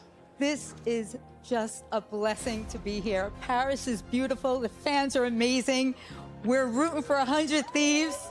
So proud of Sean, and we know that they are going to win. Ooh, I love the confidence from Mama here. How is it feeling on your side, Mary? How has this experience been for you so far? It has been so precious. It's such an honor to be here with all of you fans to support my nephew, Sean, and his teammates at 100 Thieves. It's amazing. Brilliant. I'm just going to bring you forward just a touch. Listen, you guys have traveled a long way to come here to Paris. You're from Los Angeles. Yeah. You've come all the way from New York. What does it feel like to be watching esports in such a tremendous part of Europe? This is just a dream come true, especially for a mom. I'm so emotional because I love these guys, love Sean and this team, and everyone at 100 Thieves. Thank you, boys. You're killing it. And they can win? Absolutely. All right. Did you know that he was going to be doing this when he was a little kid, just briefly? Actually, I had no idea. Well, you can watch some more of him. This is amazing. Give it up for Mary and Tina. We get right back into the game.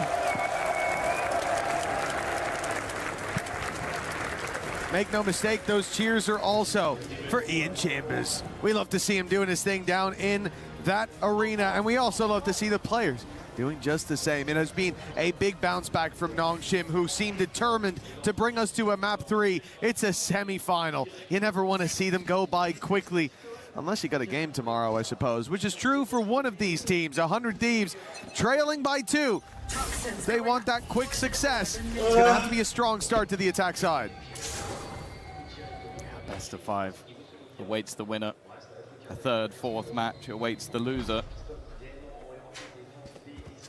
But the fact is, everybody wants a chance to take the title here at EWC. And of course, the team that did it last time already out, already crushed. That's another thing. You don't want to watch your key get crushed, your name shattered. by that wonderful machine behind. Timotino, though, into the space they take. Every pistol thus far has gone the way of 100 Thieves. Is it going to be another one? Well, he needs an early escape. Yeah, right agent for it, though. Nice paranoia through. Vora forced into a fight, but still holding on for dear life. A lot of tags in from Nongshim, and now they look to close it out. Their hard work finally paying off with a pistol round for Nongshim. This is the difficult thing when facing this squad. It feels like you can start putting narratives on the table about like what side of the map they're good on, or maybe their pistol ratio and how things have been going so far. And when they have momentum, it all becomes irrelevant. Like, that's what this team has in droves. They just believe that they can run over opposition. And honestly, with 7 rounds in a row now, my gaze is going to look towards 100 Thieves of when can you stop them? When can you slow this team down? They did it in the last map, but they did it slightly quicker than this. And of course, in this round, oh, not a single upgraded pistol. It's just going to be the classics. There we go, Dambi connecting for a couple. Spike down. Up against the pistols, it is an easy, flawless round for Nongshim. That's certainly going to get the confidence back into play for this squad. Like you said, for 100 Thieves, the question is, can they stop them now? Can they slow them? We knew that Nongshim looked like a completely different team on the last map. Deactivated. Everything that worked for them before stopped working for them over there. A lot of that I would put down to the composition that was in play. But now, everything that was there is back.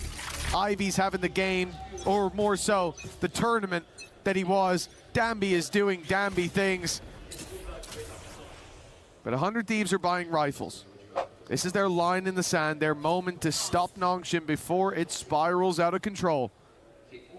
It's worth noting versus mates. 10 rounds in a row.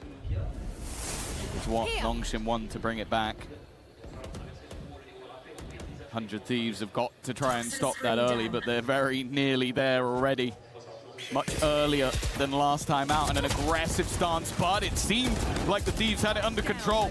They were patiently waiting instead. It's an early trade of damage. RB still going back in and very nearly clearing Vora. While cowering in their spawn, the Thieves have managed to cling to life versus the bonus, but they still have no idea where Ivy is. I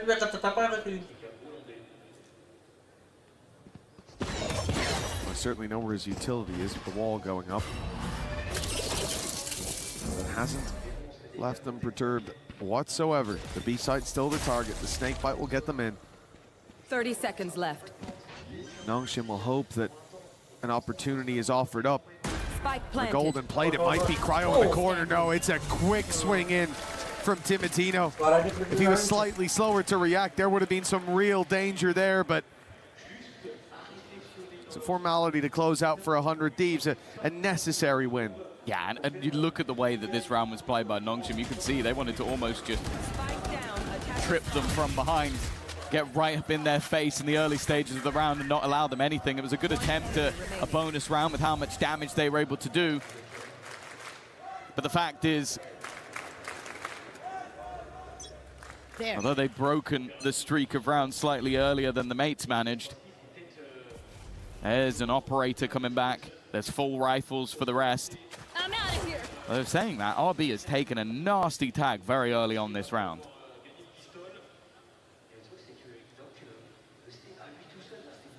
A lot of this is going to come down to Dambi by the looks of things. The rotations as the heals go through onto RB on the A site. There's only one man on C. Some utility to help him out. The vice wall reposition will delay them somewhat. Indeed, a flash over has stopped them almost completely, but 100 Thieves seem to be... Oh, Ivy! That's a sneaky play to get right through. Timotino did not see that coming, and it's given them the early info on the rotation that the ramp is coming over to this A site. You've already got X-Ross on the cross, but the Viper wall cuts him off. 100 Thieves even then challenge through it. Take him down. Put us into a 3v4 with a big pick from Francis. Puts the advantage back. Stun creates an awkward position for Asuna. Isolates both players, leaving him stunned. Now they need a hero. That's a nice shot from Bang, but he has to do everything, and as he looks to move forward to take a fight, he is caught from behind. As said, they may have ended the streak, but that hasn't changed the outlook. The third map seemingly on the horizon, as there is no brakes on the Nongshim train. There's a really nasty pickup by Ivy, especially. Like, if Timotino's still alive in this fight, considering like he's been the one looking for those deeper challenges, there's more pressure onto someone like Danby. There's more bodies there. They needed it. The important pickups found by Ivy. The formalities there for Danby, and 10-6. As a result, the pistol, it gave them a leg up, but now it looks like they are miles ahead. 11 almost guaranteed with 100 Thieves playing in eco. The pistols have come through. So far, these kind of rounds have been big money-making opportunities for Nongshim as well. They've been pretty clean. You have to hope for 100 Thieves that they can at least draw blood. And the worry is that since their lead, it's only been a singular round versus a bonus. 100 Thieves haven't given us anything in this map other than those first 4 or 5 to make us believe that they are going to take this in a 2-0 fashion. Nongshim have not been winning games cleanly, but they have been winning games. Over the top goes one, at least making things a bit more costly. Maybe the Mitchman curse can help them out a little bit, because it might not be going cleanly until Danby arrives, but he's now been tagged down to 10 HP. There's a real chance here. A swing back from Cryo. He believes that he can win this round. The pit to give him some space. Danby might not respect that space. In fact, he certainly won't, and is punished because of it. A stun up leaves Cryo a little bit lower than expected. He has no idea where his opponent's coming from, and instead looks to go walkabouts. But on the edge of this, his opponent just knows! Did he show anything out of that pit, or was that just a sixth sense? I think when he crouched and looked to the right, his foot might have stuck out of the very bottom. And there is a chance. I have to believe it. I have to believe that, or I'm gonna have to accuse him of wall hacking. It's one or the other, because that was a little bit crazy. I don't know if we'll even see it in the replay. So nice to take down Danby. You knew he was going to get aggressive. There it is. The bottom very right. bottom corner. And he even looks at it at the end just to go like, yeah, bro, that's what, I'm not cheating. I looked at the corner. See, that's how I knew. No one checked PC. Again, though, I think you're up against Ivy at the last second. It's the last man you want to see. Sure, Danby might have the craziest, and the fact that he tried to dive through that pit alone is a little bit manic. I'm telling you, in my head, I was begging him not to, but the second, you could see it, Cryo tapped it once, immediately put his gun up, because he was like, I know that crazy little guy's going to come in. I know he's going to do it. And eventually he thinks, oh, I guess he's not. Nope, right in at the last second. He's a madman. And I think that is something that for 100 Thieves, like, they've come into today very ready for it, because it's one thing to go, oh, he's going to push you all the time, but then there comes this point where, again, I look back at Sunset, there's 30 seconds left on the clock, they're sitting in mid still, and someone's surely going, I don't think it's too late, he's not going to push, and the right call there is, no, he is. No, he is. They're coming, and eventually the push comes in. It's when. Yes, exactly. And it could be at any point of any moment of any second of any round. Come on, they are not dealing too well. All right. Arsenal, that's one hell of a start. So there's Danby once again. You thought losing 2 players might deter, but look at where they are. 2 players are still pushing towards the spawn. Danby is pushing back into the position that they've just died from. The A site is known to be the more vulnerable. And an early post plant, an ultimate online for Bora. Planted. This is a very good opportunity now for 100 Thieves. One slip up though, and Danby will pull that advantage back into neutral territory instead. It's Cryo, showing he's still got the opping chops to take down Danby. And a 4v2 for Nongshim. Plenty of runway for this squad, but a save seems like the right call. Yeah, finances are rough. You know Cryo sat there with an operator as well. You're probably losing the first one who breaks through that wall, and then the credits really start to run dry. Yeah, you can take an eco. You can take 2 in a row if you want. Really build up some cash. There is a lot of rounds for 100 Thieves to catch up on, a lot of ground to make up. That's a very successful start to what needs to be a comeback. Yeah, good hold off the early aggression. It's the same thing we needed to see in terms of reaction to the last map. I think especially after a pause, you can kind of understand why Nongshim would do that. You go, okay, they've taken a pause. Whatever they plan, let's try and disrupt them. But the dodge of the flash, 2 quick shots, and even though he falls, it leaves so much space available to 100 Thieves to fill in, get in the post, and then have quite a lot prepared. And the fact is they didn't use the ultimates in the last round, so they have them to play with in this one. A few tags up for Cryo early on. He hoped he'd get his reward with a late push-up, but it is an operator stalemate that I think is about to come to a head. Toxins going up. Cryo peeking through the wall will block Danby off. And Danby just sits and waits. While that stalemate's playing out, you can see that 100 Thieves are starting to scrap towards the C site, attempting to pull those rotations to get peeks out on the A site by pressuring the other side. But that peek never comes through. Danby, the most aggressive player that I think I've ever seen in the game, has sat in a corner for the last minute, staring at this angle, waiting for somebody to come stepping forward. And even as this wall goes up and down, this man refuses to move. He is waiting for a reward that he knows is on the way. Gotta be careful, though. But now he's in a bit of pressure, a bit of trouble surrounded like this. Another angle.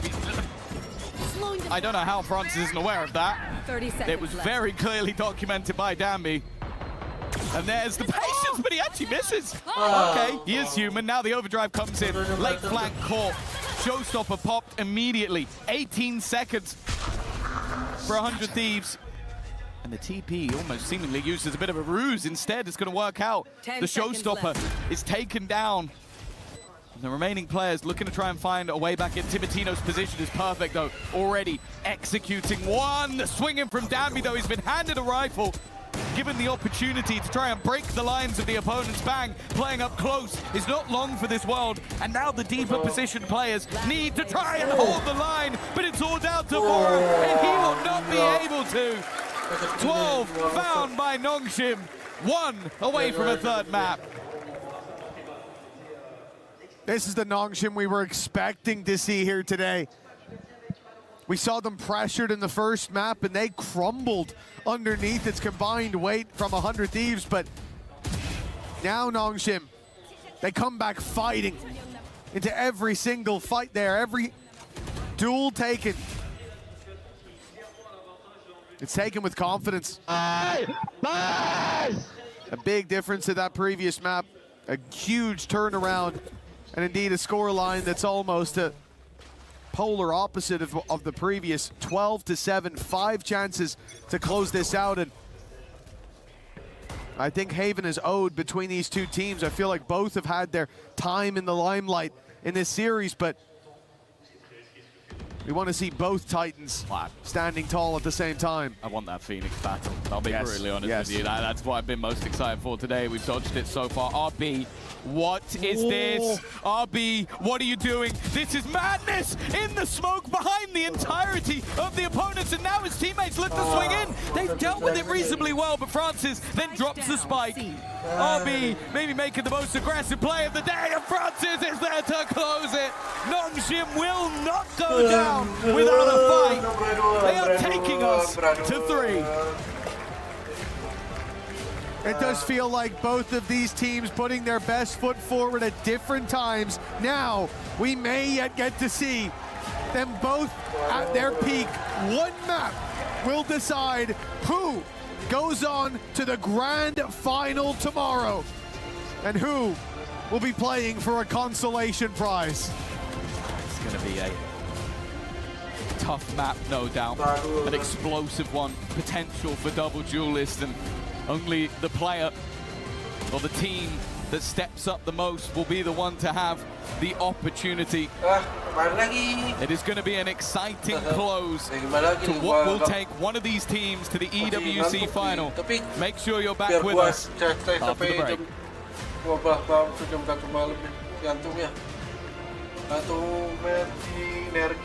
It's Nongshim yet again getting the job done on their map counter. Despite the failure on map number 1, they find a way to get it done on Lotus. Despite the fact not having that Viper to help lock down A just the way that Big Time said it would go. They still get the job done, 13-7. I hate not having Viper, but I love the vibes more from the Nongshim team. I said, look, they got plot armor. They're here to stay at EWC. They won't be going home, and I'm happy to see that win. So all of us back on over here, but also joining us is Emil, former EMEA winning coach with Team Liquid, and more importantly to this specific matchup, brother of Doom Bros, coach over at 100 Thieves. How you feeling watching your brother's squad on stage, battling it out here for a spot in the grand finals? I'm so nervous. You have no idea. I'm shaking in my boots. I'm sitting there praying, doing everything I can just to let them have some sort of edge against Nongshim. It's crazy.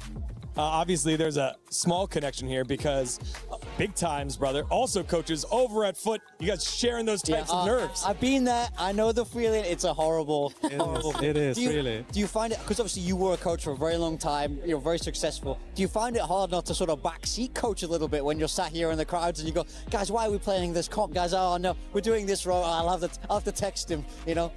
It's literally what I'm doing here. I'm sitting in the crowd. I'm like, I'm looking. Oh, this is wrong. This is wrong. Maybe I can text him. I can grab my phone and like text him. Maybe I can see he has a phone on stage. I don't know. But it's literally, I'm thinking, if I could just hand him a note, like what would I write? What would I do? You know? It's crazy. Let's dive into this one, 13-7 for Nongshim. A lot of it on the back of Ivy here. Yeah, Ivy had a phenomenal game. I mean, the way that he was playing was kind of insane. And of course, actually taking a pistol away from 100 Thieves, finally. Makes a change. Absolutely. And for Nongshim, they're going to be happy with this one. The way that they were playing, how decisive they were too. It looked really nice. And for me, it just felt completely different. The second that Danby got a hold of the op, it felt like everything just fell into place. But for me, the more I watch Ivy, the more impressed I am.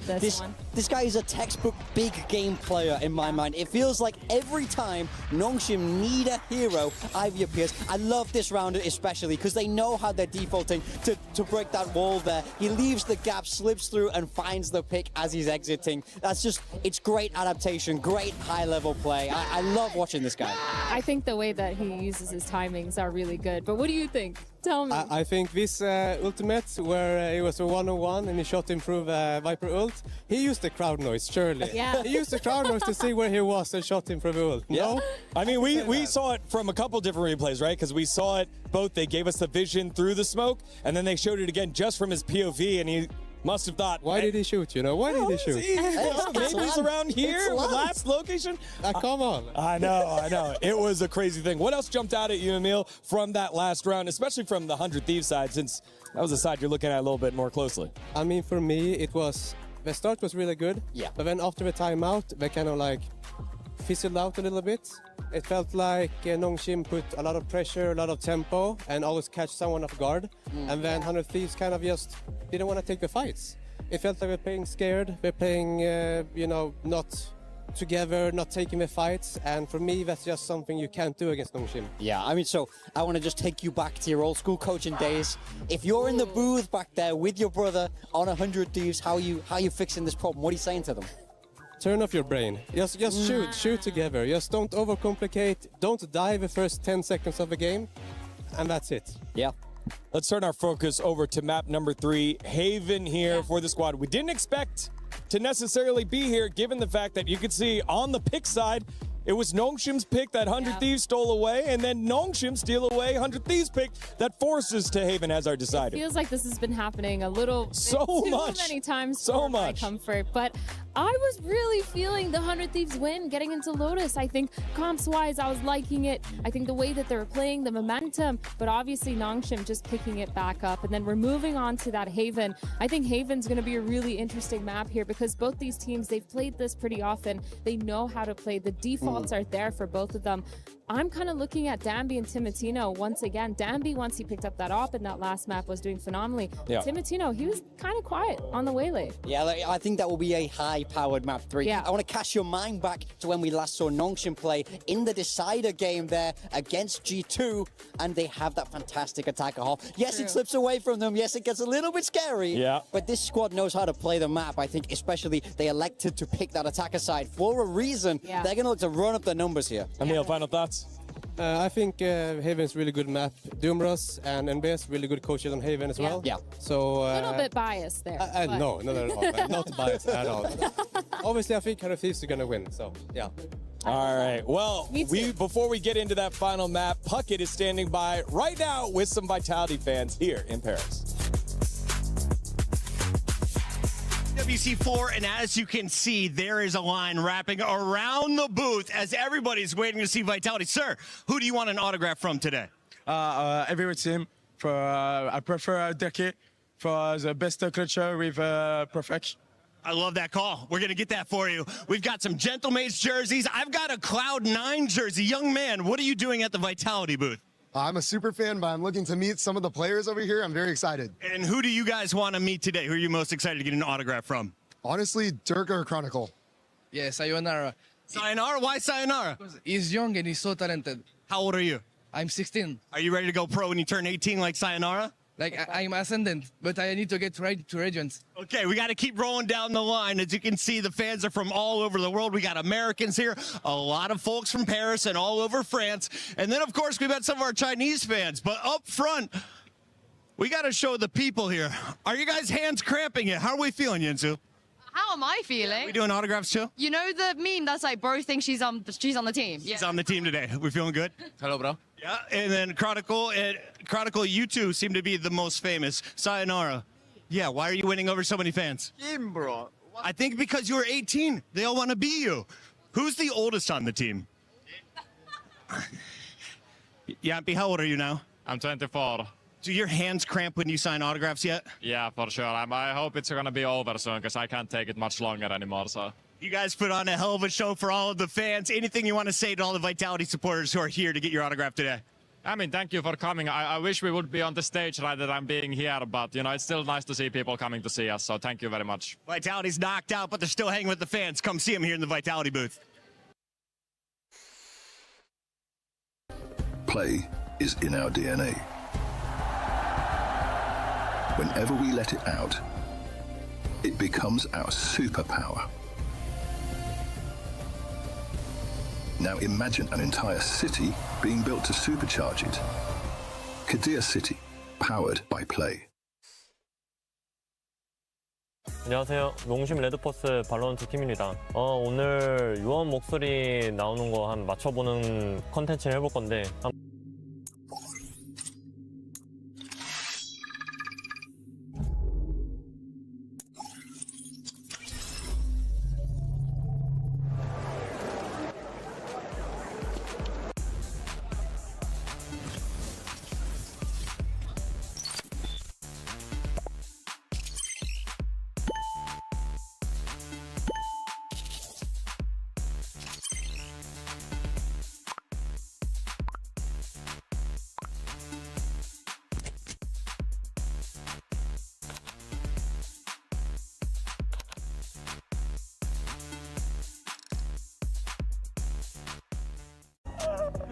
아니 나 되도록 하면서 저런 말을 들어본 적이 없어.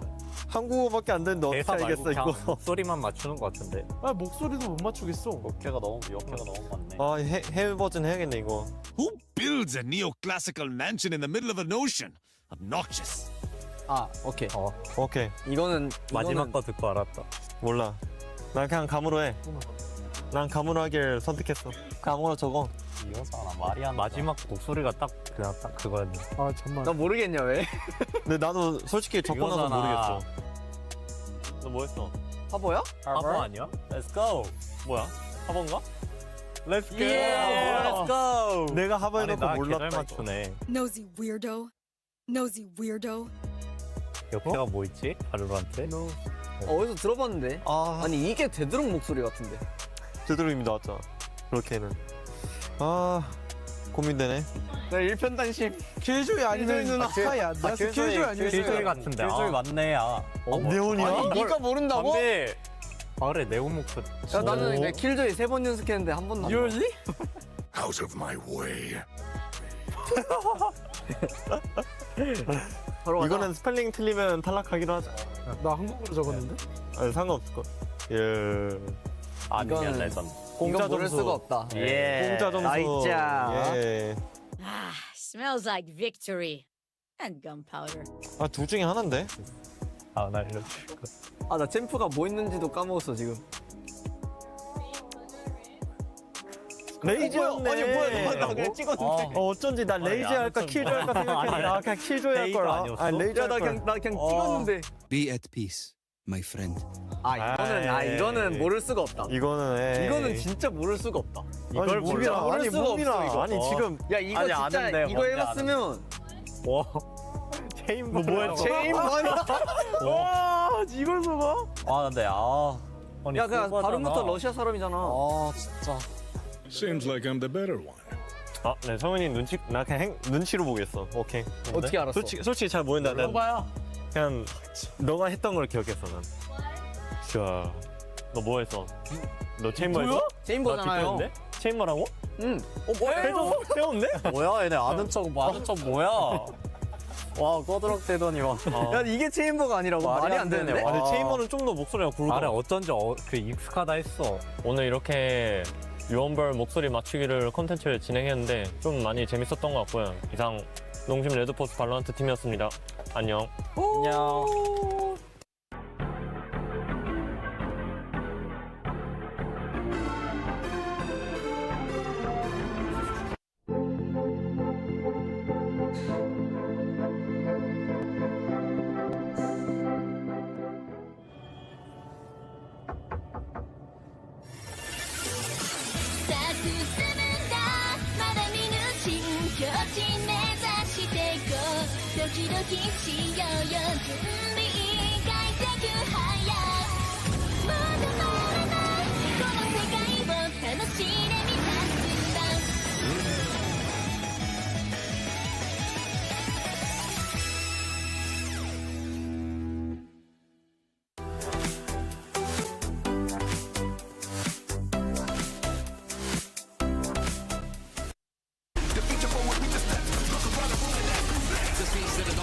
It's a nice cross from Starso.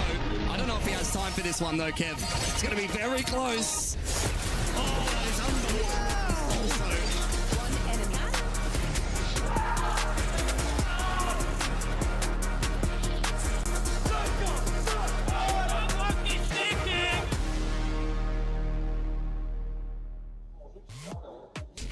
Welcome back to the Esports World Cup 2026 Valorant semifinals. We are on map number 3, and before we throw it to Tom and Mitch, we got ourselves Agent Select. Welcome back, Digon here alongside Big Time Athena and former head coach and champion of EMEA, Emil, who's definitely not biased at all for his brother's team, Doom Bros' team, 100 Thieves. He's going to break down Agent Select with us. That's kind of crazy that you're throwing him under. I'm just saying. Hey, look. Wow. Big Time is by himself here.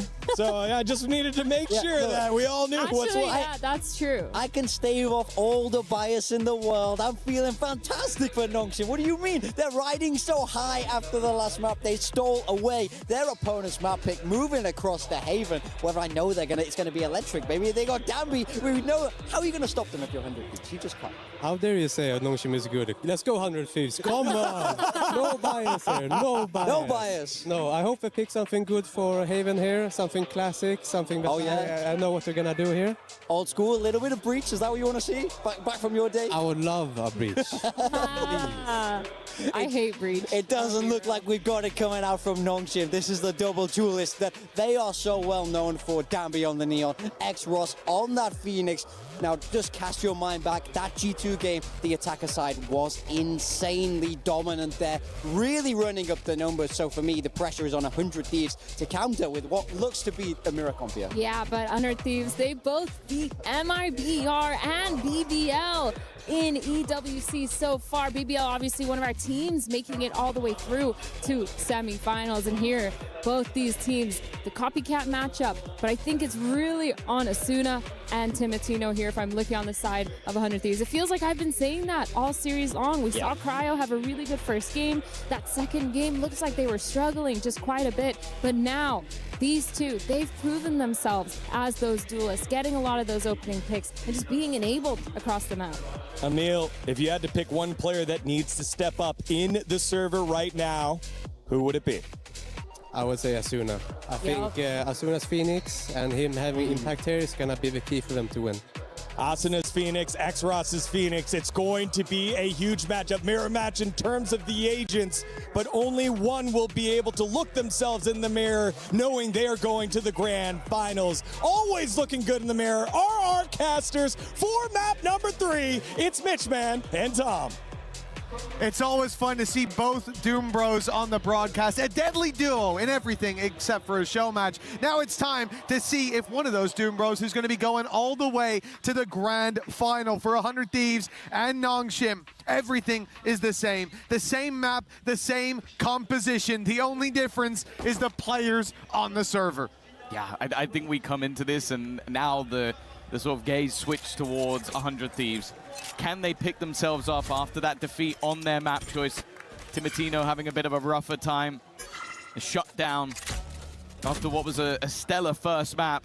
And then for the other side, Nongshim, can they keep that pacing up? Already, though, the defensive side not shying away from a fight, but maybe they should have done. Ivy's reign of terror was something to behold on the previous map. Timotino has been excellent in these pistol rounds. Still 3 of the 4 have gone the way of 100 Thieves. Will they turn this back to their 4? Cage triggered. Well, they start with a disadvantage, but not for long. Cryo bringing us back to even, but the spams and the smoke is deadly both ways. The wrap-up from Timotino could be the difference maker, though. He has a backstab guaranteed. Ivy looking the other way on the walk up middle. It all depends on when Timotino strikes. As the drone goes out, there's 2 players spotted in utility. A stun through. Timotino wasting no time, but Francis, stunned up with his gun up, finds himself a kill and Nongshim the advantage. Stuns are cosmetic. That's why everybody hates the breach now. They didn't realize you could just hit the shot. Anyway, bang though, spots players and gets 2. He's given his teammate a wonderful chance. The Sova versus Sova, the doppelganger, one has to fall. Francis trying to bait the idea that he's on this side, but he is walking towards A. Timing just about gets around the corner. Before it now, he's going to almost have to just keep his position hidden. Francis won't be aware of how close his opponent currently is and looks to reset the battle, looks to get towards short, hunt for where his opponent went. A game of cat and mouse with neither side really giving the game away of who is the cat, who is the mouse, who is the hunter, who is the hunted. As that defuse gets to halfway, Vora now gives himself a little bit of extra time, but he is being flanked on. He turns and it's Francis. Francis is the one to win the fight. The hunter takes the first round. Vora got sight on him first. Francis played that one blind, played it off instinct. But it was enough for Nongshim, and this was the most impressive of all. How he survives there. It doesn't just bring it to the man advantage for Nongshim, it keeps the spike under their control, under his control. And that's exactly what this pistol round was. A 1-0 start for Nongshim, and an eco for 100 Thieves to follow. And this really does feel like a true decider, a true middle ground of these squads. These compositions, I think, where both have shined the brightest. And I'd have to agree with what was said over on the desk by our wonderful Emil. If there's a player to step up here, if there's a player we expect to see hit another level, it is Asuna, and he has to. We know that X-Ross delivers almost every time he's on this agent. Yeah, Yeah, and well, even if he doesn't, the depth of talent that they have is just absurd. Danby's about to walk into the stack. Funnily enough, even though it's a stack, I still sit there and wonder how many players does he get? 1, 2 already. Bear in mind, he's completely alone and no one else is here. You think maybe he's walked into a trap, but the fact is, they were locked in with him. You surround a beast. And well, maybe, just maybe, there's an ounce of fear, but not for Danby. Timotino now looks to try and do the same, but he doesn't have the weaponry to replicate that sort of magic, and they're looking to try and kill him off and keep this round clean. He wanted to not go down to Exros, but in the end, he falls to the man he didn't want to give the orb. And that puts Exros up to the ultimate. The run it back online coming into round number 3, the bonus round. You know, you stack a site like this, thinking that if the whole team pushes, you'll have enough there to deal with at least a few of them to make it costly. Well, they sent only one man with a sniper rifle into a pit of snakes, and he came out with the anti-venom. Crazy performance from Danby.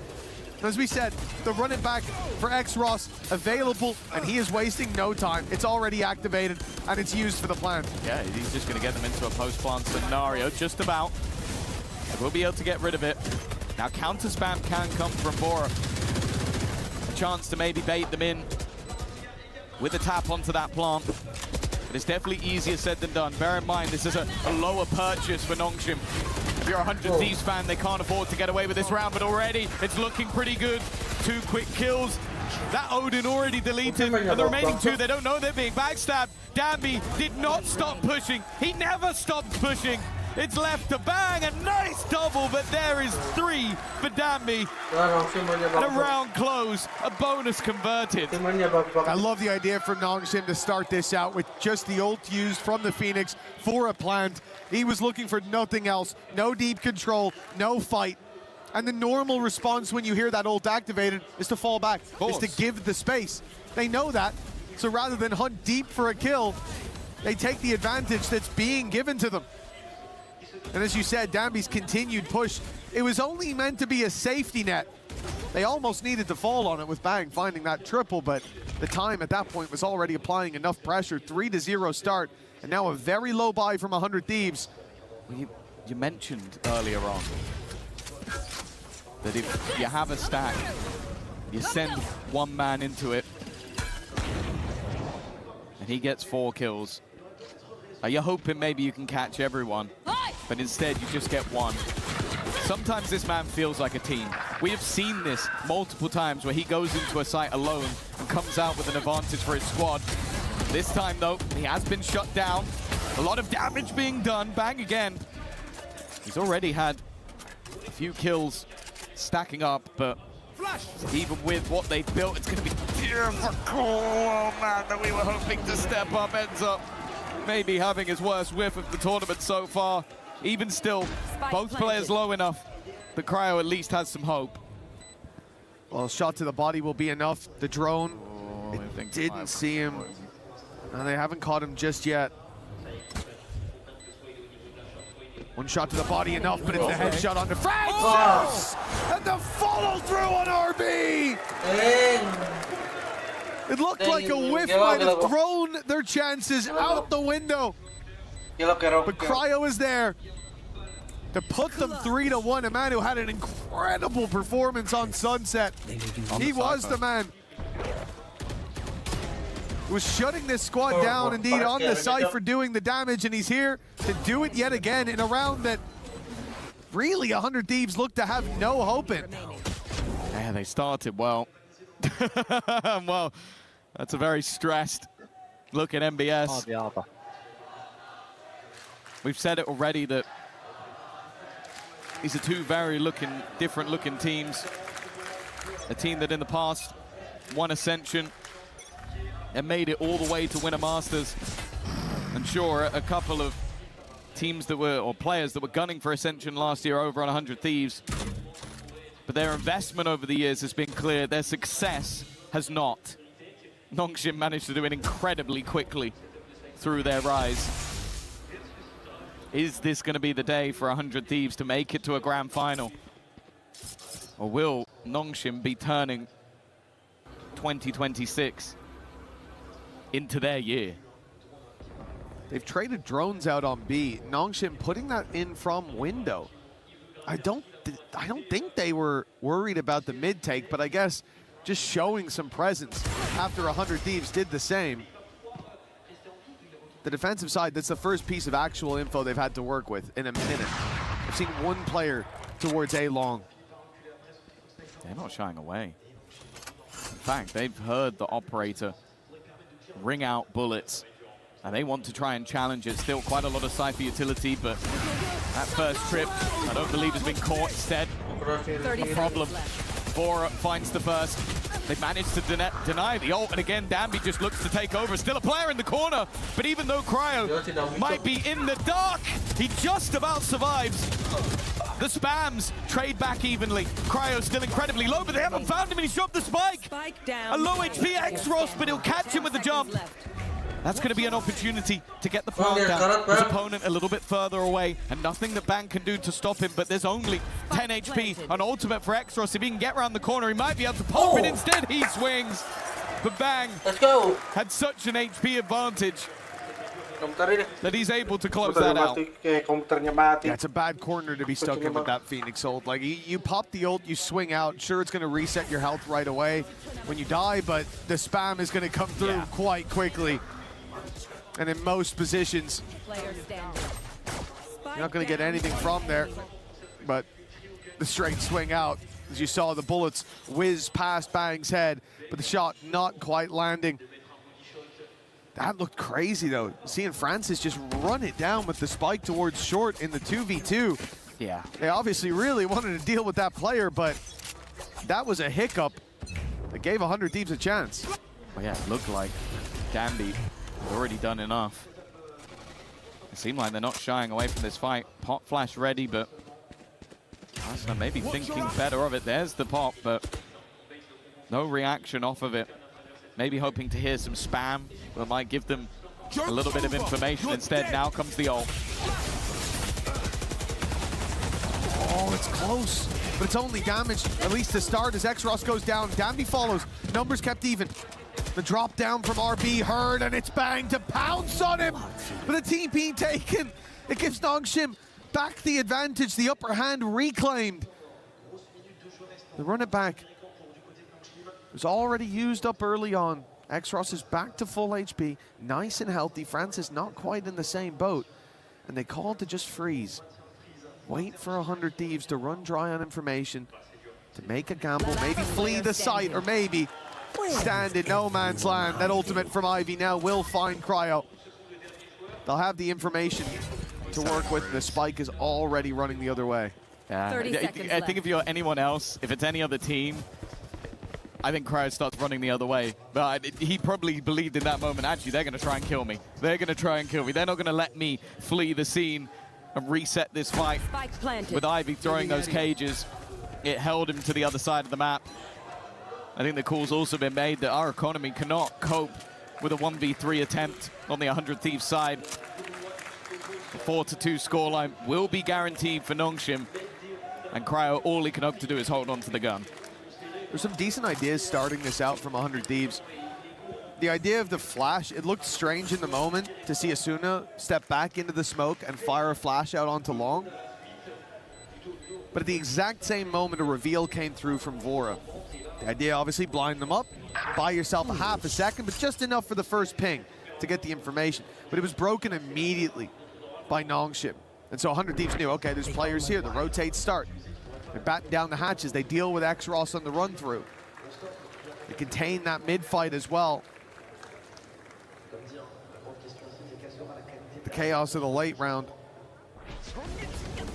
Not managed well. It was this push through from Danby. The fact that, again, he finds so much value with Asuna down and out. RB traded. But this TP, or the TP that was taken moments later from Bang. The ult pop by Ivy, the information found. It definitely looked for 100 Thieves like they had the upper hand. I think especially after they dealt with the run it back and found mid lurk. Clearly. Nongshim recovered. 100 Thieves feeling the pressure once again.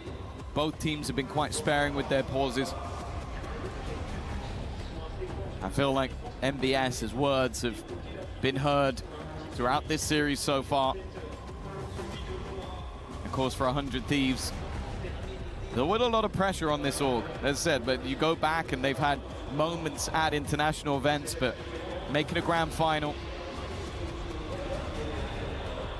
it's not been seen with the investment into these rosters, with young blood being brought up from the tier 2. There's always high expectations when you put on that 100 Thieves jersey. Whereas for Nongshim, this is more about showing that they weren't just a one and done, a fluke event that came off the back of a singular agent. Okay, that singular agent is popping off once again for Danby, but they want to show that 2026 is the year of Nongshim Red Force. They're running into Pistols! That's a great paranoia. It gave Danby at least one pickup, but the trade's not good. That's a rifle recovered for 100 Thieves. The four-man stack towards this C site paying dividends early on. And a deep push from Timotino gets him in the right place at the right time. X-Ross, a huge player to take down, and they're still giving him a chance. Timotino challenged once more with the spike as well. And now RB might have made his way to the A site. He emerged from the shadows, but he is very soon to be sent right back there. Big pickup from 100 Thieves. They gamble stack early, they send the op the other way, and everything goes in their favor. I think also an important round for Timotino individually. He's been having a rough one so far. I think this was his second, third, and fourth kill, all in the same round. Giving him that operator, leaving him to lock down one side of the map. You can see that energy bringing him to life. An important round directly after the pause. 3 of the last 4, and look at what it's done to the economy of this attack inside. But even still, an early Hunter's Fury may be signaling that this would be an aggressive push, and although they've taken ground, it's more to force them maybe into a panicky B hit, but, well, it doesn't look panicky. Taking themselves the opening and put so much pressure on Evora. He's died almost exclusively to the hot hands. Nongshim now with weapons recovered. And a blip on the radar moments ago has gone silent. Asuna and Bang, both coming from the window. No idea that Ivy is playing so slow through the door, but they've caught him. That should have been what secured the round, but now it has spurred 100 Thieves forward. It's given them a chance, a small chance, but one nonetheless. To reveal a little too deep, but time surely already gone. Backstab here from Bang could be huge! With Francis down now, it feels like they have a chance, a moment, but as slim as it is, the time could have decided it if the bullets did not. A thrifty coming out of the side of Nongshim. Yeah, it's safe to say that there was a reason we were excited to see X-Ross coming in on the Phoenix. Didn't have the best time on the Raze in the last map. Had an ace in the first map, but still definitely wasn't up to the standard we expect. But this round is exactly why we get excited when he picks up this agent. As you said, almost got a kill exclusively with the hot hands, but also the opener that he found versus that operator of Timotino, bringing him straight back down to earth after a big round for the squad. Sure, the economy of 100 Thieves got a massive boost in the last with all those upgraded weapons, so that gives them a repurchase, but that has to be a knock to the confidence. Still able to come in with a full buy here. Oh, no, you could so quickly push away the thoughts of the previous round with a stronger start here, but Asuna down when he was 2 away from the run it back. The big safety net with a big hole in it now. Nongshim, one man to the good, and 100 Thieves, in terms of information, like they're leaving that C site open. With this push up on the A site, all of their focus should be towards B. Ready for this breakthrough. Bang and Vora now even starting to leave that retake of B as they clearly expect a late hit on the C site, and there is still a chance. There's no reason to believe that Danby couldn't be playing a fake towards this B site. We've seen Nongshim do this many times. The quick redirections. Timotino now taking all this space. This is risky. That jump was heard. They noticed. Yeah, but now it's a problem. Him staying alive is an issue for them.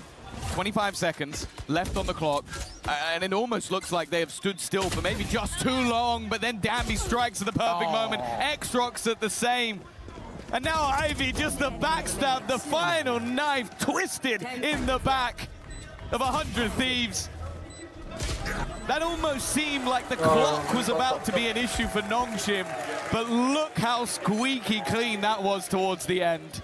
No, you freeze that timer at 25 seconds. Nongshim sat outside B. It looked like getting ready to pivot to that C site. But the pickup from Danby, the second that he deletes Vora. Not that they didn't start in an unlucky fashion, but that kill is what changes it. Now the spike's going B. The trap on the C site is left untriggered. Nongshim were waiting 30 seconds for an opportunity. They were waiting for a way out. And they found it. Danby found it, and he has been the one to locate every crack in this defense. 100 Thieves facing off against him. They've beaten him 6 times and lost 13. Missed. Danby knows. I mean, he's not blind. He sees that that molly hasn't gone all the way, but he's hesitant to clear that corner for good reason. 100 Thieves right at that choke point, ready to flash around on Asuna the second contact is found. Shying away, but maybe falling back to the trap. There's the flash, but they are ready for it. He even pops ult in the middle. What's going on here for Extras? Bro, this is a semi-final. You can't be running around like that. It just almost feels like he's just having a good time, having a laugh with his friends in ranked, whereas 100 Thieves are trying to sweat out any round that they can. 2 completely different vibes. Well, his whole job there was just to be the recon, right? Recons don't shoot. They don't have guns. You ever seen a Sova drone shoot back? Cypher camera now, don't talk to me about that, but he goes in, plays his role. Point of contact, finds the info, and they close it from there. And very nicely dealt with it as well when you see that initial fight. X-Ross taking the duel. The flash from Asuna, the trap triggered, and yeah, from X-Ross's perspective, he's pretty much dead. He immediately pops the ult. What he can't see, but we can, is 3 players behind him weren't blind and were very, very ready to shoot right back. A bloodbath, and it's only 100 Thieves contributing. I think the attempt at the spam right off rip, and it looked like he could have gotten a lot there, but barely a tickle onto Nongshim, and ult activated by Asuna to run it back in full effect as Bang crunches from the other side. The paranoia lands, and Asuna should be gifted some kills. Bang TP'd in. X-Ross is taken too, and yeah, I'm not too sure what that was from Bang, but luckily it's the only player lost. Yeah, originally I thought that had to be someone over on the attack side, but no, RB was getting out of the corner after being hit by a paranoia. That's what it looked like. Yeah, but they both TP'd, and I don't know if Bang was trying to act as a distraction for an ult, but that seems like a blunder. As you said, though, they come out with an advantage. Drone is going to clear outside of A. B site looks like the target. Cover going out.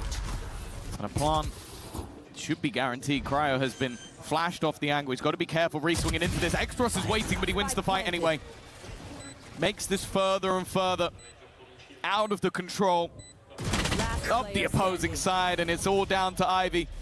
He's looking for a second target. He's hoping to try and bring this a little bit closer, but they are waiting. Arsenal has his teammates back. They will get 4. I started to think back to Ivy's performance yesterday. The second he had the trigger discipline. Oh, he could do no wrong. Onto Cryo, yeah, it felt like he was going to walk away with a whole lot more than he should. But a necessary win for 100 Thieves. That run to the grand final still alive for this squad. And it was this from Bang. A nice double on the crunch. Let's not talk about the paranoia TP. It's fun when it lands. It's flashy, but the rest of the squad was here to recover on that. Wait a minute. All 2 ciphers. An important round. for 100 Thieves. Their recent form on this map through EWC and the qualifiers shows them able to pull off big halves on either side of the map, but they want to give themselves some runway in case that pistol goes the other way, and the pace of Nongshim just is not stopping again. They fail on the B-side plant, they go right back to the B-side plant. Do you expect there to be a gap? No, Kev, they haven't seen Danby, but he's whiffed. He's missed his shots, he's still standing. He's mortal after all, and eventually will be crushed.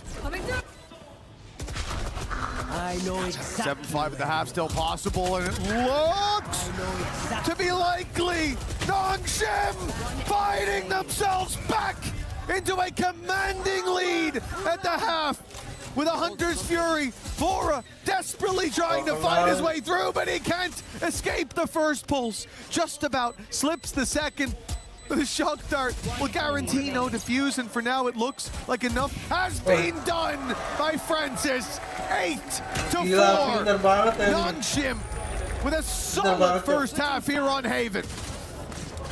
Safe pair of hands to take them through that final round, and a commanding lead will put them into a good position. 8-4 for Nongshim. A chance to crush the key of 100 Thieves after this half is done. And for them, a chance to go for their second international trophy of the year. They missed out in London, but now look set for another grand final, unless 100 Thieves have got something to say about it. Let's go down to Lou with a fan from each team. Très contente effectivement d'être accompagnée de deux fans. I am now joined by two fans. On the side of 100 Thieves we have Jeremy, and on the side of Nongshim we have Colin. And the first question I wanted to ask you, Jeremy, is that are you wearing the right jersey? What's happening? You know, we're here for Sen. Is this the reason why you're rooting for 100 Thieves? Bang, maybe? I mean, NA is the best region, so we gotta root for it, no? We hear some boos. What do you have to say? I mean, I think 100 Thieves wins the match, and they're kind of struggling, but I think they will win this. Still feeling confident with resilience, sorry. And what about you, Colino? Pourquoi est-ce que tu soutiens finalement Nongshim? C'est vrai qu'on n'a pas beaucoup de fans de Nongshim, notamment en France. Qu'est-ce qui t'a fait les soutenir? Basically, why are you supporting them? Parce que je les ai rencontrés face à un match M8. C'est une équipe qui est sortie de nulle part. Un joueur sorti de nulle part. Ils ont changé la méta de Valorant en seulement le temps d'un master. Et ça, je pense que c'est une première pour une équipe. Okay, very good reasons. They changed the meta, basically. I discovered them by watching them facing Gentlemates, and I was just dazzled by them. Now, guys, I'm suggesting a little game. You know, we don't do just predictions. You're going to say 100 Thieves win. You're going to say NS win. So I'm going to offer a rock, paper, scissors. Whoever takes the win, this is a BO1. We don't do BO3s here. This is a best of one. Let's see who can take the win. Are you guys ready? We go at shoot. Rock, paper, scissors, shoot. And that's a win for Nongshim. Let's see if Colin is right. Back to the game. Nobody tell MBS. Nobody tell him. He's stressed enough as it is. He's stressed enough. I think I might have seen him turn around during that one. Let's hope he was too far away. Focus on the game. Focus on the game. Listen, I don't know how his eyesight's holding up these days. We'll have to hope. We'll have to hope that that's going to be the saving grace for 100 Thieves right now. All sights on that prize. A grand final spot up for grabs, but they are trailing by 4 at the halftime for Nongshim. Ever since they found their footing on map number 2, it does look like we've gotten the Santiago victors back. This squad, someone that has already defeated some of their demons from the past, double down on defeats they've dished out, but they don't want to be outlasted. Pistol round is a must. Timotino looking to lead the charge, and he's done. Good reveal. Vora helps out with another. This pistol round's looking flawless already from 100 Thieves. It leaves Ivy and RB with an absolute mountain to climb, and you can see how far ahead they are in this round with them looking to try and manage those orbs. They've got to be careful of the walk-up, but RB's dealt with ease. And now Ivy, a 1v5 will be the moment of the tournament. Instead, you see Asuna. He got an orb by the way, but nobody else is going to be handing themselves to Ivy quite like that. Yeah, Asuna should be the one looking for that fight, but the rest sit back and look for the round. Spotted up top, they'll fill in the space, and Kaio's ready and waiting for Ivy to step on down those stairs. It is a 5th found for 100 Thieves, and this pistol, it was necessary to close the gap. I like that they started it with confidence. The pack mentality and the full push towards the A site, the reveal behind, absolutely perfect. As Timotino, rather, was dragging the gaze of everyone on site. And the rest could flood on through. I do want to see that be a factor for 100 Thieves, the pacier rounds up against Nongshim, because we know this defensive side, they love to push, and there is definitely merit, and there was on Sunset, to sitting back and waiting. But for the first few, I think setting the pace, setting the tone, important for this attack side as they mount this road to recovery. Yeah, I think also we need to see that double duelist that the desk highlighted. On the defensive side, it's forgivable. They were struggling with the sheer pace and aggression of their opponents, and although there was a round or two from Timotino, he was ultimately shut out. Now he's the tip of the spear. Arsena there alongside him. He might have a fair few assists, but wasn't able to get too much in the kills department. This is the half where expectations now fall onto their shoulders. And especially, yeah, I was about to say, we're going to see some weaponry juggled over so that Arsena can just run in, die, fine, get a kill, fine. He just needs the orb. Yeah, the impact seen in the previous half. There's the orb found for Asuna. He doesn't mind what happens to him from here on out. Timotino falling is something picked up. There's a bulldog now for X-Ross, and time is not fully gone yet, but it should be too low. It should be too low, right? That should be too low. Dambi's actually getting really close, and they've got a cage! No! Nongshim! The Thieves were at the door, but they've changed the locks! 4 rounds to the good! But that one never should have been! That might be it. That genuinely might be the round that defines this tournament for 100 Thieves. You've just lost in basically with seconds to spare. You were busy managing your orbs. You were busy focusing on which player would get their ultimate. And you got overzealous. You got sloppy. You got lazy. And that's the moment the Nongshim Red Force decide to strike. There never should have been a hope in hell that they win that round. And for 100 Thieves, I don't think there's anything worse. They've broken into a jail and locked themselves in it, or Nongshim locked them in. That's incredible. Well, that's like they've broken into the bank and they forgot to take the cash. Like, it's insane. They walked out with nothing. They took a risk. Not even a risk. They sent a man to his death to get an orb, to give them a better chance at winning the next round. And in the process, they lost a round that was genuinely unlosable. Fighting for a spot in the grand finals, and you say going out with a whimper, that is a dream compared to what they've just experienced. Burned too bright. Now they've been singed. This is incredible. This timeout. I don't envy any of them. I don't know what you say after a moment like that. Everything done right until the very final moment. But this almost just has to be a motivational speech. I think you've got to fake a tech pause to get your adrenaline down. Like, that's the only luckily kick for them, I do think that Dambi ripped out his headphones, so that might give him a little bit of extra time. That's a lifeline for 100 But I genuinely think in these moments for MBS, like, you can't even be critical. Everybody on the stage knows what they've done. Everybody in the crowd, everybody at home. If you're critical, the game's over. Everybody knows what's happened. This is about getting the mental of the team back on track. You had your lifeline. You had your road to recovery, and you've thrown it away. Now you need to find another route. You need to cut through the forest. You need to dig a tunnel underneath the Nongshim Red Force, because, yeah, you've just hand-delivered them an advantage they never should have had. Moments like that, I can't stress enough how they will break the strongest of teams. It's so easy to point the finger, to have blame in a moment like that. That has to be a shared burden. And sharing a burden like that while Nongshim are running away with it on the other side of the stage, that is not an easy task. My heart goes out to them. Wait, it just has to be a write-off. Like, that's basically what you have to do. Forget it ever happened. It's so much easier said than done. Yeah, of course. Play it round by round. I think if you're a 100 Thieves fan, you've got to hope for an immediate response. But the problem is you've obviously lost a lot in terms of finances, weaponry. You at least have that run it back available to you.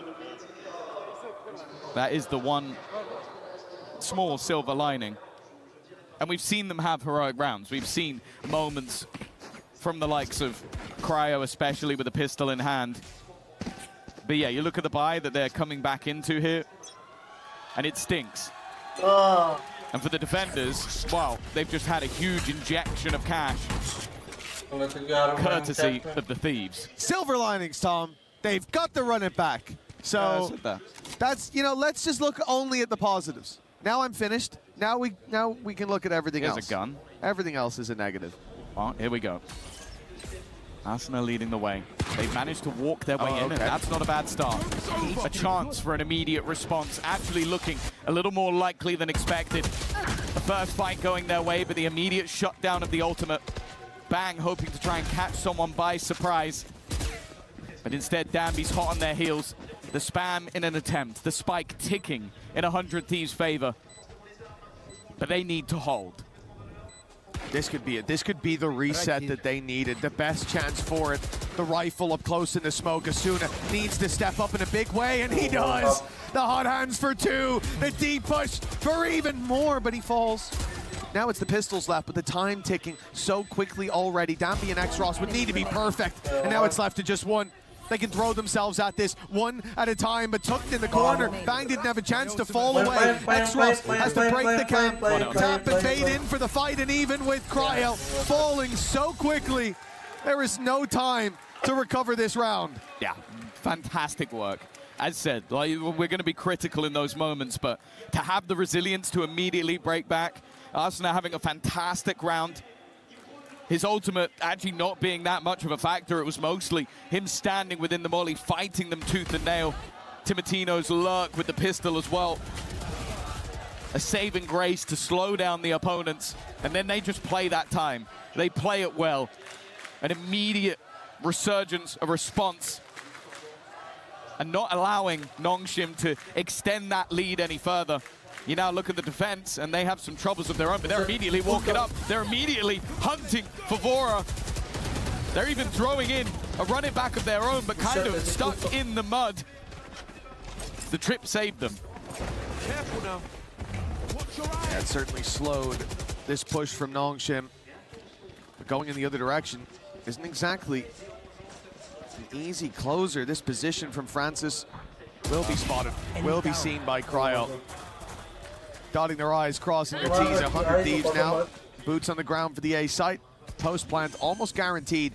Danby scares me. Oh, he's jumping out. That's what I mean, bro. There's no way he should do that. There's no way you should even expect a player to do that. But I see him walking forward in heaven. I see no one nearby, and I think, yeah, he probably does believe he can win this round. I'm not going to lie to you. I knew 100% he was jumping out that window. The second he walked up there, I was like, he's going to try and hit the timing as they go for the plant. Yeah, there are worlds where he comes out with a multi-frag. This was not that world. They were very, very ready for him to try and make that play. Now it's a round where the additional weaponry for Nongshim isn't going to affect them buying into the next round. They have the credits to do so. For RB, the only thing he's really hoping for is an exit frag, and if not, to die to the spike. Maybe steal an extra gun away, but not in this case. It will be a 7th round for 100 Thieves, and this one is a little bit more clean. It will start to build up that economy once again. Little by little, and brick by brick, 100 Thieves can get back into this. It's certainly not too far gone, and they've already overcome their biggest challenge, which is not crumbling after that crazy round from Nongshim.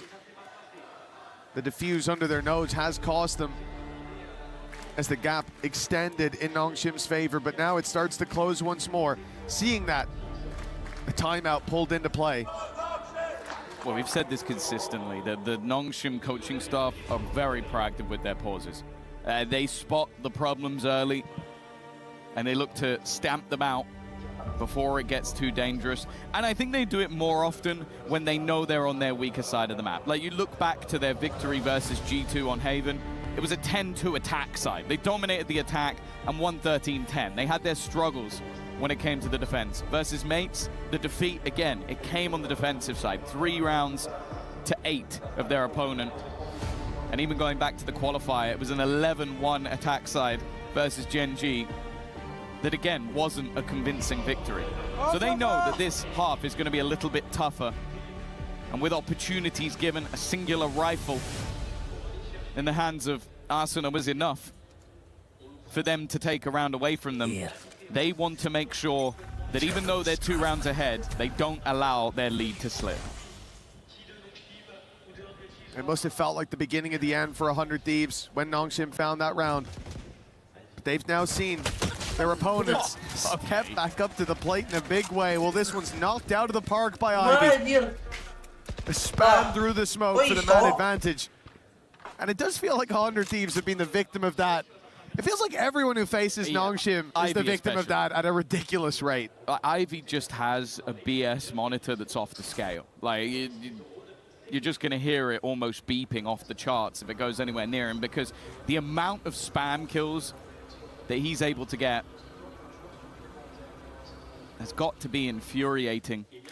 If he didn't seem like such a friendly guy, I'm sure many would be cursing his name. That's already a spot. Francis has info. It's whether or not they pull the rotation. Look, okay, I said it was spotted. Instead, well, Francis gets the trade onto a Danby who threw himself to the walls. But RB is well aware of Cryo's position. A 2v4 now needed to stop double digits. Left. And that's the option to go back, pretty much taken out of your control. They could have already pushed C long, and now you've lost your lurker, so no garage control. You can't go C, you can't go B, not without a gamble. Instead, they'll play with the space they know they had. At this point, long is a danger, and that dropout from X-Ross is too, but 10 seconds left. They just need to play the time. But of course, for X-Ross, that means swinging in to take the fight. He's been having an insane map. Like, you think back to what he was able to do with the Guardian when they were a little bit further behind. I think now that might be his 20th kill onto the board.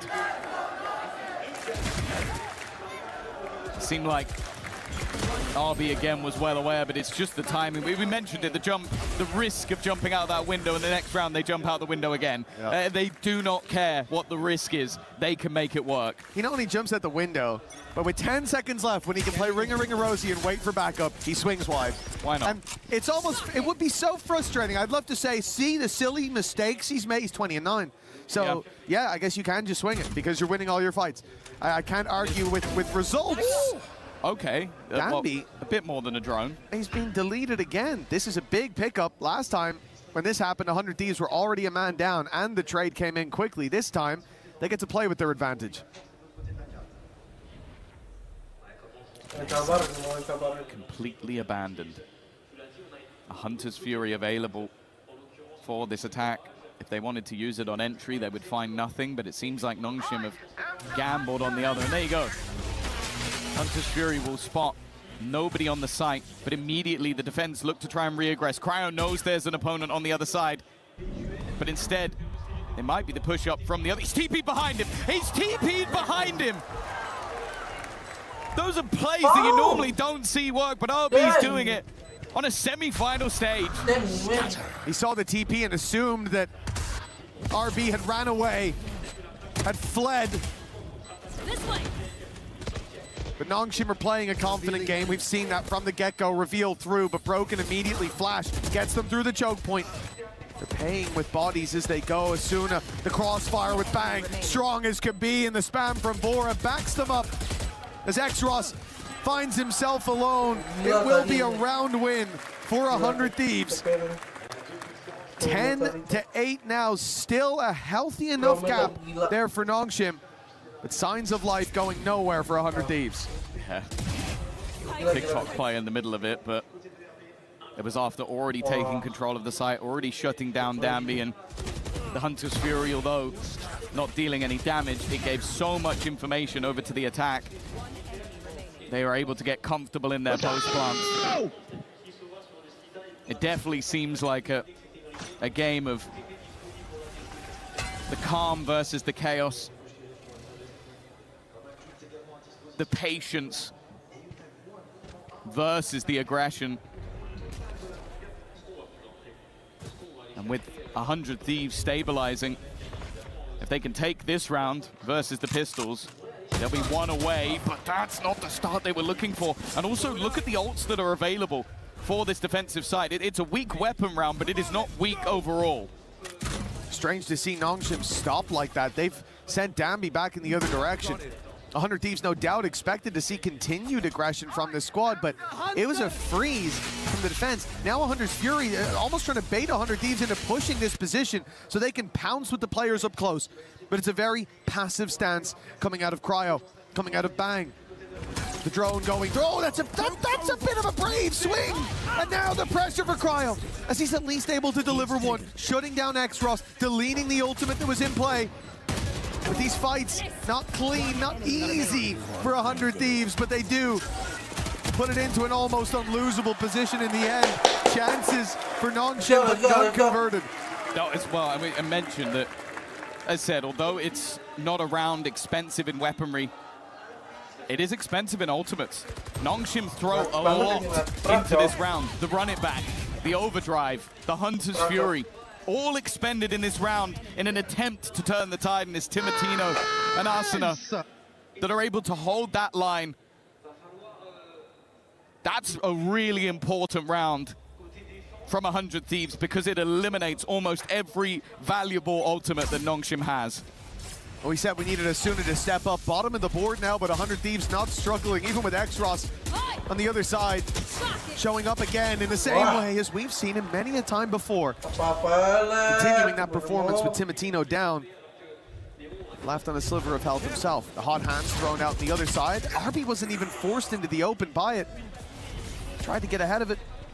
Caught off, the numbers back to even. Francis put under pressure, but he's got support. X-Ross is on the side, not for long. 100 Thieves make a quick advantage out of that. Planted. But they still have to deal with Ivy and Dambi, the two shining lights of this squad. Dambi, the hero of old, and Ivy certainly the hero of new. It's a beautiful start. The finish needs to be Ivy. He's isolated.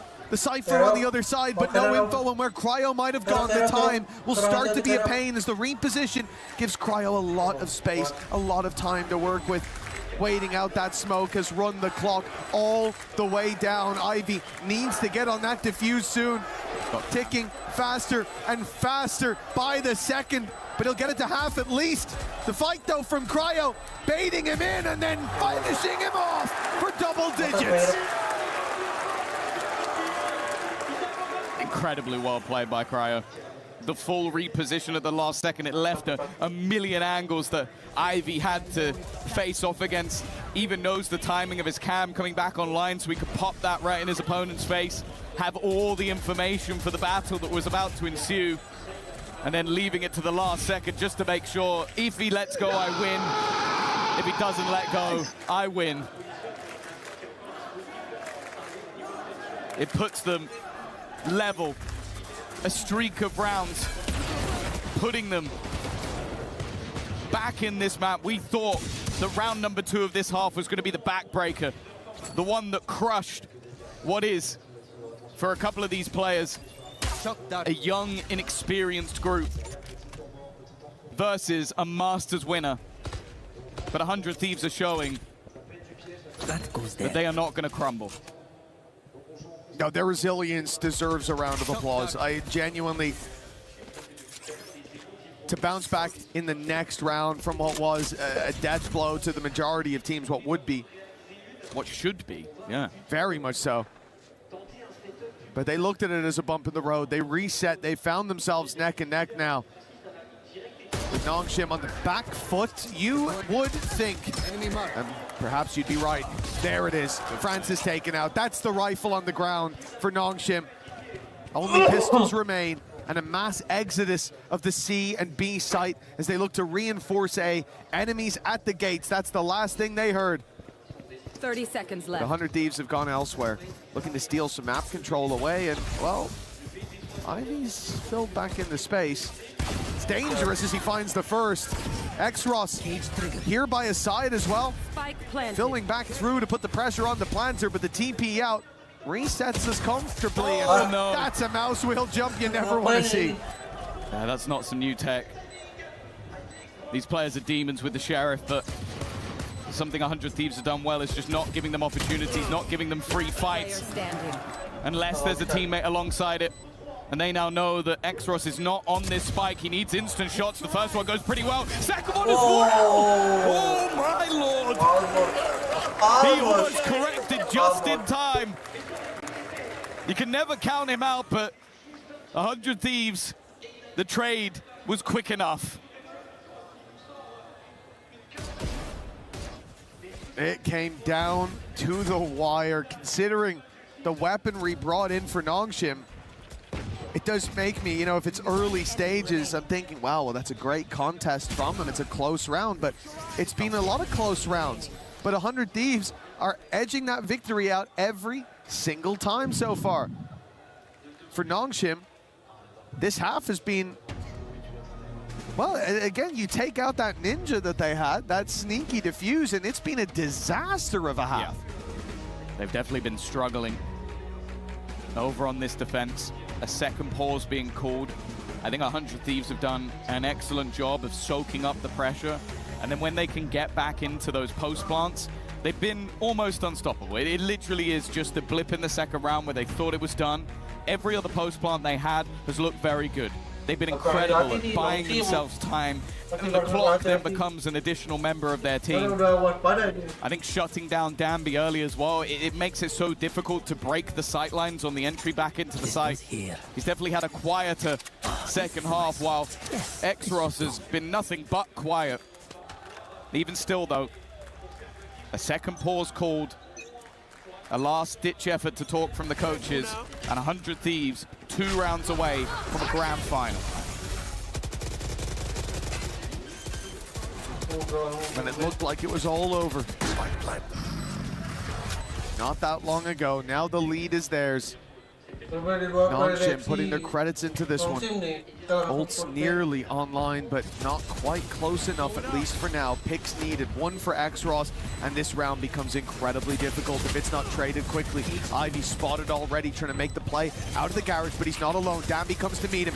Now it's going to be a blitz. Cryo tries to fly under the radar, but second man through. Ivy catches him. Danby, the trailblazer, spots Bang right outside the site, but a flurry of frags for Timotino, and Mora puts 100 Thieves within punching distance of a grand final.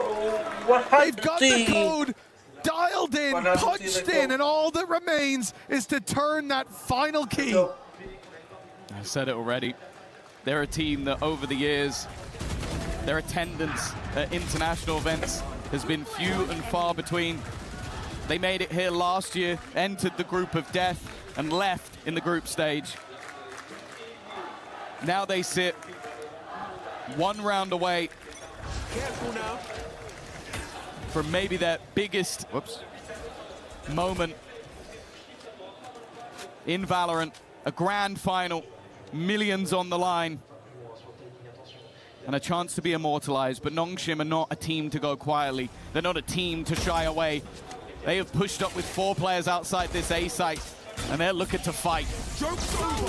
It's been seen, though. It's been spotted. The drone had already seen 2 players up close, but they find out there's much more than they bargained for. Hunter's Fury kept reinforcements back, and Danby found 1. The plan tries to come in on C, but the run it back cancels just before the clock. Not quite as favorable as it could be, but a reposition of the plant. They'll now look to fight deep. Ivy more than ready. They're prepared for everything thrown his way. And Asuna, the man who had to step up to the plate, we said, had to be the difference maker. Well, an ace would certainly immortalize that position. Instead, it will be Nongshim. 12-11, map 3, going the distance. And it's a team who's already hoisted a trophy this year on an international stage, who's fighting for survival. What an insane round again from Ivy. The man could genuinely have a highlight reel from every single series he's played this tournament.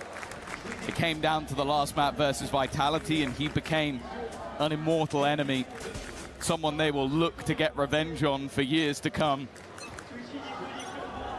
And for 100 Thieves now, the pressure is on. They're doing it again. They're walking up the other side of the map. It's the same scenario with aggression. The point of call, the constant slam of the button, but it's Vora that gets the opener this time. The trade onto Ivy, he could only get one. Vora with another, but Danny's there again! It's left down to Francis. One man standing, the first kill's easy. Tournament survival. Bang! The prodigal son of 100 Thieves returned to try and take them to a grand final. He was on Sen City. But now he sits with the Thieves, looking to try and rob Nongshim and maybe us of an overtime. And Francis is waiting to see if his opponent looks to wrap around. It's expecting the aggression. Of course, it's what Nongshim would do, but Bang playing this patiently. His smoke is faded now, the advantage in that fight gone, but the timing couldn't be better! 100 Thieves! They started this with success! Over on map number 1, it looked like the series was theirs, but Nongshim battles back into an almost undeniable advantage, and at the final moment, when they're counting their money, the vault door swings open, and who stands there but the Thieves, bags packed, ready for the grand finals. It's been a long time coming for this organization.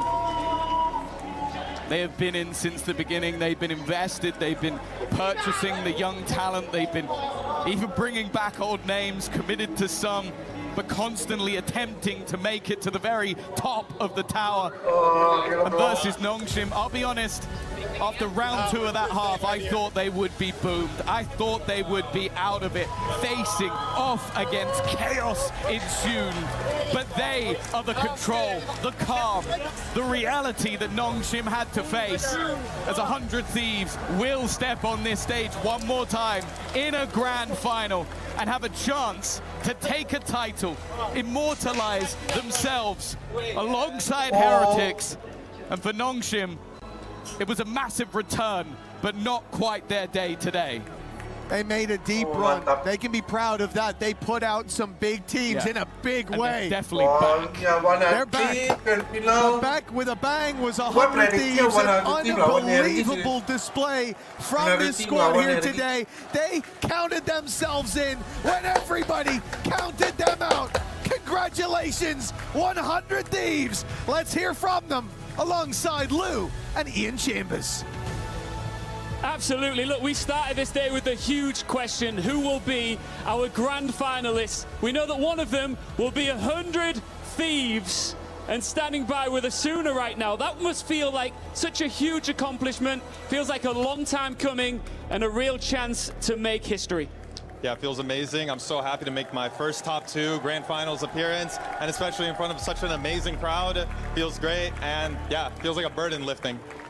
Yeah, that's what I was going to ask you as well. You know, being for the first time in the grand finals at an international must feel amazing, because when I started playing Valorant, since I started casting, you were part of 100 Thieves. So if you want to maybe just tell us about that journey and how much it means to you to be there. Yeah, it's been a long 6 years, and you know, I don't want to end this chapter without winning, so just going to keep going and pushing along.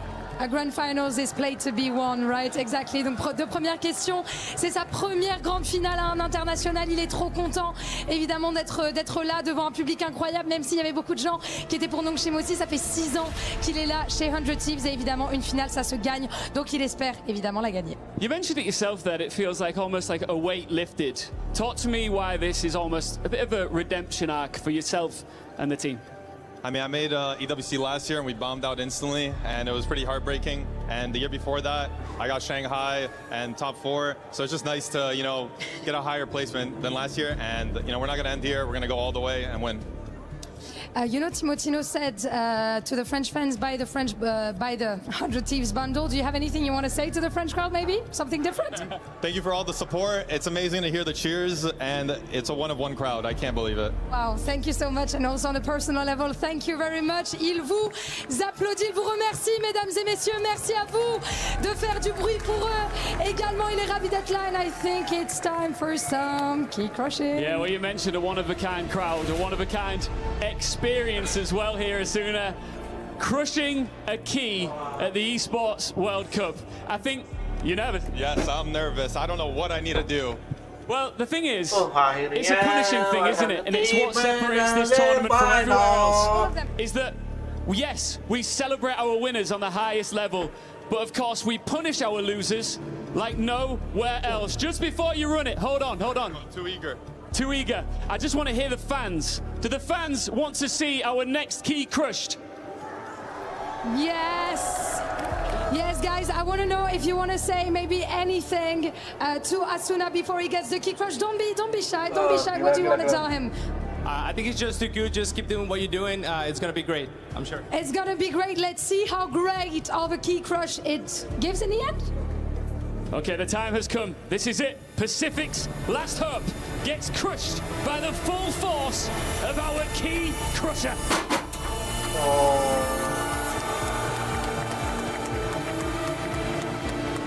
I heard you give like an audible gasp there. What did you say as you crushed the key?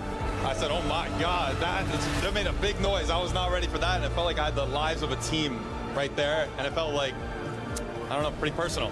Come with me, let's go a little bit further, because you mentioned how much you love being in front of this crowd support here, and there's a lot of them. I want you to talk about, let's just spin you around here. I want you to talk about what that crowd support, a lot of them were against you as well, but the noise, what did it feel like while you're in the server? Feels amazing, and hearing, you know, the chants. I remember, like, in clutches, we still hear the crowd just quietly, and I could tell Vora, or Danby, and it's just amazing. And yeah, just one of one. What do we think? Are we happy to see 100 Thieves in the grand final? NRG, BBL, who do you want? NRG, I want my revenge. Good stuff. Congratulations, man. See you in the final. Back to you guys.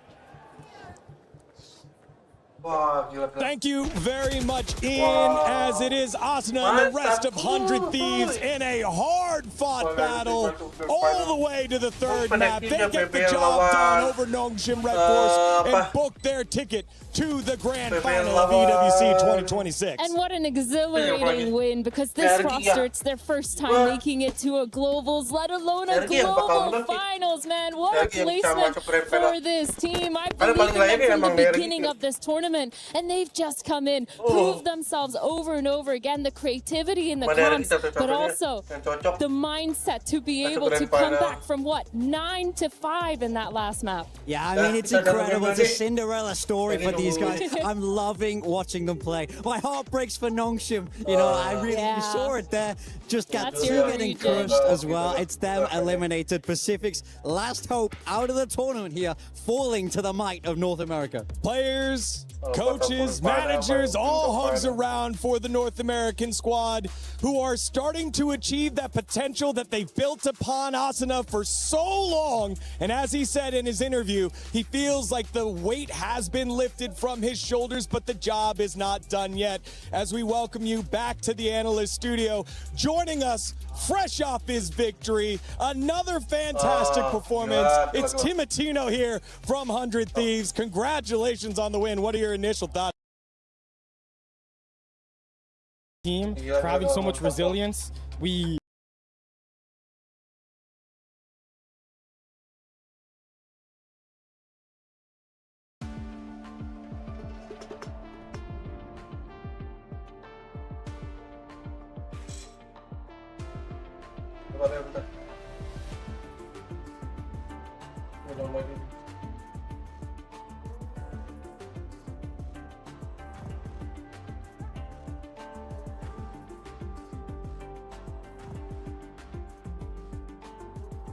resilience to come back from that because never had a round happen like that.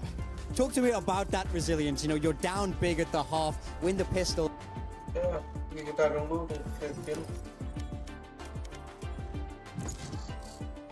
Karena ada tiap prepare juga bakal lama, 15 atau ke 15 menit gitulah. Lebih itu deh tergantung. Udah tadi deh kayaknya. Udah kelamaan tuh. Aku pengen bakal lama biasanya. Aku mau biasanya lama.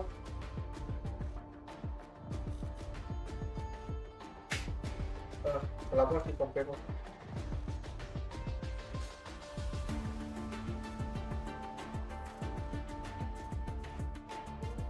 Match found.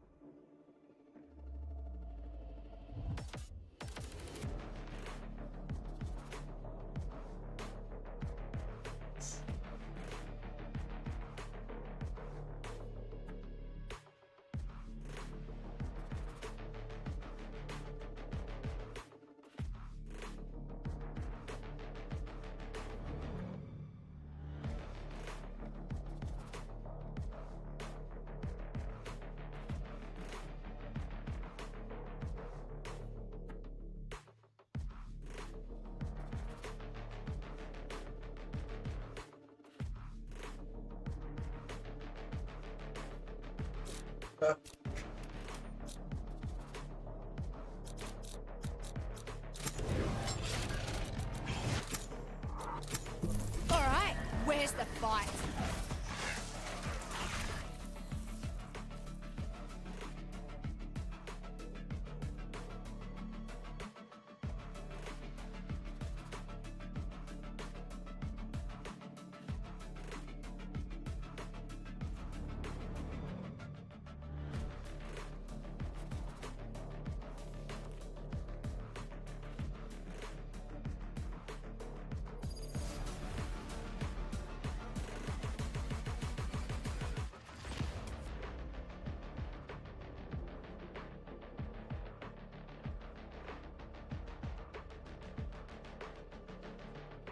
Those flowers are massive.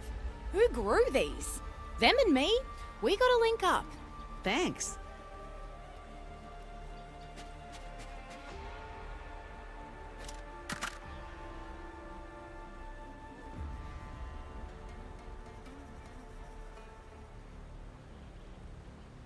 Hello. Hello. Yes.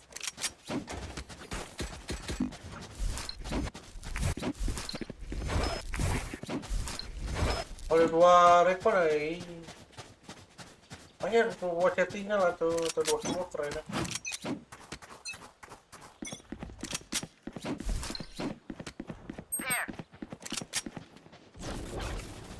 Here. Here. Time to hunt. Scout destroyed. Hawk out. Blinded. Spike planted.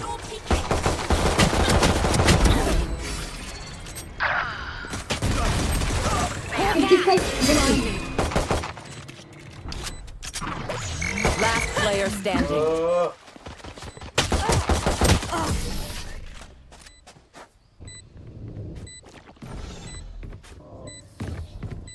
Hey, hey, stay focused. Those shits are trying to kill us. Oh, macam apa ni?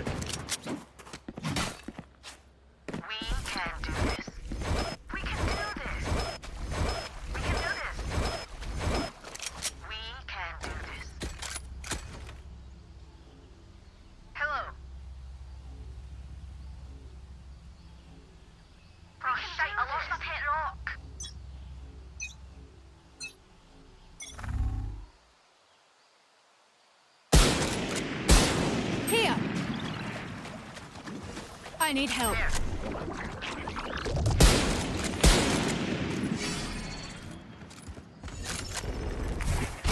to hunt.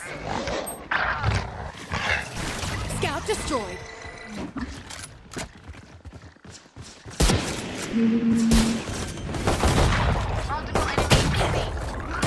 Spike planted.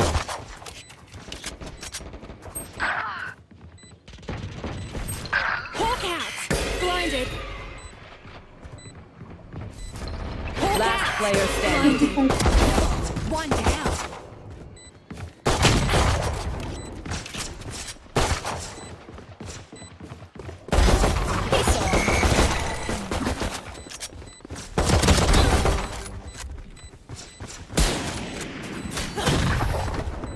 To.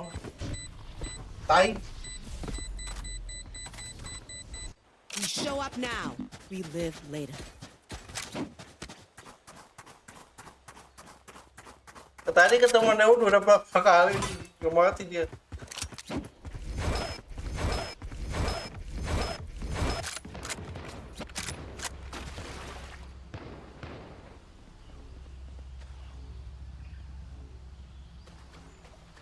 Time to mobilize my pack. Drop in a smoke.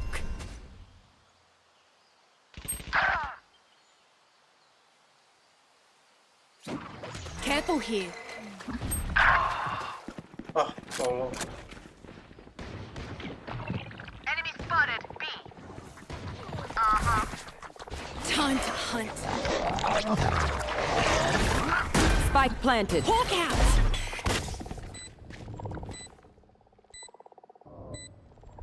One enemy remaining. Right here.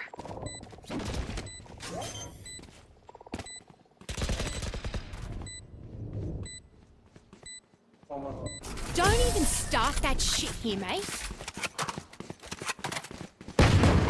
Reloading. You see, there's still plenty of fun to be had.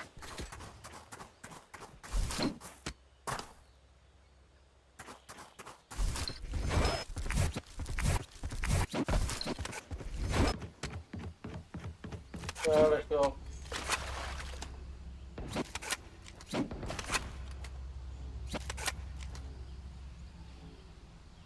Stay focused.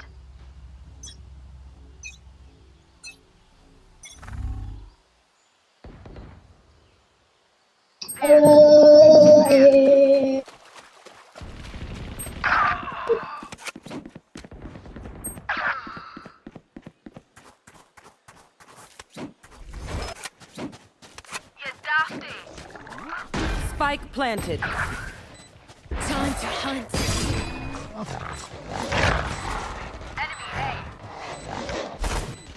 Last player standing. Hawk out.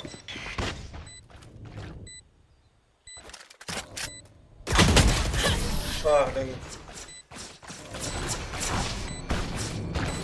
Gede banget nih timnya. That chamber's dressed like a fancy waiter. Let's ask him for the wine list. Does anyone have fun? Good job. We can do this. Hello. Hello. Focus now. Eyes off me. There. There.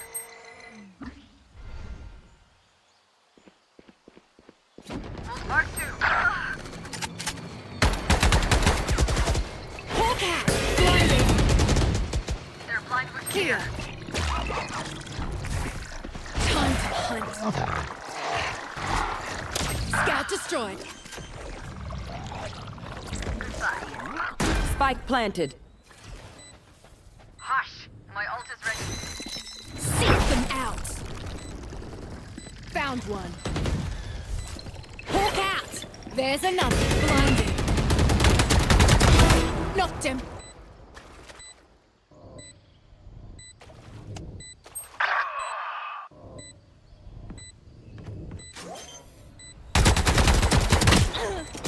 Last player standing.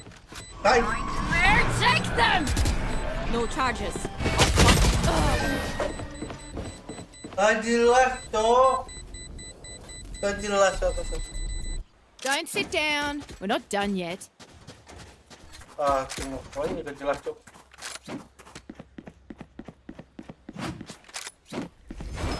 They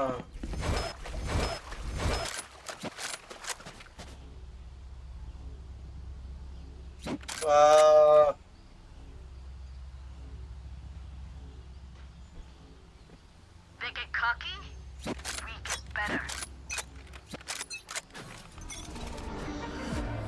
Attackers win.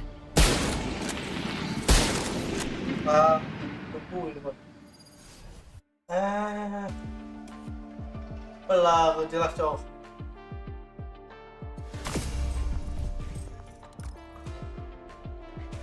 Trek.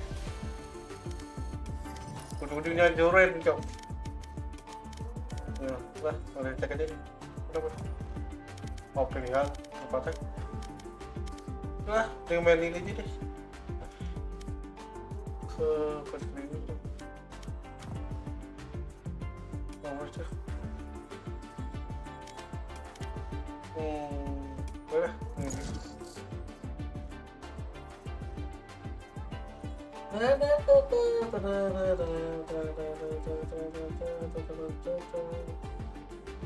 Match found.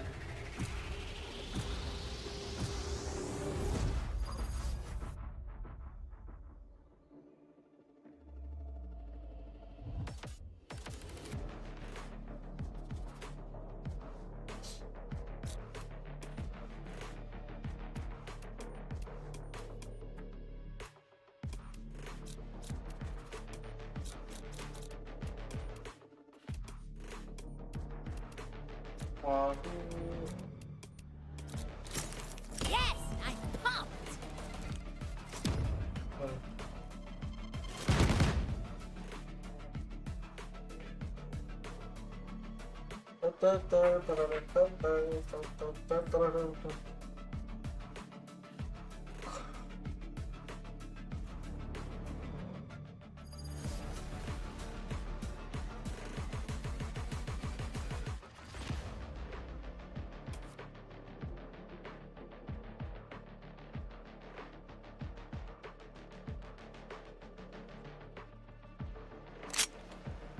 Greetings, agents. I am Maxport, your host.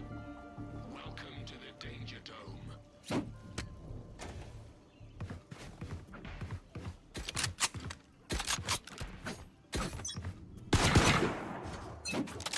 Fight!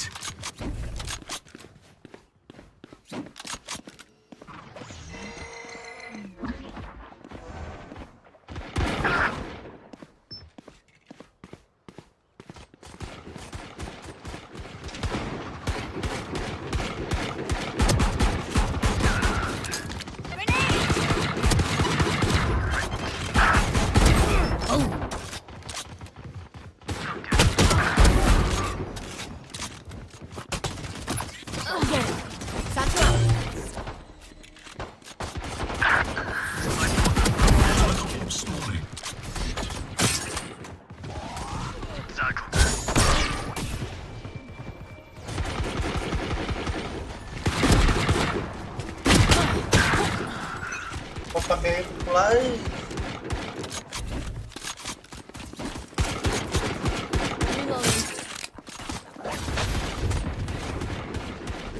Satchel out.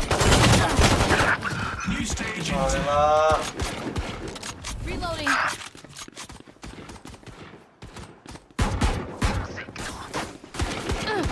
Stage 2.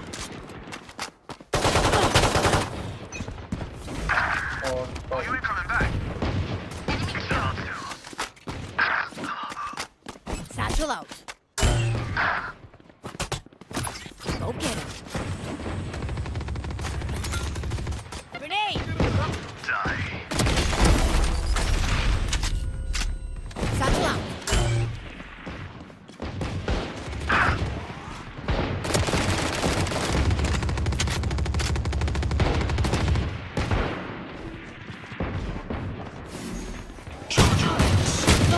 Wah, anjir. Banyak bunyi di situ tuh. Not ready yet. Reloading. Satchel out.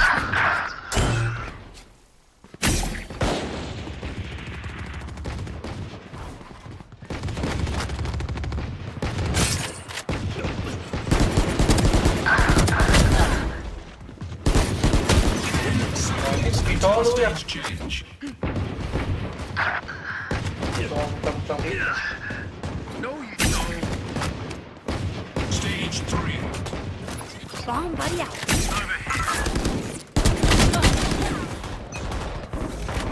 I'll handle this. Here. Here. Grenade! Here.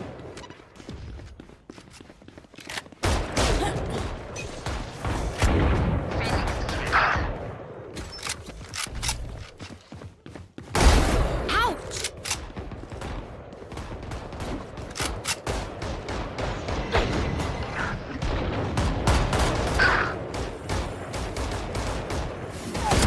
Charge your ults. Satchel out.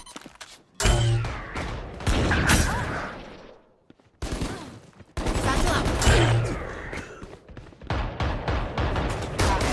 Okay. Going up.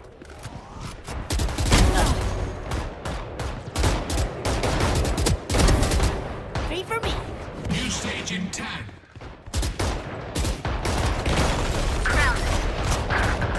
Satchel out. Final stage. Back off. Grenade!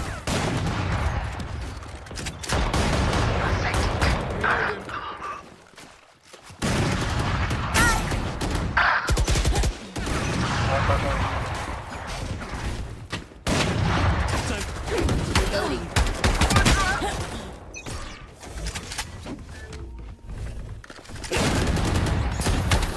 Reloading. Okay. Satchel out. Wah, kalah ya.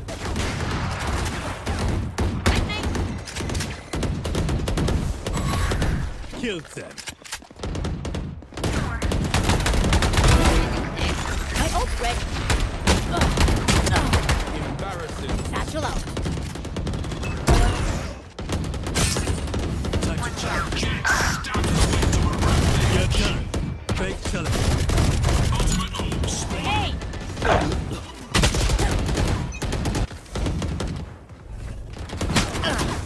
Reloading. My ult's ready. I'll handle this. Raiders on a rampage.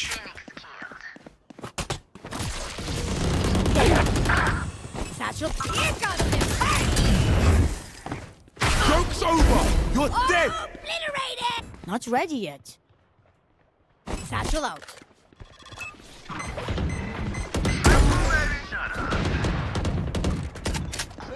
My ultimate's ready. Urusenda.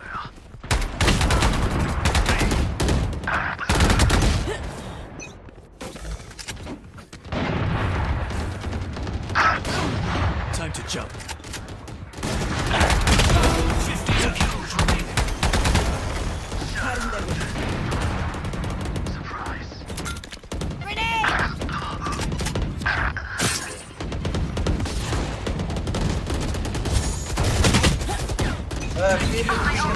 Headshot. Shut up. Duck.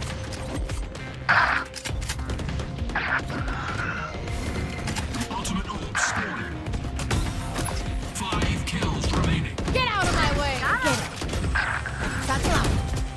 Satchel out.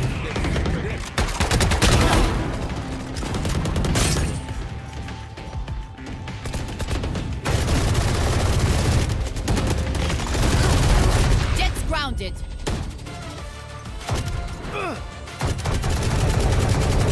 Oke, mantap. Oh yeah! Monster on the loose! Mereka belum mulai nih. Ngomong lagi.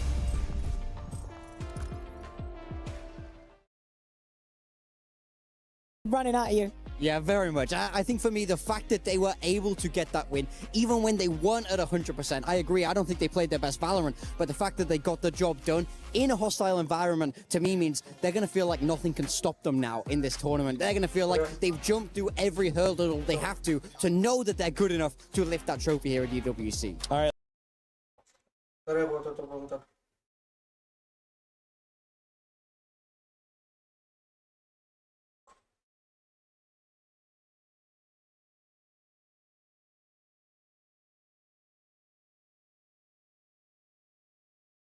An experience because he didn't want strong for that reason.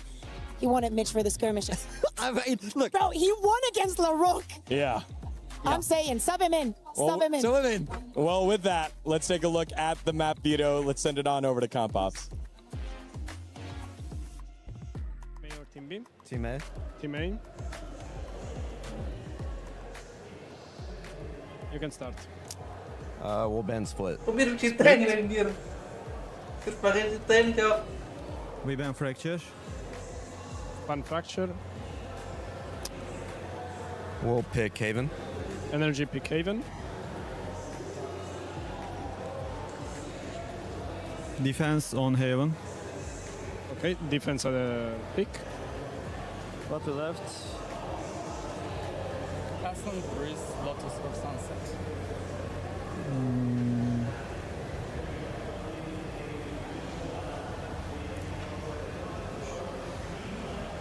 So I will pick, right? Yeah, No. you pick. Okay. We pick Breeze. Okay, maybe I'll pick Breeze. We'll take attack. Okay, energy start attack. What And about ban? what maps are left? Yeah, Ascent, Lotus, Sunset. We'll ban Sunset. Okay, ban Sunset. Apple, Reed. Ascent or Lotus. To ban. Dia Cina pop trumpet bisa nggak sih ya? Nggak tahu kan. Dia Cina pop trumpet sih kalau bisa sih. Okay, decider is Lotus. Okay, Decider Lotus, so ban Ascent. We'll take defense. Defense start. Perfect, thank you guys. Just double check as always. And that's it. This side.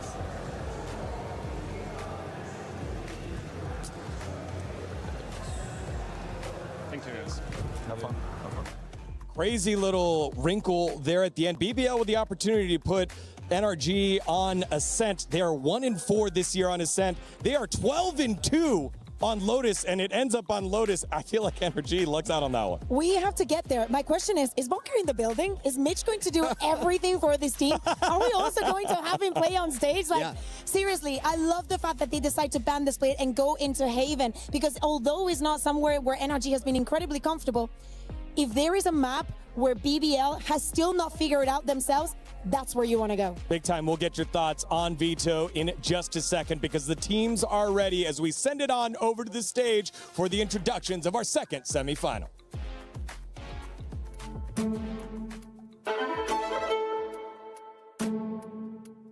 For the first time, I've really seen the positives of our team, and it's kind of starting to come together, which is a very good sign. I think our hardest opponent is probably going to be BBL. I think BBL, I had them going to the final after, like, that was my prediction personally. I think they're probably the best team here. It's going to be fun to play against them.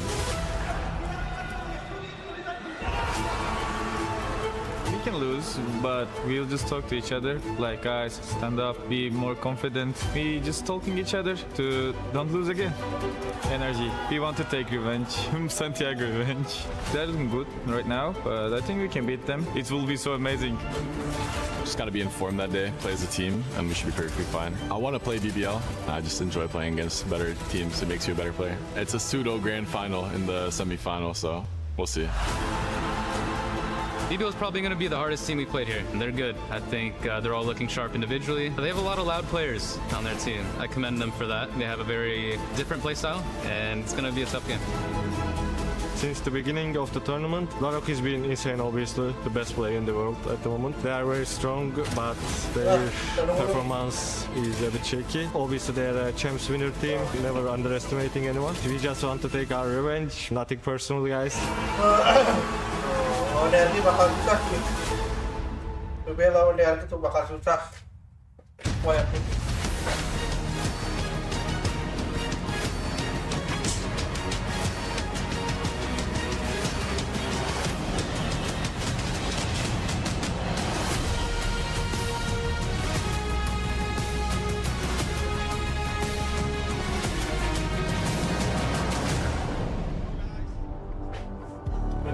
Bonjour Paris, ça va toujours?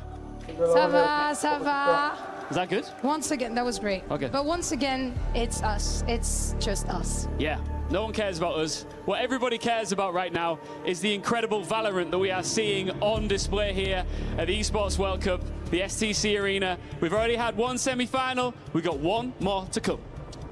Yeah, indeed, and we're all waiting also to see who is gonna take that place next to 100 Thieves. Of course, we have 2 teams left that are gonna fight for this big boy, you know?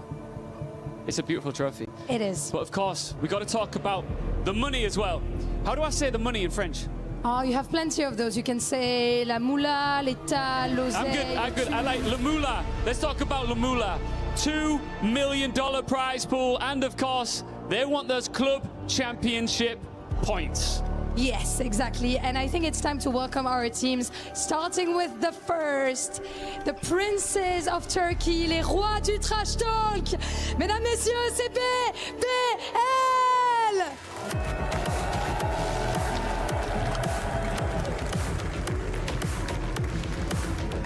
They arrived in the playoffs as the underdog. They knocked out the defending champions.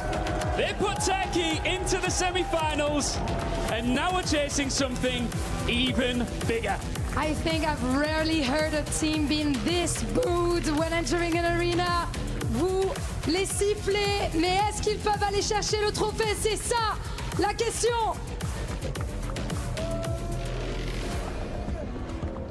And their opponents, NRG!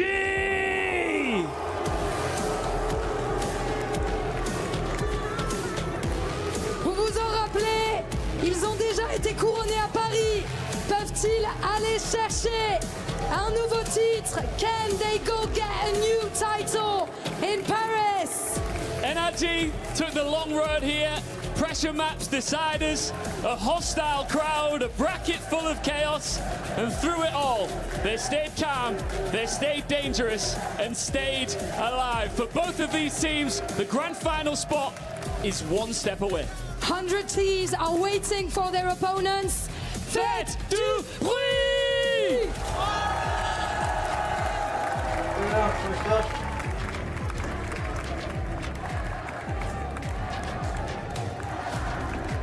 Thank you to our fantastic stage hosts that gets all the moolah in Ian and Lou, as yet again the crowd lets us know how they feel in both these squads in their quarterfinal matches. Played the villain, and Paris did not forget.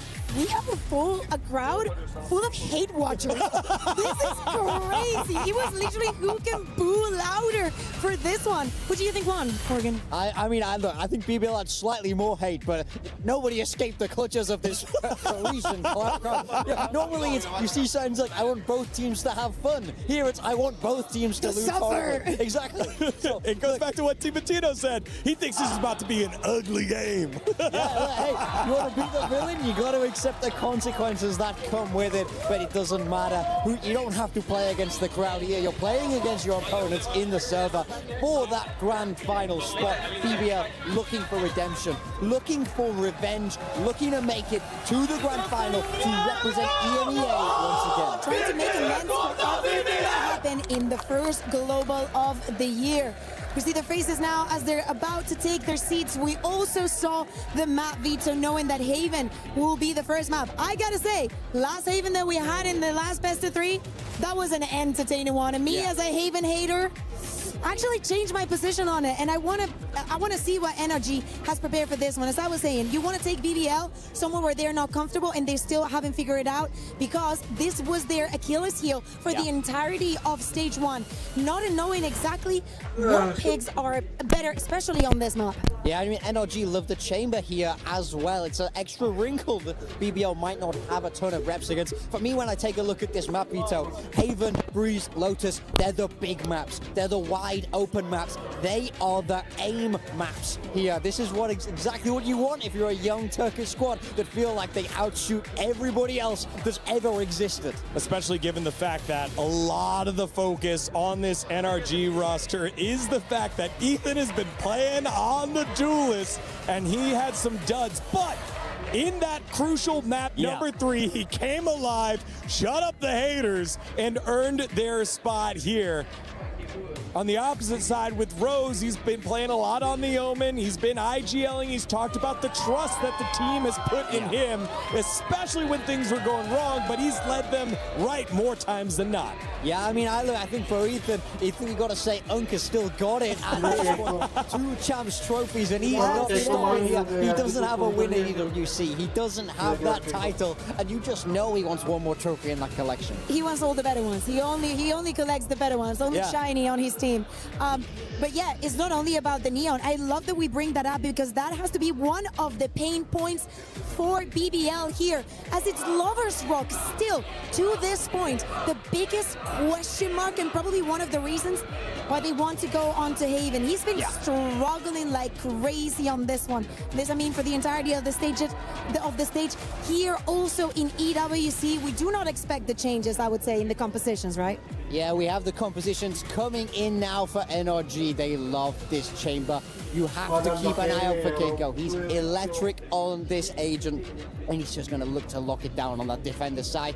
Ethan is hovering that neon that we were just speaking about. And to be honest, I was very impressed this time we saw it. I feel like he played the role very, very well. He's an experienced player that has really dipped his toe into everything. So if he starts to heat up on this neon, that's when you get a little bit worried.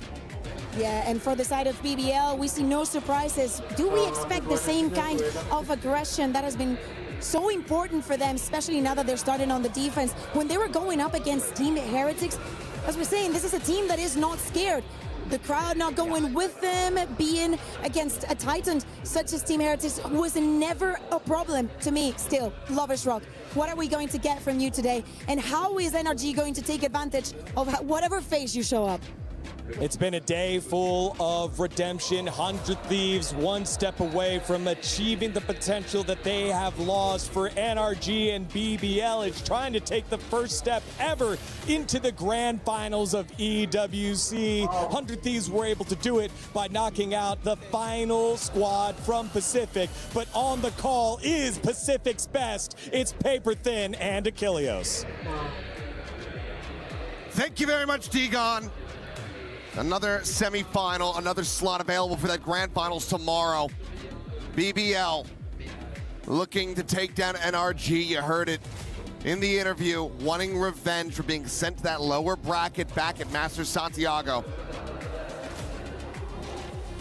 And I think there's a lot to consider here today with the difference in the form with these two teams. You know, NRG's been a little more shaky since Santiago, whereas BBL has been on the upswing. They've been getting better and better. Laroc has turned into the best player at this event. Some saying right now maybe the best player in the world. And with the stats he's putting up, I kind of am starting to believe. I mean, he's not just leading in like every metric you would want as a duelist. He's also leading this event in clutch percentage on top of it. Like, just disgusting stuff he's doing. Been instrumental in getting BBL as far as they have gone. Chance to make their way into this grand final. Desk mentioning it. Bit of a hate watch here in the crowd. Both teams taking down some of the tournament favorites and Heretics as well as Gentle Maids. Both willing to play the villain. Now, squaring off against one another. Rose able to strike first, and Laroc off to the races is able to find 2 quick kills. One reply from Brock. There's a massive deficit here, but Scuba, quick turn back over to Sewer's side, takes down the enemy Phoenix. Gets us back into a much more winnable position, and that Paranoia ends up getting used quite early. Yeah, it was a really nice TP there by Scuba. Brock gonna win the fight on the backside. Kreven down. It's a 2v2. How have we gone here? Scuba still gonna be contained this left side. It's not quite one tap though. Could survive a chest shot with 1 HP. That might just be enough of a window, given how clean that shot was onto Laroc. Double face now. Loita to try to back away, eats a little bit of damage. Here's Rock, not quite giving a peek here. He's gonna try to scale off this though, as the smoke does end up blooming. A reroute attempt for NRG. Trying to shift their way out of A. Being matched at the moment by Loita. Lover's Rock at least making him think twice about it. It's gonna be tough to consider here. They're gonna be ready for Loita. Tucked in right around the corner. This classic can absolutely have them undone, but it's not able to find the kill quite just yet. Take it down to 18 HP. Brock at 9. 10 seconds left. 3 bullets remaining, 1 right click available. Saw the gun barrel there for a brief little moment. This plant happened to be stuck. And there it is. That could be the round over, and it will be. Lovers Rock in position. Denying him the opportunity. The pistol goes the way of BBL. The crowd doesn't know how to react to these moments. I think I'm happy. Did we win? Are we winning? Not sure. Absolutely love it. I mean, I love the arc for both of these teams coming into this. You know, NRG with a lot to prove this year. Last year's champions have been doing very well, all things considered. You know, in Valorant, it's been kind of that curse when you go to champions and then, you know, the next year maybe things don't go so well. This year, I think NRG has a lot to be proud of, a lot to be still very optimistic about in this young BBL team. They play the villains and they play it so well. They absolutely embrace that energy. They love to be booed. I'm out of here. And, I think the crowd would do well to maybe cheer them on. Maybe that's the way you get to them. Yeah. Go, go, go. Hitting him with that positivity. Really piss him off. Ethan with a check forward in the garage is going to be tagged by that drone, but it's just full classics here. 15 never out of the equation. You always have to give it that consideration, especially when you do have Kiko on this chamber. The headhunter can find that impact. So far, no real push forwards. Going to be shock dart to the corner. Quite a bit of damage going to be suffered by Kiko, down to 61, but Ethan trying to open up a little bit of space here, and Kiko now backfilling that space, able to find that first elimination. Relay bolt to contain these 2 players. Meanwhile, the backstab getting ready to strike. Mana does end up getting found, though. The turn back from Lovers Rock off camera, but still brilliant. And in the end, they will be able to spare their blushes and stop the Thrifty from coming through. Yeah, you should be able to keep both those Guardians, I believe, and the Bulldog as well, so that's perfectly fine. Damage done by NRG, like the strategy here, like the way Ethan takes some space, tees up Kiko, uses that relay bolt to try to buy some time, but this guy right here is on a tear. Feels like everything, everything he shoots is gonna hit. And that right there was just a little microcosm of how good he can be.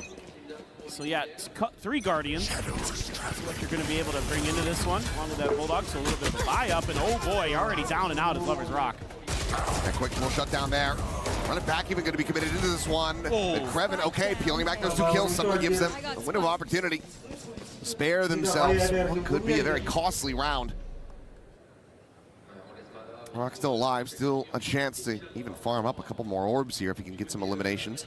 Pretty okay for BBL in a way because you have the Cypher still alive, so some of that util there to at least keep NRG honest. They love to take these pauses mid-round. Oh my God, Kreven. Gorgeous shot, a 3rd one in the round. And now back into an advantageous position. Our BBLs, they look to convert this bonus. The re-wrap, the tuck away over towards mid here for Rose could absolutely be their undoing. Do they just silently walk past him over towards C? Seems like that's going to be the case, but they'll still have a very good angle to get on the flank. Wisely, they've cut sound. They haven't made any noise, so Rose can't call in the reinforcements early. He's gonna have to wait. That's gonna be it right there. Just heard the gunshots. So now rotates come through. Gonna be coming at you from a lot of different angles, and this one might be the least expected. One enemy remaining. There it is. Spike down. And now Scuba completely surrounded. Spike still on the floor. Time bleeding away. Collects it, goes for the corner plant. 10 seconds left. Spike planted. The Rock on the arrival. Hume in the rear, and then Kreven is there for the alley-oop. Clean headshots the whole way through from the Cypher. A 4K. Does BBL convert the bonus? And they're looking really, really good. Even with this huge start that NRG had, and you use the run it back, you think, oh boy, we might have beefed that, but Kreven gets a 4K, and that's got the NRG coaching staff flustered. Not happy about that as Bunkheart. I don't blame him. Giving up a bonus against the defenders on Haven is brutal. That is not a good way to start a map, especially your map pick. No, absolutely not. Now, consideration for the operator. We'll just go for the outlaw. Oh, that faster, punchier punish that can come through, given that everyone other than Kiko is going to be having half armors. Went back to the op. Oh, okay. I glanced away for a second. Yeah, he was... I mean, it one-shots him regardless. That's true. So may as well go all in for it. As long as you don't get thrifty, you'll keep it. Yeah. I think here now, Krevin sensing some of that early pressure for the first time. Doesn't have any trips here to help him. Has to dodge that shock. Really can't. Takes quite a bit of damage. Just has to evacuate site. I mean, nothing he can do there. The space has to be given up, and it's just way safer to try to play this out in a 5v5 retake. Kiko is a world away, and that's why they're going to be TPing this over. So a little bit of Mirage on that C site here. Still able to find quite a bit of blood, but Spike is now planted. They have to counter pivot back across. Ethan watching for this, intercepts Rose, and suddenly Lover's Rock, he still has that operator in hand, does not have an overdrive, and Kiko's watching this entry into the A site. Teleport's ready. He's gonna try peeking for it, but it's a one-tap. That's an op recovered, and Scuba's there in heaven. And perhaps a cast a curse for BBL, or maybe a blessing for NRG. They will get that thrifty to find their first round win. Yeah, this one just really well thought out by NRG. You got to give them a ton of credit with the way that they drew up this round and executed it. They caused so much attention over at C. And meanwhile, they can scale a little bit on the other side of the map and then just fan out. There's so much you have to clear as BBL in this scenario, especially because you hemorrhage so many players. You don't really have that opportunity to go for trades. You're just going to have to guess correctly. And even if you do, like we saw with Lover's Rock, it doesn't really matter. Go, go, go! NRG players, very, very good. Oh, and LaRock looking for the timing with the counter. Blind is out. Mata going to be snapped back. Molly able to shut down that, but LaRock rescales, he refights. He comes away with two. I know exactly. Does not want any momentum getting built up for NRG. There's all of them. Ping revealed. Tripwire finding the connection. Will eventually get cleared, but the camera had never gotten taken down, and that is going to be a flawless in response to the thrifty. Brilliant aggression from BBL. They had a great read here, doing their homework on where Mata was going to want to try to create some space with his ultimate. They shut that down right away, and then they had another layer built into it. Rock there, so confident in those fights. And they threw the paranoia, they threw some flashes out right there, and then he reflashes, uses Ethan's fast lane against him a little bit there, because he gets Ethan, and then he's got the cover, so there can't be that quick trade from NRG. Very nicely done.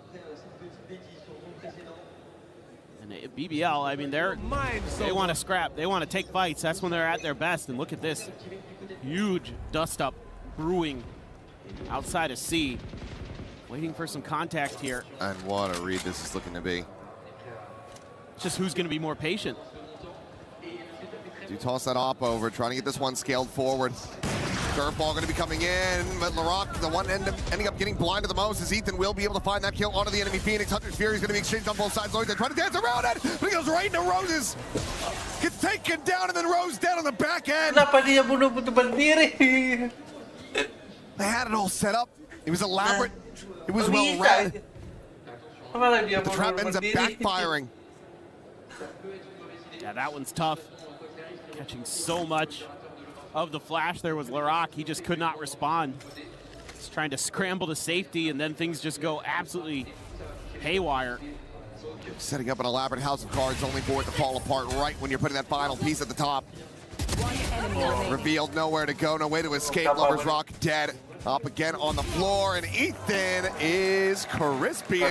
He's feeling disgusted about that one too. I mean, Ethan can still shoot. Don't count him out. I know he's had some shaky moments on the neon here at EWC, but he still's got it. I mean, it was pretty much like when they first debuted it. I'm sure there's plenty of people that are tuning in for the first time and wondering why the hell he's playing. He's been doing it. Yes. And it's just gotten better with every iteration. Yeah, there's no doubt that Ethan can kind of do whatever you throw him into. He's just that good. You know, as the IGL, it can be tricky, but oh yeah, you know, just watch from the def cams, I guess. Excellent in pretty much every regard. That's why this guy's got, you know, 2 champions trophies behind it. He's looking to add the EWC one into the repertoire. So timeout. Try to figure out what's going on.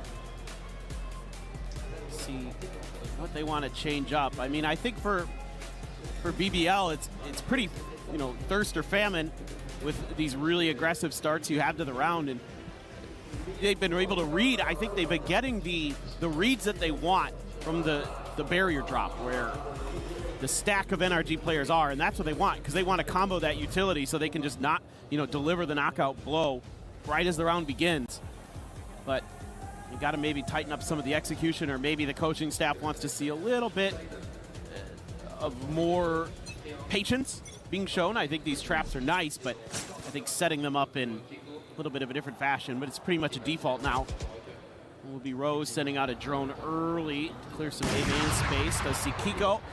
Science operator at least cleared off that angle for Lover's Rock to take a more aggressive position. It makes it a lot more difficult for NRG to clear it, so they have to use the drone.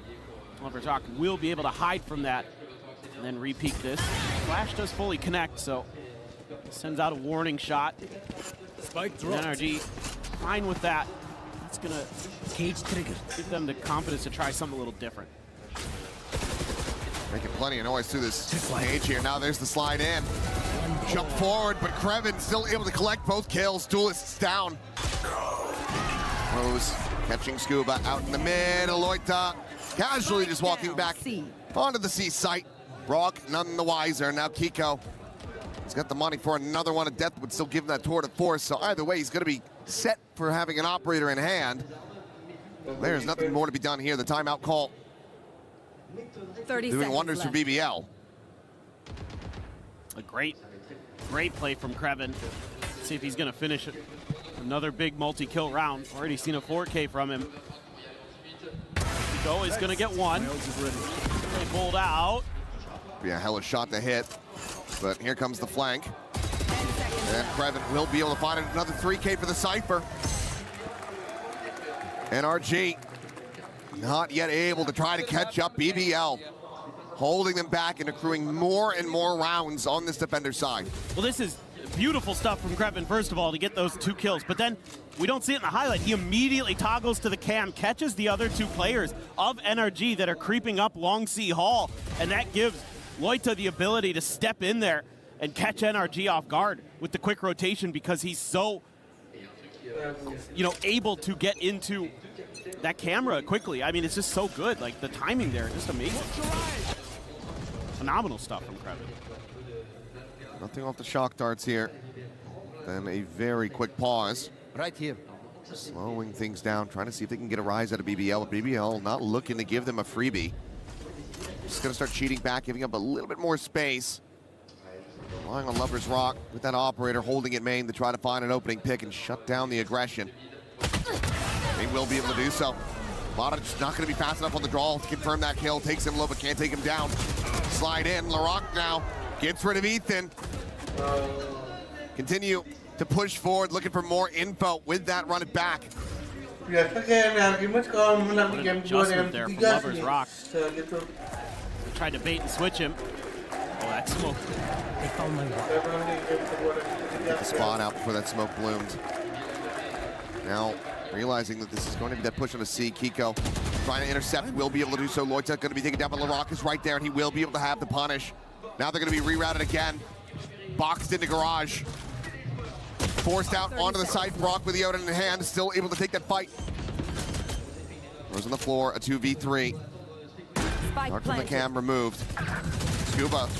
Robus right in front, turns back into garage. He finds Krevin, and suddenly this round is getting away from BBL.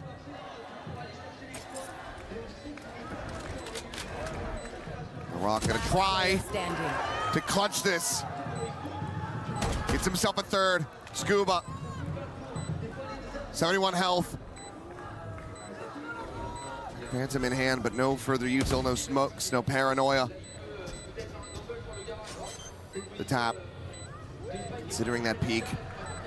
Scuba should be favored of the timing, and he is. Clutch not to be found. NRG rally back into the round in a big way. Collecting themselves a third. Yeah, they're just winning some big fights. I mean, out in the open here. Yeah, Scuba and Brock What a combo there. Brock with the Odin as usual. He's so fast with it. I feel like you've got the advantage. You've got the drop on him when you're swinging, but that is rarely the case. He's already ADS'd in before you even realize that he's aware of where you're coming from. Now it's going to be down to an eco here for BBL for the first time. And NRG pretty flush with cash, and Eco going to go for that outlaw. Does have that tour de force still sitting available. I have the spike. Ethan's going to have the overdrive, but so does Lover's Rock. So kind of a key ultimate to keep track of in this round. Generally, you're going to want to try to invest that overdrive and get value out of it. I don't know if he's going to go for it up this ramp here. I mean, Rose is there, watching from long A. Is this going to be some kind of trap play? Going for the spot. Lover's Rock, though, can't pull the trigger on this yet. That Owen spam's coming out, and Rose, I don't think he was quite ready for those players to be scaled forward. Just didn't maybe see enough either way. He does get spammed down. Well slated to take this round, deny a thrifty away our NRG. Yeah, I mean, they're so good at the push and pull on this map. It's crazy. BBL going to try to get that gamble stack going on A, but they're going to be receiving the bad news here pretty damn soon. Slow scale up from NRG will buy them a little bit of time to maybe suss things out and start getting on those rotations. There is the exec. They're going to have to try to make a go of this with an overdrive and 4 sheriffs in hand. It's maybe doable, but it should be pretty unlikely given the weapons that NRG is going to have. In particular, that Odin. Very, very annoying. Whoa, and Lover's Rock just got tagged up big time. Yeah, and that's you not being able to use the overdrive now. No way to try to commit this one in. And will just be a bit of a firing squad. Kreven going to be good for 1 kill, stops it from being a flawless. But then NRG now knocking on BBL's doors. They look to tie this up 5-5. Let's see. I mean, they're being a little bit more cautious on the map, our BBL, and that's something that NRG is so good at. Is they're so adaptive, and you always have to look to Ethan in the way that he kind of round around gets the tendencies of his opponents so quickly and starts using it against them. Into the unknown. Still not the best half here for NRG, no matter how this shakes out. You want to play? Let's Oh my God. Nowhere is safe. Nowhere is secure. All the walls are made of paper mache. They are. Oh, Kiko able to find Rose. Brock does get taken down. Meanwhile, attempt the TP out. That's the spike now stranded. 2v2. That ping reveal out off the neural depths. Kiko having to back away. Both players down. 60 some odd health. Kreven very quickly rotates back in a garage. Yeah, I like that for when they have to make this push towards the spike. Like from behind. Just comes down to the timing. Kiko being very diligent on this, though. Does he continue for the swing? Oh, he does, and Kreven dialed in on the angle. Immediately takes him down, and Ethan not quite sure where he wants to go. Lloyd does the counter swing, denies him, and he sprint to A. BBL, they maintain the lead 6-4. Yeah, for what it's worth, NRG has done a good job of shutting Lover's Rock's op down, but outside of that, they're getting outdone in some of the rifling stuff. I mean, right here as well, you get it down to a 3v4. Barak on site, Kreven as well, doing good work, even though there's a bit of a bailout there for his IGL from Kiko in mid. Kreven, woof, he has been super sharp on the Cypher.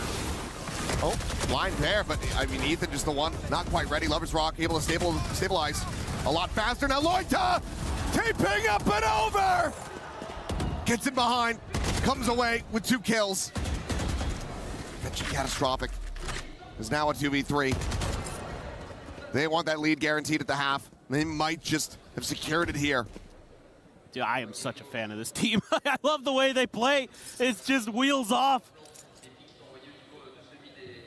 Come on over to Pacific, boys. You'd be welcome with open arms the way you guys operate. That is such an aggressive play from Loita. Oh, it'd be sick. One enemy remaining. Swing out a little bit of a double take here, but we'll be able to find one apiece. It's BBL taking 7-4.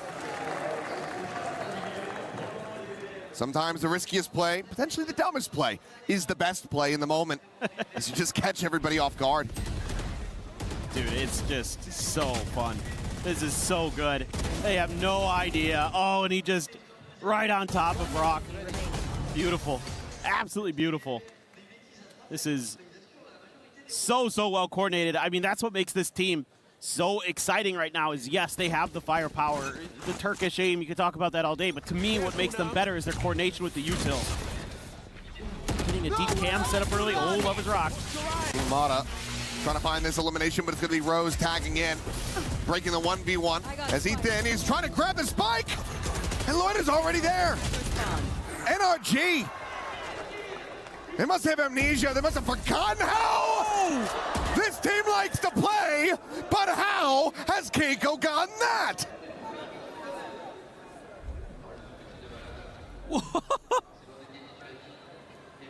Here, teleport's ready. I mean, they should still be screwed. They'll still be dead.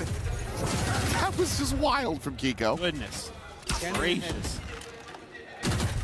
Clear of that, and I mean, they're just encircling him, completely surrounded. We'll be able to take one more down with him, but it's going to be 8-4 at the half. BBL well out in front from the defender's side. I mean, on the defender's side, it's incredible stuff from them. You know, a lot of these players used to be on a team called Pacific.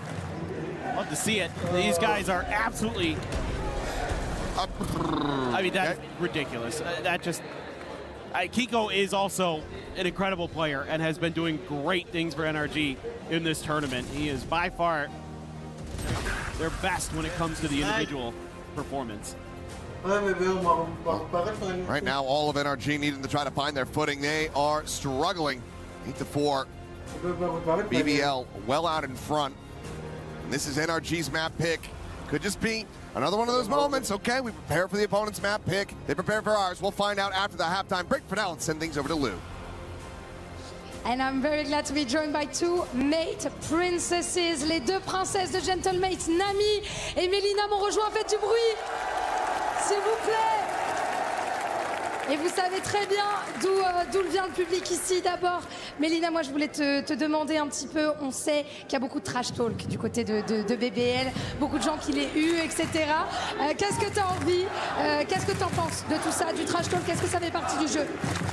Ouais, c'est l'e-sport, ça fait partie du jeu, faut l'accepter, c'est bon délire et c'est comme ça. Toi, tu le fais un peu, te lever, dire aux gens de s'asseoir, c'est comment? Ouais, sit down, ça part direct. Ouais. Sit down, ça part direct. Yeah, trash talk is just being part of the game. So I like the BBL boys when they do it. You know, you tell them to sit down. I think that's pretty common.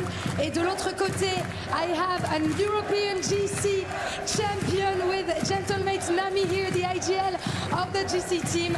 Donc, ce que je voulais te demander, ma belle, c'est qu'est-ce que ça fait, tu vois, d'avoir tous ces fans qui sont là. J'imagine que tu es très contente de les rencontrer. Et dans des matchs à haute pression, qu'est-ce qui fait la différence? Comment on arrive à gagner? Bah, franchement, on arrive à gagner en partie grâce à eux. Ils sont incroyables. La vérité, franchement, sans eux, les matchs ne seraient pas pareils. Et quand tu les vois, quand on voit tout le support et tout le soutien qu'on reçoit, franchement, c'est c'est une rage de gagner, tu vois. Ils nous donnent un boost. C'est les fans qui te font gagner? C'est les fans qui font gagner. J'adore. The fans are helping us to win. Hearing them, seeing them in the chat, in the Twitch chat, it's always helping, of course. And maybe to pay honor to the Gentlemates, we can start a chant. Gentle. Mate. Gentle. Mate. Gentle. Back to the game. Who are they talking about? No. Who's that team?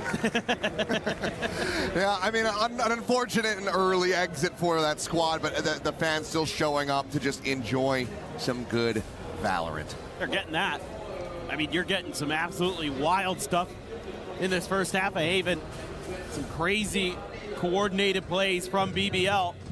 NRG has had a few moments of their own, but not enough, and you got to be concerned going over to that attacker side. But NRG, one of the best in the world on defender's side. Kiko off angle, not able to find the shot. Headhunter gonna connect on the first. Exit now, looking for the re-peek, and will be able to find that final fadeaway shot on the Lover's Rock, but cannot escape. Let's get cleaned up, so 1 for 1 at the end of it all.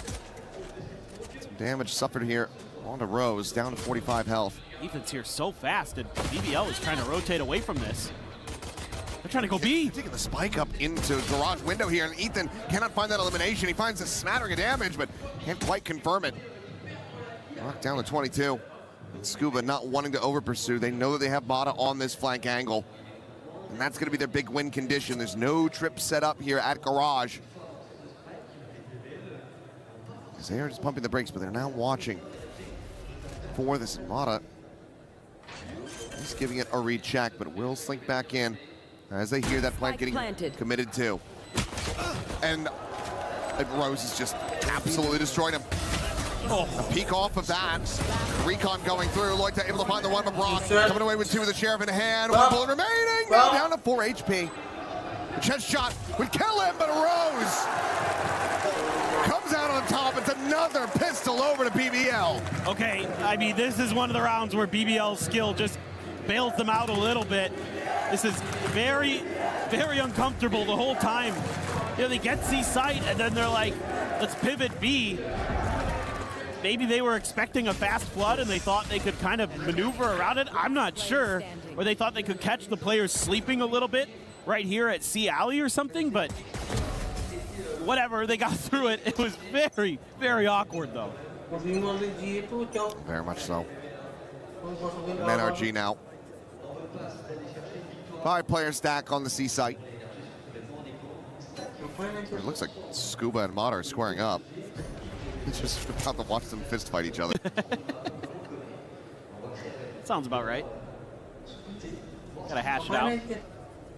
Just patiently waiting in case they end up coming his way. But for now, BBL continue to lean it more in towards B. Spike getting ushered up through mid. Yeah, Krevin's already snuck in there, so I think they figure, well, it seems safe. And maybe there's like one tucked back here at worst, so you're feeling pretty comfy to get this, set up the post plant. Spike planted. Don't have the hot hands, but do have a couple shock darts for that post plant. Rose is going to see a lot. I'll push for it. There's that outlaw. Mata dead. Scuba down. LaRock will be able to find him. This is starting to look like a bit of a flawless here. Krevin gets right in on top of him. The flawless confirmed. It's BBL not giving NRG any room to breathe. Really well read here by BBL. And a nice post plant set up to boot. Just completely covering that B site really nicely. Have the sniper there, Lover's Rock. Right in position, hitting the shots that he needs to. Low Rock, very, very good no matter what, but having that Vandal there. And then Krevin gets a couple big kills, so it's a very healthy bonus. Couple Vandals. Bulldog, Guardian, that Outlaw. Gonna be in Rose's hand this time, though. This curveball could destroy Mata. Manages to turn away from it, but Lover's Rock on that slide in. He just cannot align it. It's barely any damage found, in fact. As Ethan now is trying to pre-fire, trying to get that spam across, but to no avail. But I like this peel back. Sensing that pressure, knowing they were gonna have a tough fight if they were gonna get into that C site. Force NRG to respect a different direction, but Kiko, definitely a player that is to be feared. Trying to come through here. I don't think the drone saw him. I don't think it did. I think he hid from it. They're pinging the smoke. They're expecting somebody to be in it, so one way or another, they get the read. It's just, are they gonna be ready? Can they have a punish faster than he can rendezvous out? Recon got to be cleared, sticks around for a little bit more, and no, he cannot escape. Krevin has just been so on it, particularly with this Guardian. He's absolutely dominant. As Lover's Rock just sliding in towards hell. Brock dead, Scuba alone, isolated, trying to fight his way out, but he cannot. The crowd now starting to rally behind BBL as they are running away with Haven. Well, you should be very, very much a fan of this team. They are just getting better and better and better. And yes, they look great at the beginning of the year too, right? In EMEA, they win the kickoff. They come into Santiago with all that fire, with all that passion, and it petered out pretty quickly when they had to go down to South America. I mean, but it didn't peter out until they met this very team. Right. That was that moment, them losing 1-2 against NRG, sent to the lower bracket, and then elimination from there. They remember that. They want. Oh, what is this man doing? Get him off my screen. Yeah, well, he's... Get him out of here. No, this guy is cursed. Like, literally cursed. I wonder which team he's supporting, and I'll put that in air quotes. But it's another timeout call. Last one for NRG. I don't want to know who he's supporting because it makes me feel bad for that team. And I don't want to feel bad for either of these teams. I like both of these teams. I'm all about this villain arc in this event. I'm just loving it. Just like, it's like getting into The Killing Joke or something. You know what I mean? Like just a great graphic novel about great villains. Love it. Well, right now, one is beating the piss out of the other. That works too. Hasn't really been a very close affair. And I mean, despite the run that he had, especially in the previous series to get to this point, Mata at the moment is one death away from Pi. That's pretty surprising. I felt like Mata was starting to pick things up. The event has gone on, and he's such a big piece of the puzzle for NRG. If he's thriving, then you would think that, you know, with Brock and Kiko there as well, to be pretty consistent in the fragging department, that they should be well suited to take down most opponents. But he's kind of had some rough ones this year. Kiko spotted, thought about trying to challenge anyway. He's still going to go back in. He's making a lot of... He at least wants some information, but BBL are giving him absolutely nothing. Concern is going to be their backside coming out of double doors. They're able to clear Mata here. Should be maybe okay, but wow, the rotates were so fast from NRG over to B. Because they've given up the space, they nearly had them walking forward into 3, but Kiko moves, shifts away from A. They get the right read that B's going to be the hit, but then there's that late flank through. Clears the sight. Yeah, they gambled. They gambled to move Kiko over away from A. That opened up the sight for Kreven. Ready. I'm waiting for a contact fight that's not going to come. Smoke's now coming through. They start to realize. Spike planted. With the jump across and the shock dart landing up on top of the box. Won't be able to even find a lick of damage. I lied, it did, but not much. Not much. Loroc's ultimate here is a big difference maker.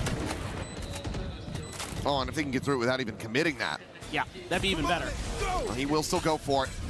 Wants to just take this up to 12. Rushing forward, still able to find Ethan. Kiko just gonna be good for the shutdown on the ult, but nothing more. Flawless in the round, looking flawless in the map. It is 12-4, and this is destruction. Yeah, again, they're doing so many things right. Kreven has been outrageously good on this map in so many different ways. The shooting, the way that he's able to anchor some of those sights on the defender side, and here, as that lurker, finding that open space, saving BBL from disaster. Just brilliant stuff. Now NRG has to string together 8 in a row to get it to overtime. Quick spot out into Brock, and they're going to try to use a Hunter's Fury. Oh, ends up jumping into that one, and then Kreven is there in sewer. He's everywhere he needs to be. Curveball out, Mata gets nada. Keiko only able to find the one. And that should be it.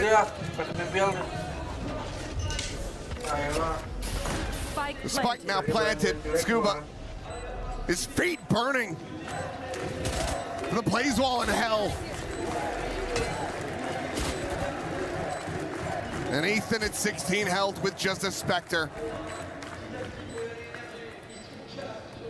One enemy remaining. 13-4, BBL. Showing up in a monstrous way. Close out an easy breezy win on Haven. This team, so strong when they're clicking. Everything working for them. They had to make one little adjustment out of a timeout to kind of start playing a little bit more default, and that worked a treat for them on that defender side. They were really able to put a vice grip on that first half and then kept it clamped down for the second half as well. This team looking like they may indeed be the favorites here at EWC because they are ferocious. Yeah, that is a terrifying performance. And trying to bounce back after that, going into your opponent's map pick. It's going to be very difficult here for NRG. We'll see if they're going to be able to get it done, but for now, let's send things back over to Deacon and the desk.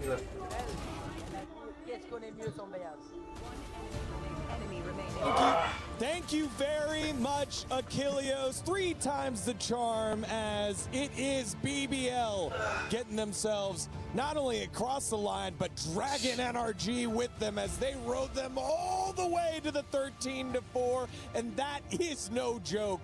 They look like tournament favorites, despite the fact the youngest roster here, they don't know any better. Yeah, my goodness, was this domination over on NRG's map pick? They could not find a foothold in this game at all. The young Turkish squad just took over from the word go, to be honest. I mean, right now I'm a little scared for NRG. I think that's going to be a tough team talk backstage. I am scared for NRG for all the opposite reasons that you're mentioning. This was not amazing from BBL. What in the hell was that from NRG? Seriously, like I saw the BBL that I would see any week in EMEA. Good to see them in this form. But for the side of NRG, Mata didn't turn up in like, I would say not even 10% of the match. Every single time that BBL were to try something a little bit cheeky because they were still testing the waters, it would work perfectly. Yeah. I do not know what happened to NRG on that map, but that is not the NRG that I've seen in the past. Like, there is no way something didn't happen, because what was that? I mean, I do agree. It definitely looked very rocky. I feel like there were times where the macro where I wasn't loving what I was seeing, but then I think individually they got diffed as well here. It felt like every single aim duel was going their way. But we were talking about this in the green room. It is not the problem of the duels. It is so many of the kills that were not even duels. So many of those rounds on the attack where they just open angles, they push smokes, and they're not even looking in the right direction while BBL has worked all the way from the defense. Again, if this happens once, it's okay. It happens a couple of times, okay, but this is the map that they chose to play. This is the map where they were going to give their everything to get to the grand final. Yeah, and we have a couple examples of that round 7 here, big time, that you just wanted to shout out. I mean, for me, look at how contained NRG are here. They drone to try and take A space, and then Mata walks up, uses a flash. BBL do a great job of re-peeking, dominating that space. Then they come back to Garage, waste another flash, and now they have very little util to try and burst to a tough, contained space, and they get shut down. This is what we mean by the macro is lacking here. They're not getting the best out of their utility. BBL are in all the right places to punish. And then you look at the other side. When BBL tries to do the same, they do not hesitate. There's no utility on the other side. The play looks very, very different when you do not have the Cypher, and you're not battling against that type of utility. What is going on here? I see it. Seriously, can you somebody tell me what is going on? DM me, someone. 3 and 15, Mata, on that Phoenix, especially when you compare that to our MVP frontrunner in Laroc, 19 and 9, just absolutely on fire, and it looked great throughout that last map. I mean, look, he more than 6 times his kills, and the impact was insane once again from Laroc. He's doing everything he can to win this MVP. He's having a generational tournament. I'm loving watching him play. I'm loving how little he cares about who his opponents are, because it didn't look like he was playing against world champions. It just doesn't make sense. I understand for this side of energy that this has to be incredibly annoying to play against, because during the map, we do not get to see, we do not get to just be in the Rock's POV for the entirety of it. So it's so good to see the highlights here and how some of those are just impossible. Like, who does that? Like, who reacts so quickly to every single thing that you do on the map? Yeah, I mean, just take a look at these numbers. 312 ACS again. He's just so dominant. It really does feel like nobody else at this tournament has been able to slow him down as of yet. The only one that got close was Woot in the quarterfinals, an MVP in his own right last year in the first tournament here at EWC for Valorant. But since then, and even before that, the only player to be rated over 300 ACS per round or per map, it is just insane what he's putting up, especially against the reigning world champs here. And you know it's not just what Laroc and the rest of BBL were cooking there. It's also the fact that NRG just didn't show up, and they have one team talk, 6 more minutes to figure it out before map 2 starts. Yeah, and it's not going to be an easy one because we can speak about momentum all that you want. We're going into Breeze. It's not only somewhere where BBL are incredibly comfortable. It is their map pick. It is a Turkish map. Like, at least in EMEA, if you're a Turkish squad, your Breeze is going to be incredibly clean, especially if you're clicking like that today. We need to talk to LaRock and ask what he's doing to keep this performance all throughout the tournament. As you're saying, having like a good map, a good match is something that we see, a couple of them, but in every single one of them, he is the talking point. Doesn't care who's on the other side. We'll see if he's able to keep it up after this short break.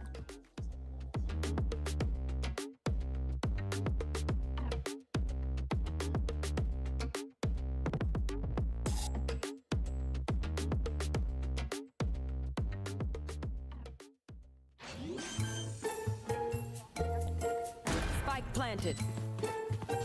Oh. Whoop. Oh, no. Uh-oh.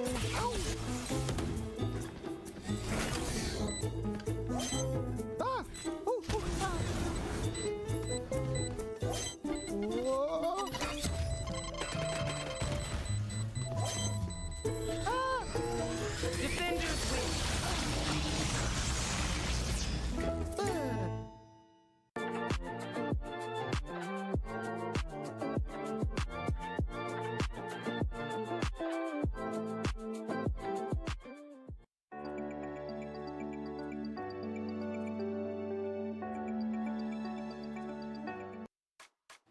What's up, everybody? It's Puckett out here on the EWC floor, and as you can see, I just found me a quest. What is it?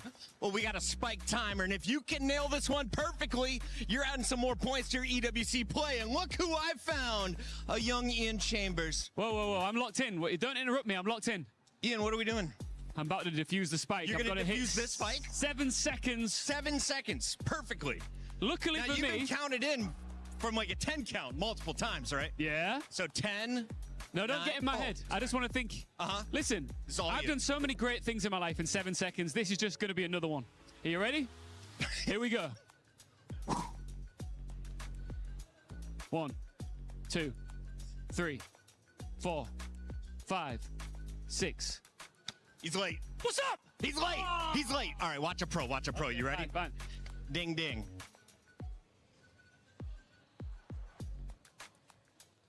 Six, 2, 9, 51, 27, 62.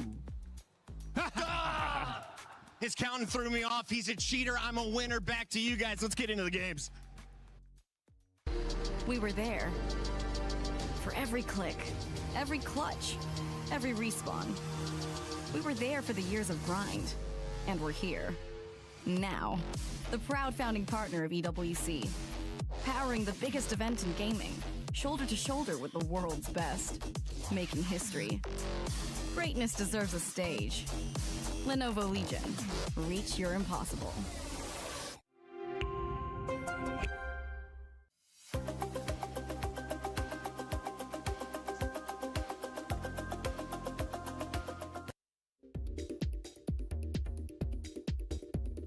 Hey, what's up, everybody? It's Paper Thin here, along with BBL's Lovers Rock, and we're going to break down one of the rounds from the exciting qualifiers we had here at EWC. And this one, I think, was one of the most memorable moments of the event, Lovers Rock. It's the Ninja Defuse against EDG.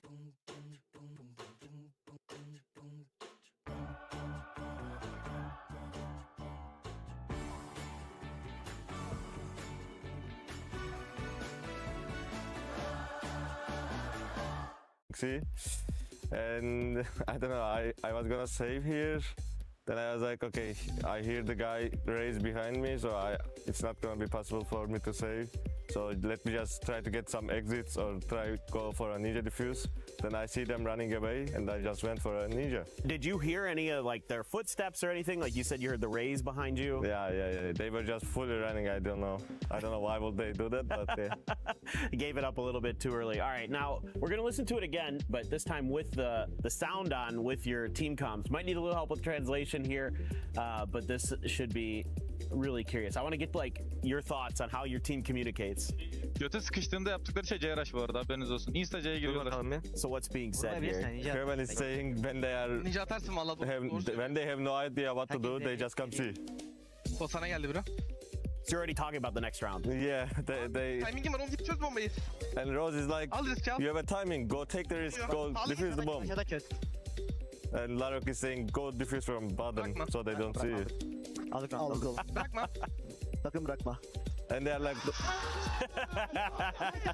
yeah. And then you guys just react, you know. Yeah. You guys are so fun to watch on stage. I mean, you're so... Yeah, it will be more fun when we get the bigger stage than with the fans as well. It's gonna be very good. Absolutely, and I think we're all looking forward to seeing you guys play in the playoffs. It should be really exciting. So thank you so much for taking some time to talk about this. And that was one of the craziest moments we had here at EWC 2026. Hope you guys enjoyed it. Thanks again, Lovers Rock. Thank you guys. Thank you whoever is watching. Bye bye.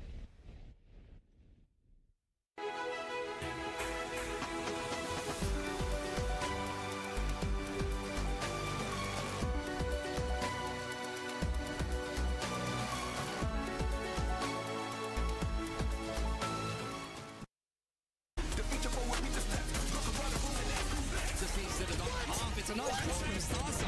I don't know if he has time for this one though, Kev. It's going to be very close. Oh, that is unbelievable. Also, one enemy.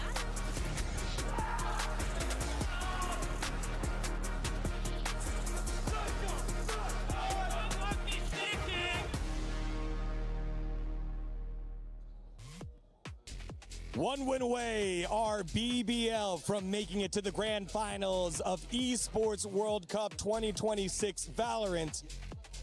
But the resilience of NRG stands in their way. It cannot get any worse than that first map that NRG put on up. Despite the fact it was their own map pick, they're looking to bounce back and force us to a map number 3. Look, this NRG team is famously resilient. We know that they have it in them to turn the series around, but ultimately we have to start seeing a level in, a step up in their level, we should say, realistically, because right now BBL looks absolutely so dominant in the first map, being able to consistently punish these mistakes that were being made by NRG. The good thing is, yes, we are about to jump into Breeze. Do not look at the previous results for BBL. I can guarantee it for you, especially at the beginning of the year. They know this map so incredibly well. There's been some drilling needed here and there, but it still makes sense that they want to go into this map. However, it's not necessarily, I don't think it is at all, a bad map for NRG. Yes. Especially when we've been discussing the roles, the agents, and the potentials that we can see in this maps. For me, on Breeze, we have a lot of best in slots. Yeah, I mean, for me, I think at least they will for sure understand the macro a little bit more consistently of Breeze. I think they play the Harbor really well. North America is really pioneering there with that Harbor play. If that's what they come out with, I think that they do have a much better shot into this, but ultimately they have to come alive in the server. You have to be switched on, you have to be aware, you have to be able to take the fight to this Turkish squad, otherwise they will just walk all over you. We've seen it time and time again.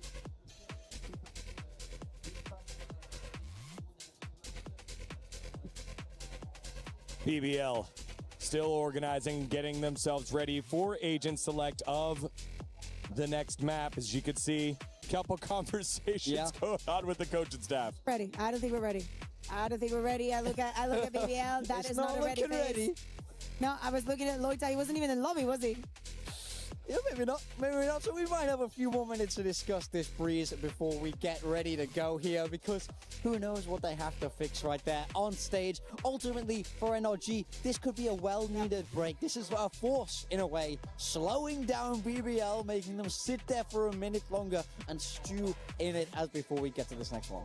Here is moving on to the next. BBL thinks as expected for the side of NRG, though. Energy, yes, they're sticking with that Harbor. Mada on the Harbor here. Yeah. Every time I see this, it looks weird, but he is always pretty solid on it. I do feel like this is a map that they will be feeling pretty happy about overall, but yeah, we have to see that improvement here. Yeah, at the end of the day, yes, Energy is going to be starting on the attack here. I want to see the confidence. I want to see the trust. We are willing to put Haven on our backs if you're willing to prove that this Breeze is going to be different. I want even to be spearheading with Kiko, given and the team, the confidence also within the server. We see the Bonkers happy, and if he's okay with it, I guess I am okay with it too. Yeah, for BBL, I've been really liking how Kreven plays this Viper, I think, on the Sentinel. He's an unsung hero for BBL. He's in the shadow of LaRock, but who isn't here at EWC? So I think if he's able to put up a strong performance on this defensive side, things could start to run away from NRG. I think it's time to give BBL the nickname here in Paris, Les Enfants Terribles, because they have been the young children ruining the experience for the fans that want to see them fail and are now about to ruin NRG's opportunity for any sort of success that they want to find. It has been so hard for NRG to find any foothold. Will they be able to change their fortunes here in map number 2? Let's send it on over to Paper Thin and Achilleos. It is time to find out.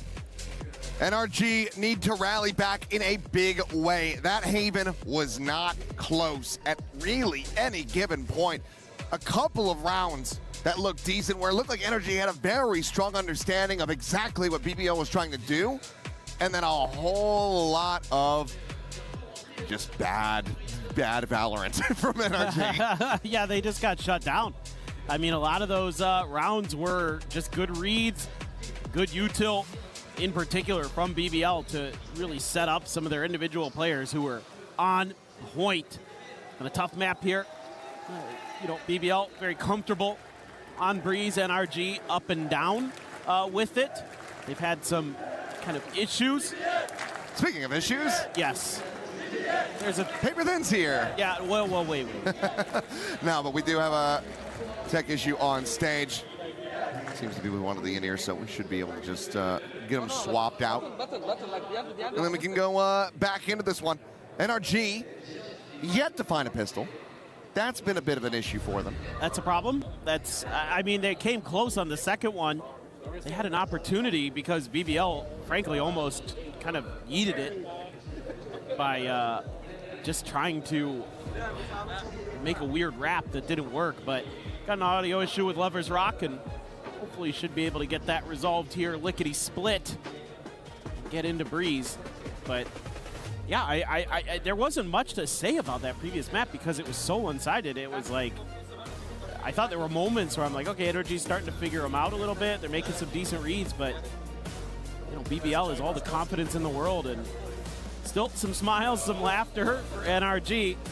You know, they've been here before. They know what it's like to be down in a series and to come right back into it and still come through with the win. You can never count this team out. No, you can't.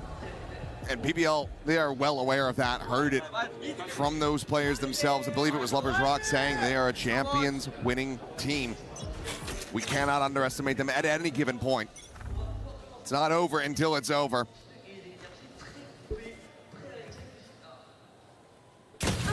Going to a quick peek.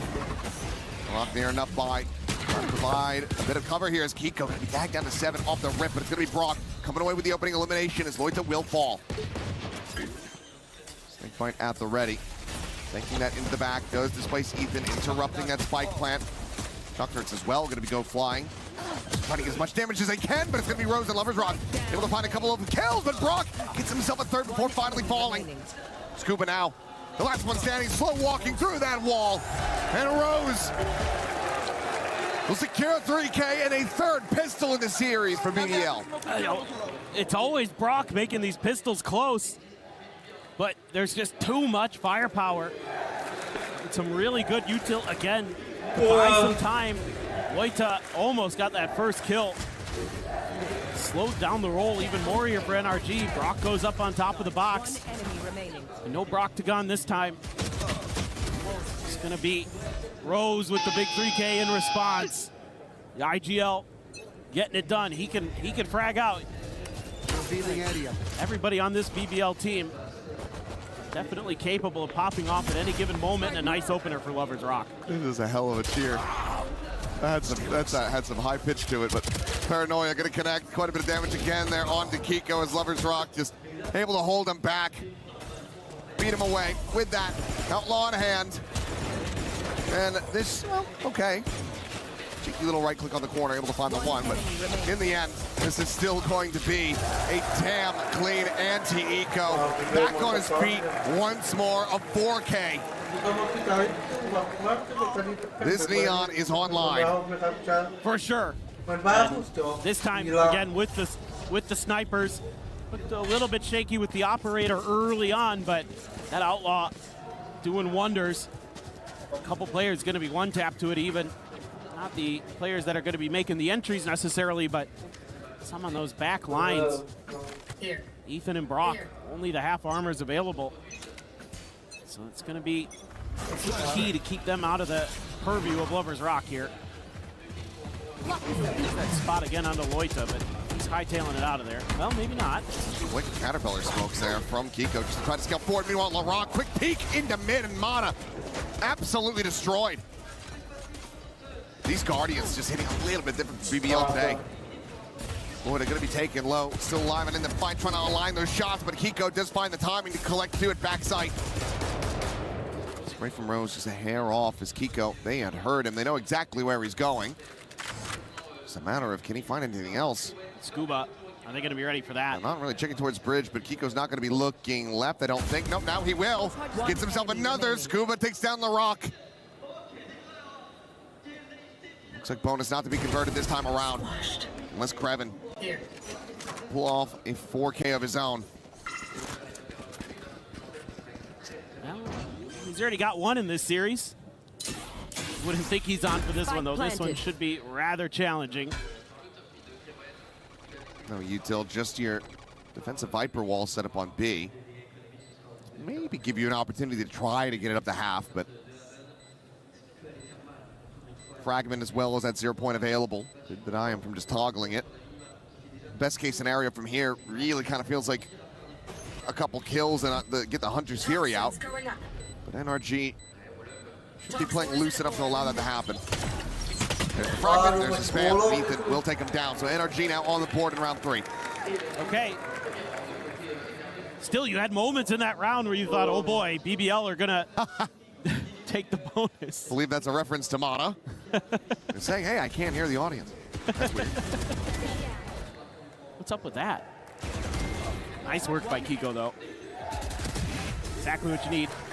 That entry player getting 3 frags, getting himself up into positives. Yeah, that Hunter's Fury, though, still going to be in the bank, whereas the ult cycle still not quite there for BBL. Deep early util here sent by NRG. Mana, early shutdown onto the rock, the Hunter's Fury. Off the ping reveal, Lover's Rock going to be tagged down to 45. While Kiko trying to scale forward, but Krevin will be able to finally dispatch him. Off that scale forward, that crunch attempt into the B site from mid. It's just crucial that Krevin buys a little bit of time. He's going to hear the footsteps. So good about it. He's looking to continue, and he shall. Spike down B. Looked as well. Out from mid. Able to get a piece of the action. Now that Spike stranded on the floor. Brock. A 1v3, 2 of these players so dangerously low. Still does have 2 shock darts. I have the Spike. Revealing area. Spots them both, but he's out into the open. Loita collects another. BBL move up 3-1. Again, Krevin has been just an absolute nuisance for NRG. These side anchors that he's been able to orchestrate. It's feeling like a symphony with what he's been able to compose. Nice shot there from Loita, but this right here, the key kill in the round. Keeping that extra player, being able to do anything else, from really able to take control of that site. And it's kind of an awkward buy. Kiko does have an outlaw because of the economy of BBL. Everybody's one tap to this thing. This could be a hell of a purchase, a value he could find. Has the Blade Storm too. Quite able to find that shot to the wrist. Goes up and over. Krevin going to be pushed forward, and Mana will be able to collect that elimination. Not too much damage going to be suffered either as LaRock pause, doesn't pull the trigger. Now, looking for that follow-up, can't get it. Just going to be Scuba eliminated, and NRG full control here in this round. They know exactly where Loita's at as he grabs the gun off the floor. Plant can come in very safely. Spike planted. Cover going down. It's isolating, finding kills from here, looking to be nigh impossible. And this should be pretty much undoable. You should even be thinking about the save here as Loita. Ethan already aware that that could be possible. He's in a position to maybe get a punish. He's going to hear those footsteps, Yeah, I'm pretty he was sure. just in range, I do believe, but no one going to be fast enough to really take him down. We'll see, counter rotates all the way back out toward a shop. I think he's going to be just fine. So, NRG answering back, a second round win for themselves. Still that reckoning in the back pocket to try to tie things up after this one. And it's going to be an awkward bye for BBL. I think they're going to have enough to scrape something together here if they want. Let's just see what their consideration is, given the economic situation.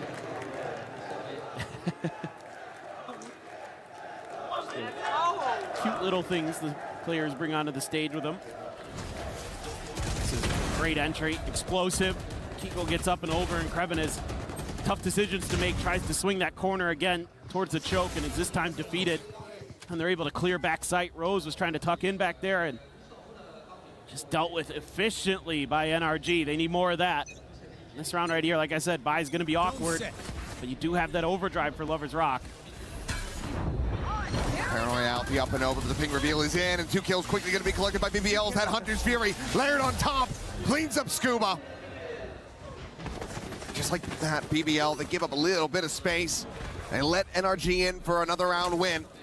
And they immediately just punch back with aggression. And it's the reads again, where they're just, we think they're going to go mid. Let's set up our util combo for that. And it's beautiful. Spike planted. Still though, 2v5.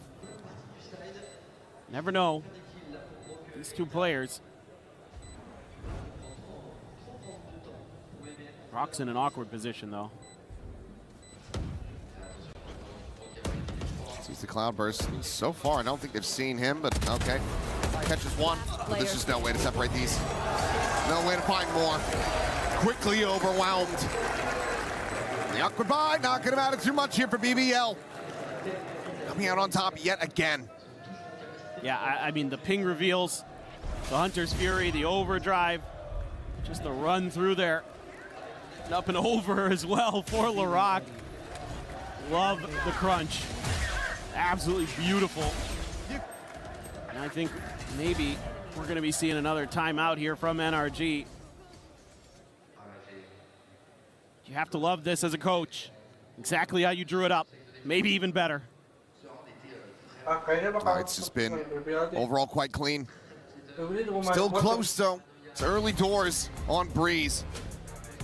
Bunkar going to be calling the timeout, trying to get them right back into this. Playing from that attacker side, and more often than not, we're seeing a good amount of teams be able to get things done from there. Granted, that solo duelist, NRG, maybe they'll be able to pilot this better from the defense, but they still need to find more rounds. Yeah, it's tough right now for NRG. The thing that's worked the best for you is just go and B.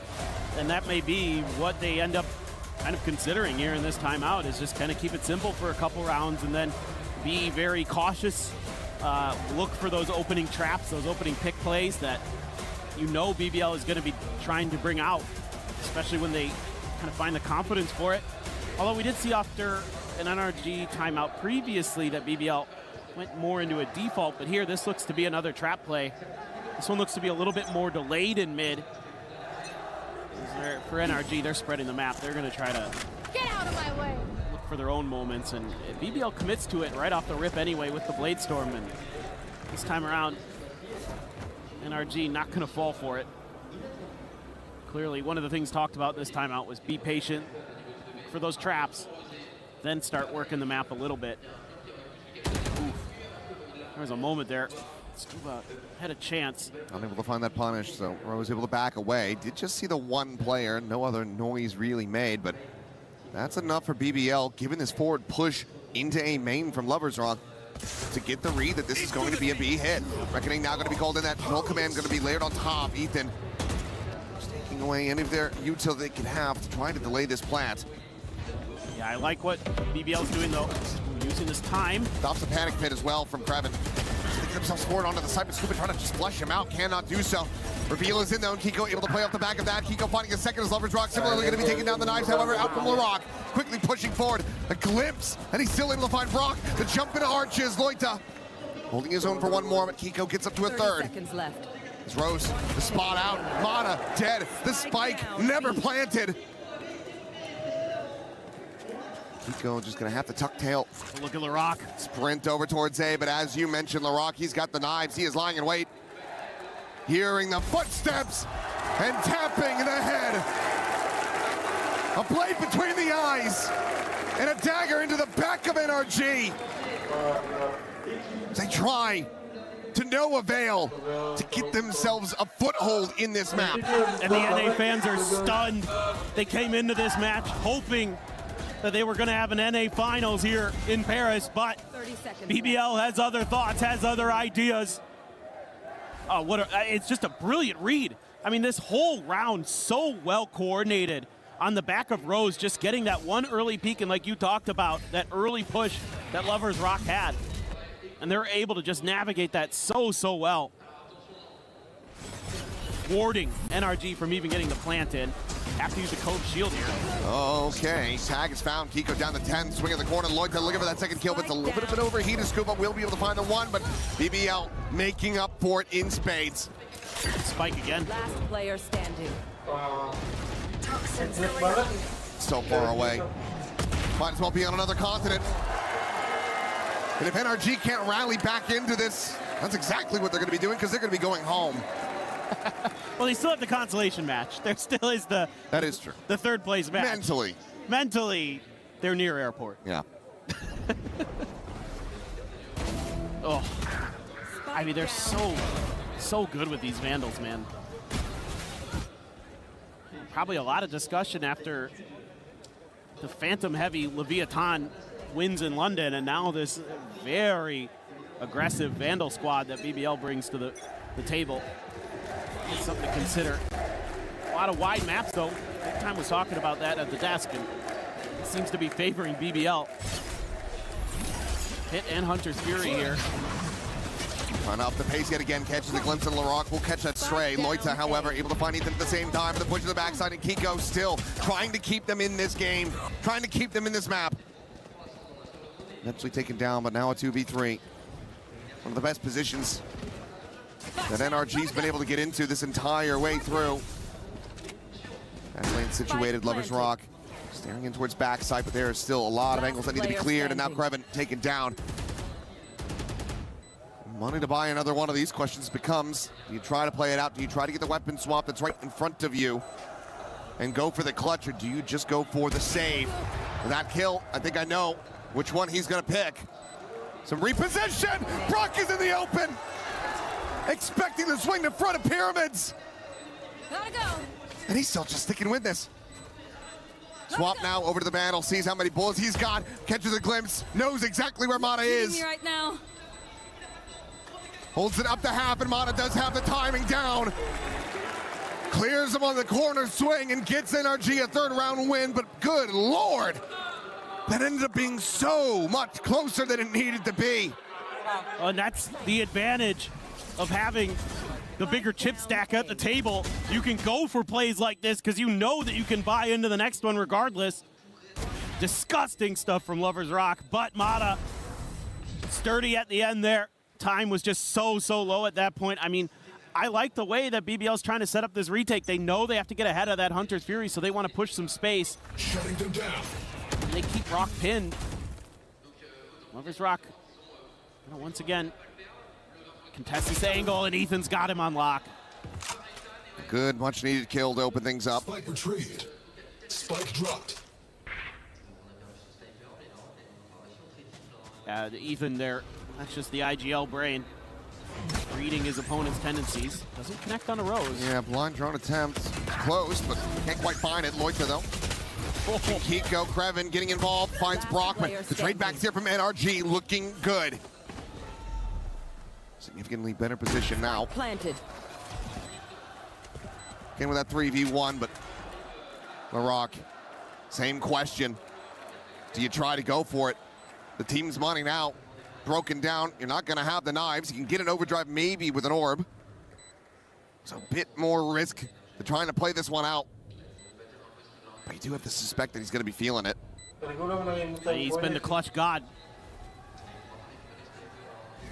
I don't know with this one, though. It's taken so long. Blocking sight. 0 point, seeing nothing, and yeah, it looks like the call has been made for him to back away. Spot on the one, Mata can just stay tucked. Show that respect. Doesn't want to get caught by him, doesn't want to give that freebie over. So LaRock will go his separate ways, and NRG back into a chance to try to rescue this half. Could potentially make this 6-6 if they can string the next two together. Yeah, it's just good ideas here from Ethan. Just simplify the game plan a little bit, look for that early pick, and then use that to scale onto sight. You know, taking that op out of the equation, you expect that to be the weak side of the map. So you can just very quickly press that advantage, and they do exactly that. Very nicely done. Ooh, crispy stuff there. Oh! Yeah, the BBL fans now starting to sweat just a little bit.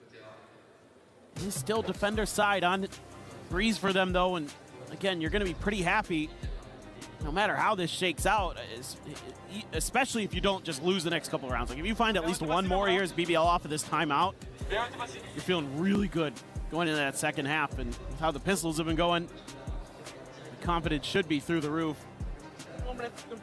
Maybe a little bit of a hiccup there, but he just wants to let him know what he's thinking.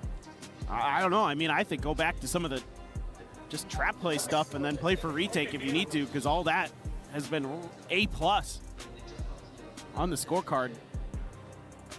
NRG's one of those teams, Ethan, one of those IGLs. It's just basically going to be taking those mental notes the whole way throughout.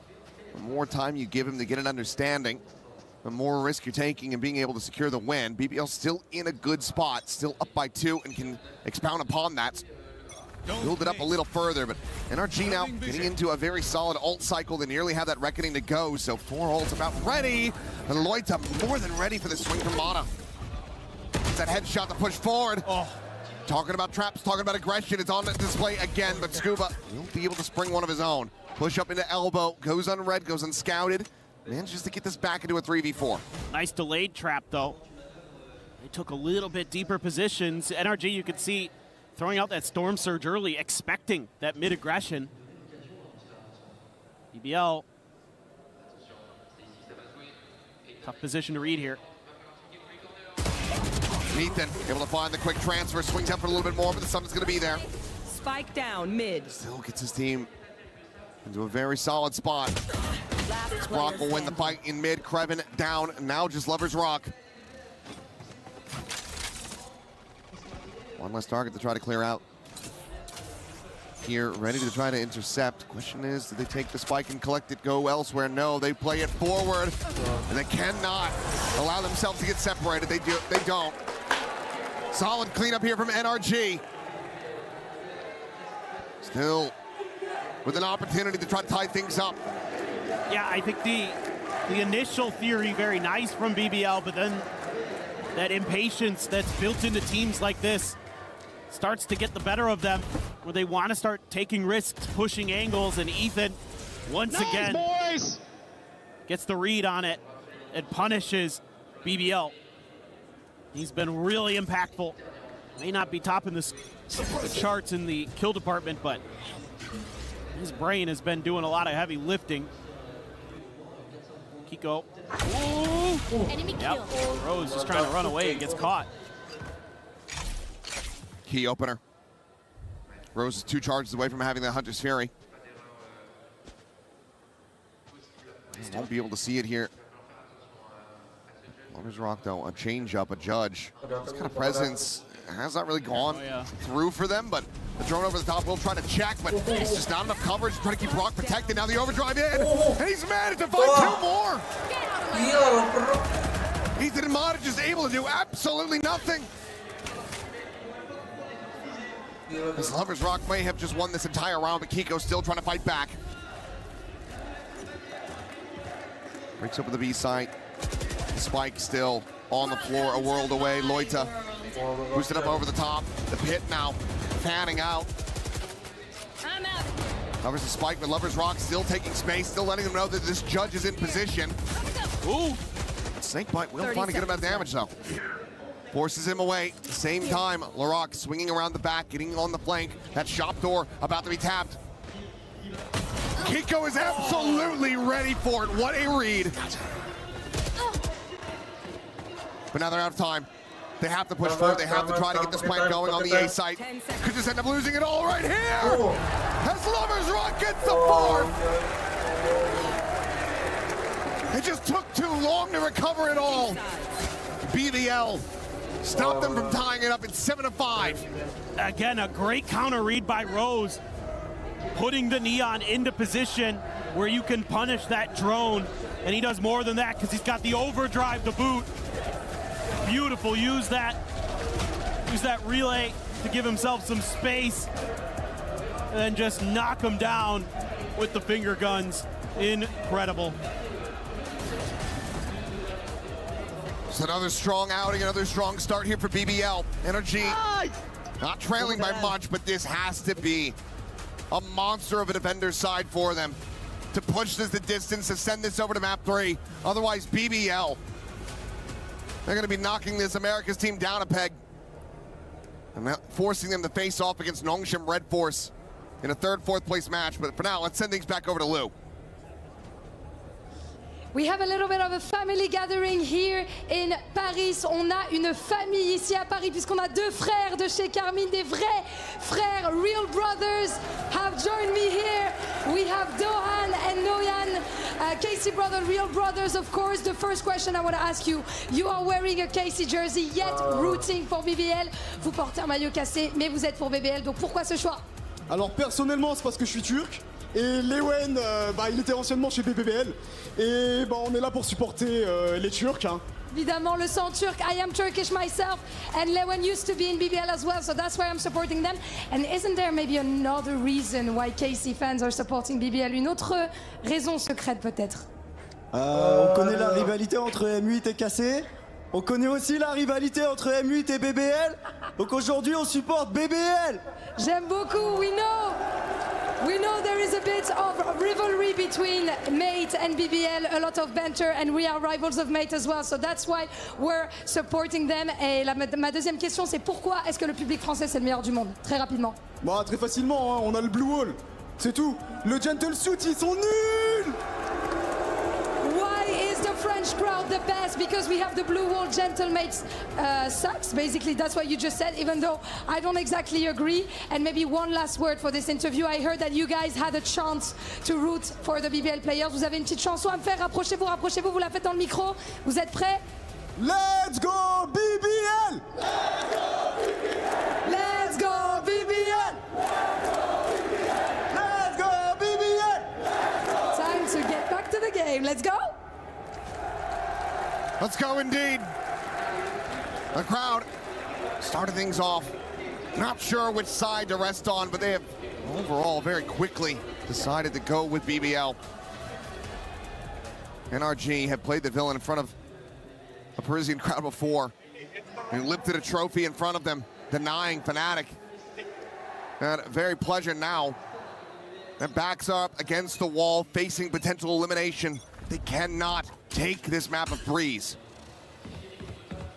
Early dart, just to secure the orb. They're curious about this. Oh boy. What a stack this is. The swing out, Kiko still able to find one. Damn solid work for him, especially given that Trevin knocked down to 50 and Brock able to find a little bit more. A good start for NRG. Looking for that stability to go into this 4v4 and now start to explore down into mid, but look at what's waiting on the other side of the wall. They've read this rotation. This should be tricky for BBL to get through. Smoke on Ethan's position.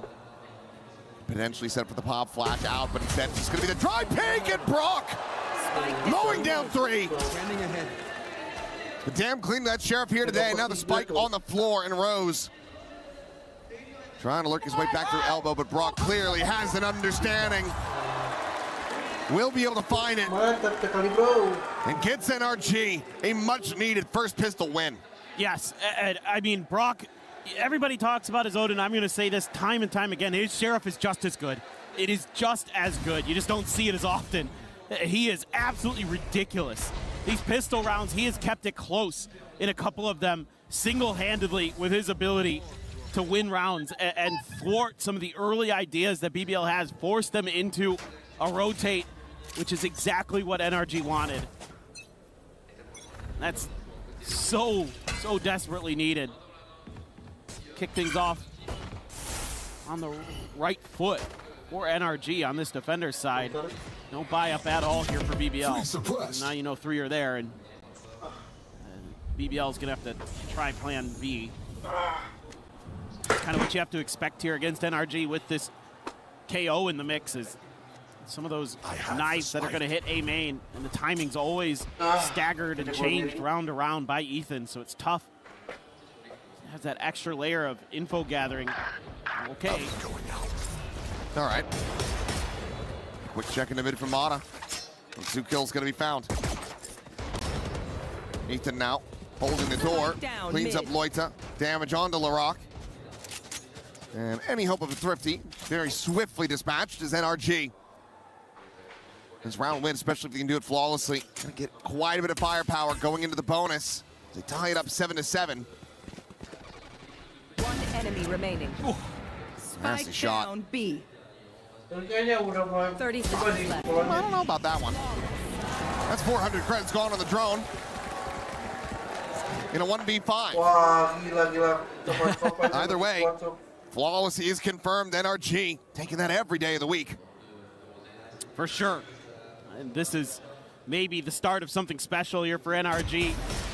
Let's see if BBL has that same magic on their attacker side that we saw in Haven, or if this is just going to be kind of a defensive masterclass from NRG. One of the best in the business when it comes to that half. Really tenacious and annoying sometimes.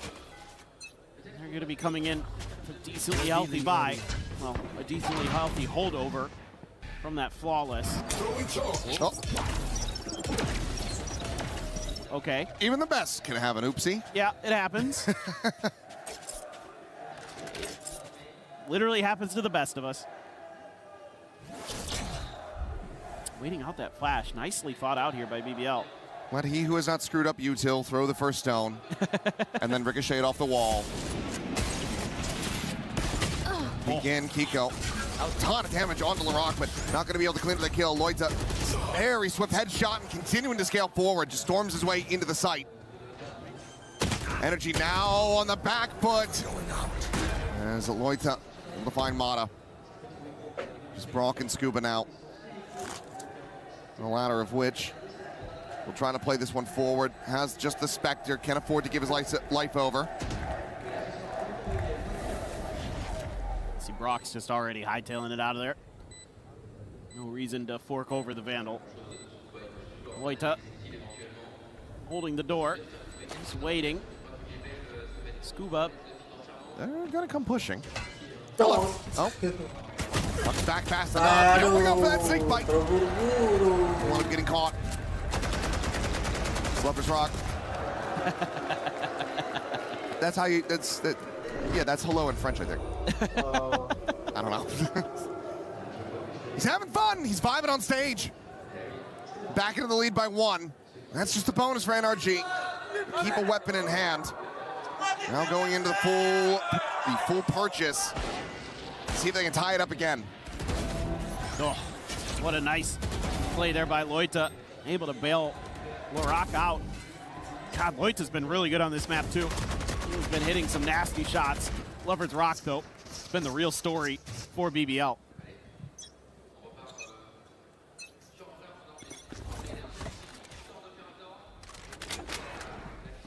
Oh. Quite able to find it. Now you know both the Jet and the Sova are over here, so as BBL, I'd like to see them try to drum up some interest on A, and they kind of did. Just a few shots from Loita, but it hasn't really pulled Kiko that far. He's going to be able to step in through Link pretty quickly. This drone, given a lot of the story away. The dart didn't connect though. Shock dart. Yeah, so maybe they don't want to kind of commit off the back of that just yet. Maybe wait for the next recon.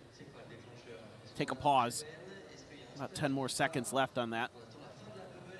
And then try to make the play. Paranoia right down the backside, but Scuba's pushing forward. Always went to the other side. Get there. Nobody Brock checked him. trying to keep a distraction going, and Scuba only able to find the two, but Brock's there. That second layer, cleaning up a kill, looking for a little bit more, but Lovers Rock able to hold his own. A 2v3, and for a second, I thought those shots were going to connect right onto Kiko's head. 30 seconds left. Spike planted. And RG still going to be in a decent position to try to close this one out. Lovers Rock, no util remaining, a snake bite to maybe buy a bit more time. They've got a ton of util available in the hands of Ethan. 2 flashes as well as that fragment, if he can stay alive, and he does. Wow. Quick to drop, quick to reassess, and realign. Now just Kreven.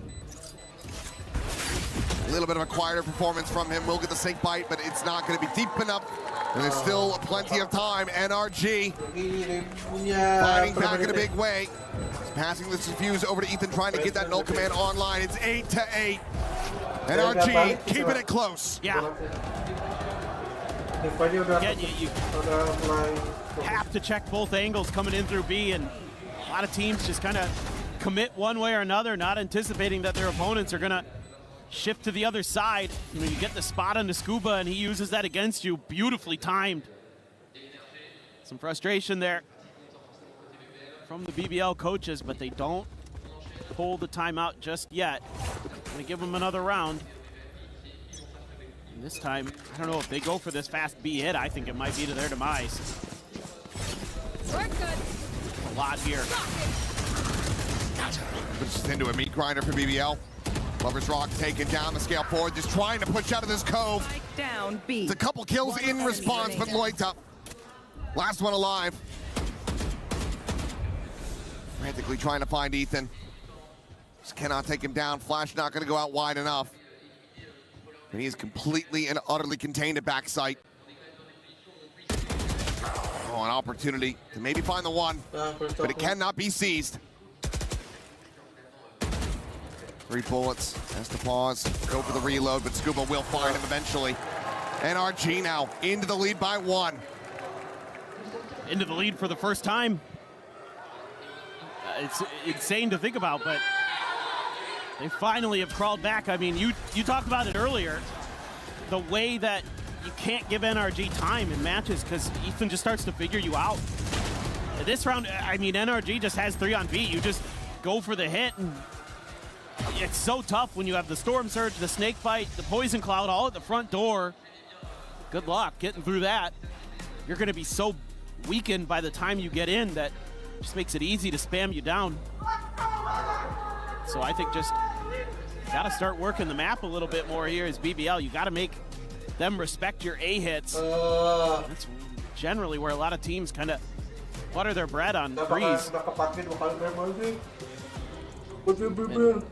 So far, it's been pretty, frankly, uninspiring. Like, calling from BBL. I haven't seen anything too creative, too unique, like we saw in Haven. This is their map pick. I mean, that's kind of been the story of a lot of these matches here at EWC, is teams, both teams losing their map pick, and then we go to map 3. Started off decently well, but kind of gotten out of sorts, and NRG starting to find their footing. As more and more rounds go on, I mean, Brock and Kiko are doing a Goliath task at the moment with the numbers that they're putting up. Here. Brock is outrageous, man. He's so clean. Ooh, nice timing. Now shot, not quite able to connect, and that's going to be a quick pause on that Hunter's Fury. One to trying to get that off, escorted forward onto a deeper line. Shockdart's now going to be layered in, but Mana off screen, able to find Kreven. Now gets himself a second. Loita dead as well at the doors. This time out, maybe not going to be bearing fruit for BBL. 3v4. Still no safety to try to go for the spike plan. In fact, it's going to be the Hunter's Fury out first, but Lovers Rock going to be caught. Ethan there at the bridge, able to find that elimination. And now you've got an ult expended to no avail. Rose ushered out into the open, able to find one, but needs so much more. The blind there gets the kill, but cannot get the round. NRG hit double digits. And so much is expended here from BBL. That felt like desperation. Using the Hunter's Fury there. And a lot of players, I think, just kind of losing track of the situation. Mana gets the kill on the Kreven, and then Loida just walks right back into it. And then you got the player behind Orange in Lover's Rock trying to create a little bit of space, but he's not like keeping track of the fact that there's probably a player coming through the door. Madas could be up there, and then Ethan's the one who gets the kill, swinging the other way. It's all madness. Deafen themselves, give themselves tinnitus when they're shooting those corpses. Ever since that moment, it's starting to spiral out of control. Yeah, that sometimes Go, go, go! you don't want to make your opponents angry. And some players, they thrive on that. Plenty have learned the hard way. Trying to bait out some reactions with some footsteps. But NRG is just tucked in, dug in like a tick. Knife, I don't know if that catches anybody. I don't think it did. It does, oh, yeah. Okay. Yeah, they were still playing within it. Fragment at the ready, looking for this mid split. But look at where Brock is. The swing to come through, and look at where Brock went. 6 feet under. Clean shot from Larock. Now the overdrive going to be in play. Kreven is able to find Ethan as well. And is this how you rally back in a thrifty? Scuba wants to say no. Quickly getting overwhelmed. The updraft over the top, and just too many targets. In the corner though, and Mana. Quick to scope in, quick to find that elimination, interrupting the plant, the spike now. Having to be recollected as Kiko slides along the half wall, but doesn't get a glimpse. The smoke on one side, of Poison Orb on the other. Poison flying. Larock still out into the open, and Mana again, fast on that draw, gets himself the third. Kreven dead, and now Loida. Try to clutch this out as the reckoning goes over. He will be able to dodge past it. Skirting around the pillar, but Kiko about to be on the angle now, has it confirmed, but Loida snaps on for the first. 8 bullets remaining. Mana trying to get the defuse up the half. The retime, he's gonna stick it. He's just gonna stick it! Loida finds the kill, but also finds despair and disappointment! No confidence in it this time. Well, in a way, but not the way you normally think. And Mata here again, disgusting. There's a lot of confusion, a lot of chaos after he gets that kill in the window. A lot of scramble from BBL to try to reassess the situation. What a recovery there. He's a playground bully. He's bigger than all of them. He just kicked sand in his face and said, I'm taking your lunch money. Lover's Rock now as the op. There's a pit right outside of A, so thwarting any ability to take space on that side. Wow, Lover's Rock. Nice read. It's a great start.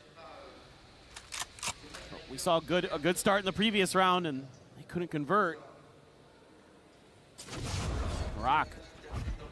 They give up the pit. Ethan, similarly, okay, he's ready for the one, not ready for the overwhelm. Now, BBL still in with that player advantage. Shock Dart not going to be able to find too much on the Lover's Rock. Just tagged at 85. Still was shielding behind the Scuba. Been quiet, but there's the reveal. Oh, he hit forward, I think, just a little bit too much. Gave it the angle. And maybe just gave up the round.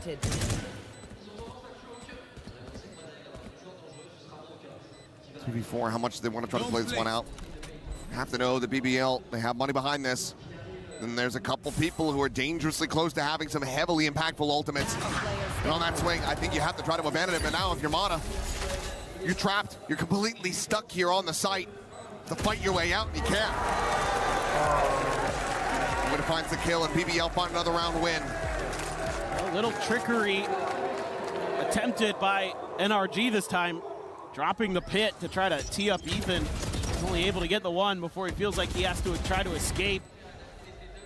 And they're able to take a wide enough angle off of that fragment. deal with him. And from there, holding it through. Some hope here for BBL. They've got to go streaking. No other choice at this point. And you've got Yop, the Blade Storm for Kiko. Ethan just the Bulldog, but has the no command. So any hit you make, you know, it has to be that initial util dump. Maybe gonna wait out the second knife, or the first knife, excuse me, of Ethan. He hasn't used it yet. I think that's maybe what BBL is looking for, but again, being impatient. So there will be some identification, I think, of all three. And oh God. Nasty headshot found. Thought for a second he's gonna have a collat. Lover's Rock trying to find that same success. Meanwhile, over towards B. Just begging the Brock to go on that peak. Rock though gonna be looking for a little bit more. Ethan just here around the corner. No charges left. Pedals away for a brief little moment. Meanwhile, Raven able to find Mata. No charges left. Turns back, found him in mid. Drives pop, the spike still left on the floor. So Rock very much alone for the moment. And there's the pickup. But there goes the rest of the team. Raven sliding forward is able to try to break open the B side, but these footsteps are going to be heard, and Scuba exactly where he needs to be. The spike gone right as the pit gets invested. He's been away from it. Borderline has to disrespect this. Clears the corner just long enough to be able to find it. Can he get to safety? Back sight not within the pit. Trying to find a spot. He will be displaced. Kiko cleans up the kill, and NRG march up to a 12th round win. Map point now in their hands. It's that the knife timing from Ethan again gives them so much awareness on when this hit is going to be attempted. Kiko up high on the box, gets the opener, and then they're just outmaneuvering them every step of the way. And you have 3 rounds in a row as BBL. Has to be the streak on your map pick. They're being a little proactive, looking, trying to sniff out NRG, but NRG waited. Now they're trying to refill some of that position. Mata tucked in again behind pillar in mid. Looking for that same spot that he got that punish on earlier. Gets that knife out just in time to prevent the drone from spawning. And Kiko boosted up here on top of the bricks. The strike ready to come through. His tailwind not pop. Dash over into the corner now. Tailwind back. Kiko able to play evasively, but Ethan gets overwhelmed as Lover's Rock. Lover's Rock comes away with that elimination. Kiko getting a little bit of revenge here for his fallen IGL, and now fighting a little bit more on top. Loita dead. Kreven trying to hold his own in mid. The spike does get planted on the A site. The Rock, however, scaling back in the mid, is able to find him. Brings it into a 2v2. Double approach from bridge side. Scuba and Kiko to try to push this over the line to take us to Lotus.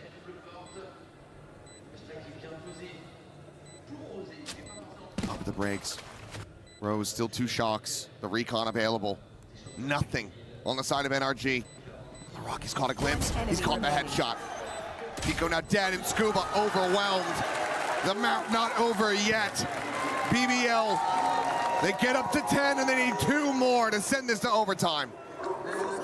Still feels really precarious. I mean, again, the knife catches so many players, and they take a shorter pause. They're at least able to get Kiko off the top of the close box this time. And Kreven able to hold them off on those rotations through mid, bought a little bit of time. And that's exactly what BBL needed there. 2 more. I think we have another timeout. This time, I believe NRG. We'll be calling it. Try to just secure this final round. Move over to Lotus, start focusing on the future.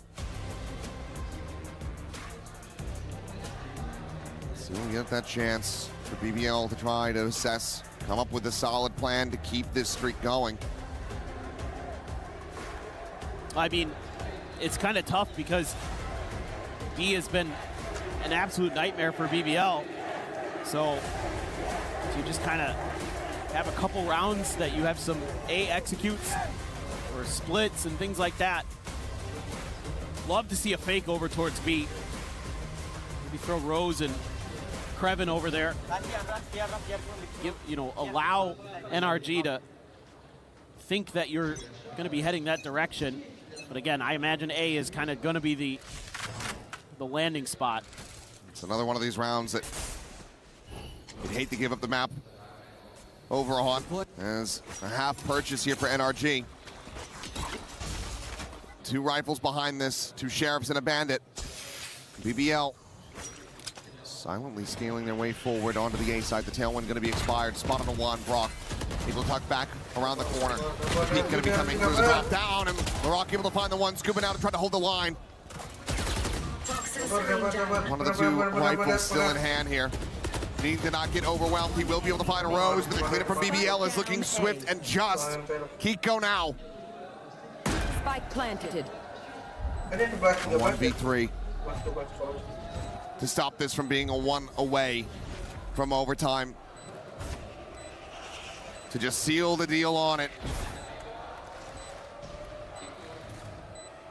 No cloud bursts, a gun barrel, I do believe spotted. There's the swing, and now they have confirmation. He's reading these players' positions decently well, but I just don't think there's anything that he can do about it. Economy still quite weak here, and Kreven, the counter spam, just following those tracers. He's going to be able to find him. 12-11, NRG far from out of the woods. And the other thing you're going to have to worry about here is BBL. The Hunter's Fury from Brock is going to be online. And you know that they love to look for those early picks off of some util. We've already seen them go for it in mid. So that's something you have to be very, very cautious about as BBL. You have to assume the timeout. Also, talking about this round a bit, this is exactly what I want to see. The B fake. The noise being made, Lovers Rock taking that space. Fragment at the ready, the foot gonna be spotted there by Ethan. Swings in, wants to maybe try to clear this one out. Repop on that flash, and LaRock has him outdone. Maybe found it blind, maybe just turned away from it. Either way, is a catastrophic failure at the start of this round for NRG. Finding forward and now trying to push us into OT. This is great stuff from BBL. They're working the map a lot more. This is much more thoughtful. They still have to convert, though. And NRG starting to get a sense that maybe they are going to end up B after all. The bulk of their forces because of Mata's position at A main. Corner tuck, but there's the clear out. Gets rid of the drone. Scoop up for now, unscouted. Has to be a suspicion, but Lovers Rock just takes that fight right to Kiko. He's able to find him. Scuba can only get the one. Zaps Brock to death. And it is just Mata standing. Spike planted. 1 kill to get the reckoning. 4 necessary to get this map done and dusted. The wall will go up, but Mata will fall. The backstab there. LaRock ready to drive the knife. You cannot do it like this. Denied. Might not be able to find what he wanted, but they get the scoreline they desperately needed. 12-12. Oh boy. This goes to overtime. Oh man. What a series and what a comeback here at the very last moment. 3 rounds in a row is what it took for BBL. And it looked a little shaky, but the timeout really worked a treat, and I absolutely love, again, what the coaches got into the heads of these players. We'll have to wait and see what this is going to look like, but there's a BBL contingent that has been going absolutely nuts on that half of the stage. They like what they're seeing. This time, I think NRG going to be pretty quiet. Just seeing Lovers Rock there at the front of A main doesn't tell you a ton. That does. Yeah, that it does. Quick spot, into the kill. A little bit of a double pick from Scuba to see if he can find maybe a little bit more. Meanwhile, tailwind forward going to be punished as Kreven is able to find that kill, but Ethan on the counter spam takes down the enemy Viper. Player advantage here for NRG. Oh boy. To the clear on the drone. Stun thrown out, Rose Slotting forward, looking for the timing, looking for the transfer, but Mata a little bit faster on that draw. Still in with a 3v2. Loita, Scuba catching a glimpse of each other. And the spike silently being ushered back out through cannons, leaving Scuba on an island. See if he could sink or swim in this. Any kill he gets is going to be value. Any time he buys is going to be value. It seems like BBL are none the wiser to his presence.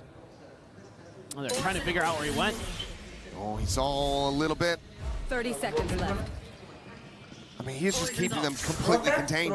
Swing in the corner. Scuba able to find Lover's Rock.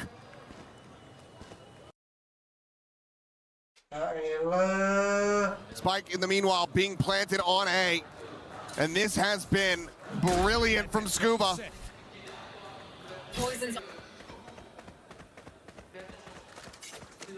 It does manage to break away. One smoke available, nothing more. And the clutch from here would be absolutely back-breaking for NRG. I don't think there would be a recovery. They're nearly lined up for him. Finds the first. Turns back. Maybe a sound made by Brock. Has to try to clear him out! And he has! Scuba now going to be spotted. Loita knows that he's in position, but it's not going to be planted for him. He does not have a snake bite to try to delay this one. He's just going to swing the corner, and Scuba gets it done! So impressive the way that Scuba navigates that round. Loita still also had a great call of his own to push A main there. But Scuba just absolutely tore them apart with the way he was moving around his smokes. He was anticipating that they were going to try to check him over the wall, so he was ducking in and out to keep them guessing. And they never found him until it was too late. And it's so close. I mean, Loita wanted to get that to half so bad before he pulled off, and Scuba knew it. Right there on top of it. Timeout call now. NRG looking to bring this map to its end. BBL trying to find that reset. They did well to get to this point in the first place. Can they go a little bit deeper to extend this overtime? Well, BBL are no strangers to overtimes here at EWC. They've been involved in a couple. So definitely have that experience under their belts, but NRG has plenty of their own. So let's see what the coach of BBL has got into the players' minds for this round. Maybe just a simple A split, kind of what it's looking like, but you got to make sure you clear that top mid area.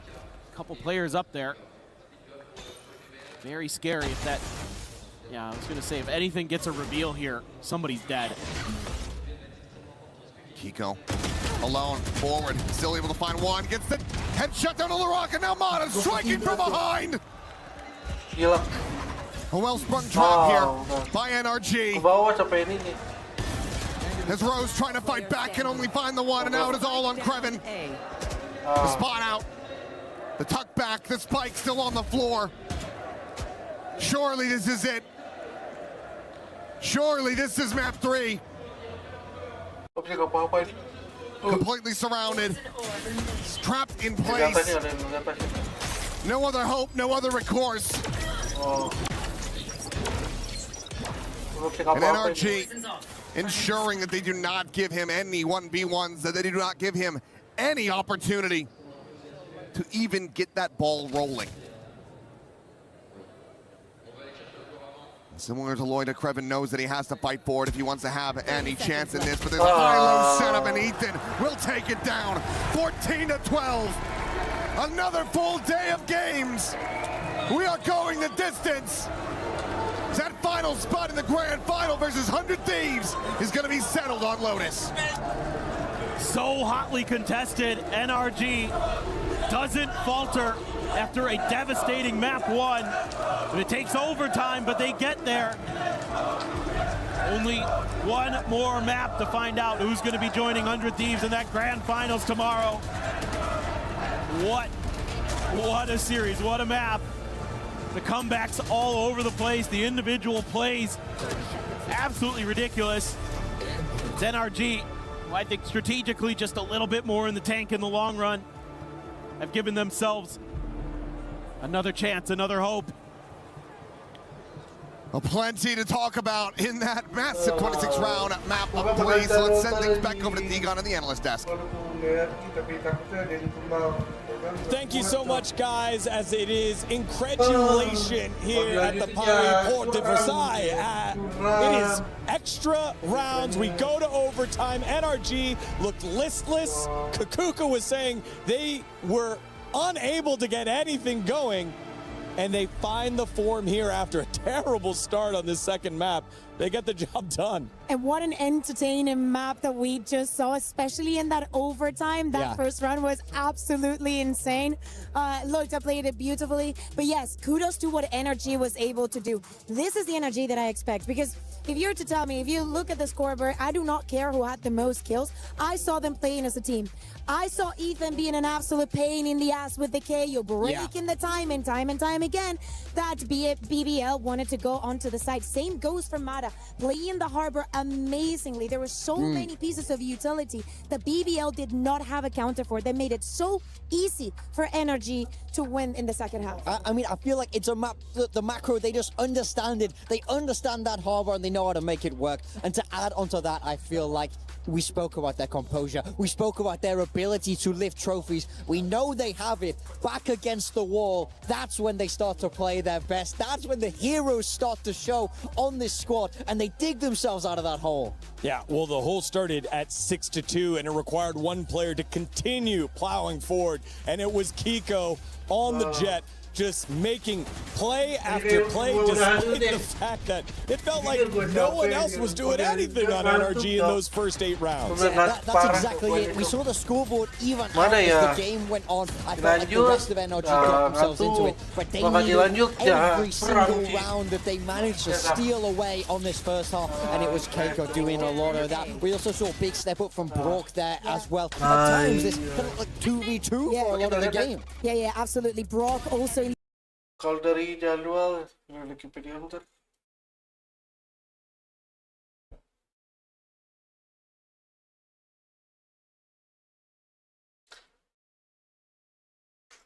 Dari jadwal bentar ya. Biasa kayak mutaran lawan ini kayak penal warna putih. Gue paling nonton yang warna putih aja deh, karena di mepet ya, karena halangan waktu. Nanti kalau misalnya ini mepet sampai PO2 ya, PO2 kayak maksudnya sampai 21, core-nya mau 21, paling jam 9 atau jam 10 live-nya. Nah, berperbandingan malam ini doang. Nah, udah nanti ya siapapun lah. Begitulah. Ayam chamber lo putih dari satu minam Waridin. Lagi. Gitulah. Komentator begini. Pacaran. Oh ini. Kata orang kikipet dan Kanada ini salah. Aduh. Kira orang Indonesia. Ternyata Mesir bela Indonesia. Lah tukaran kehalangan ini cok. Indonesia pasakan kunci dan Vero.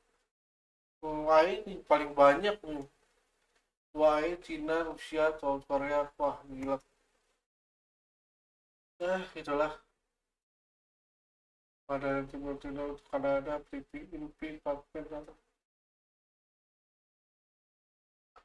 Ngapain dan up. Terus udah deh guys. Udah juga rata-rata Vietnam. Ya itu biasa emang negara mana nodal visiting dia nih. Oh Rusia. Ya, itu cuma dia yang udah tahu dan mampir.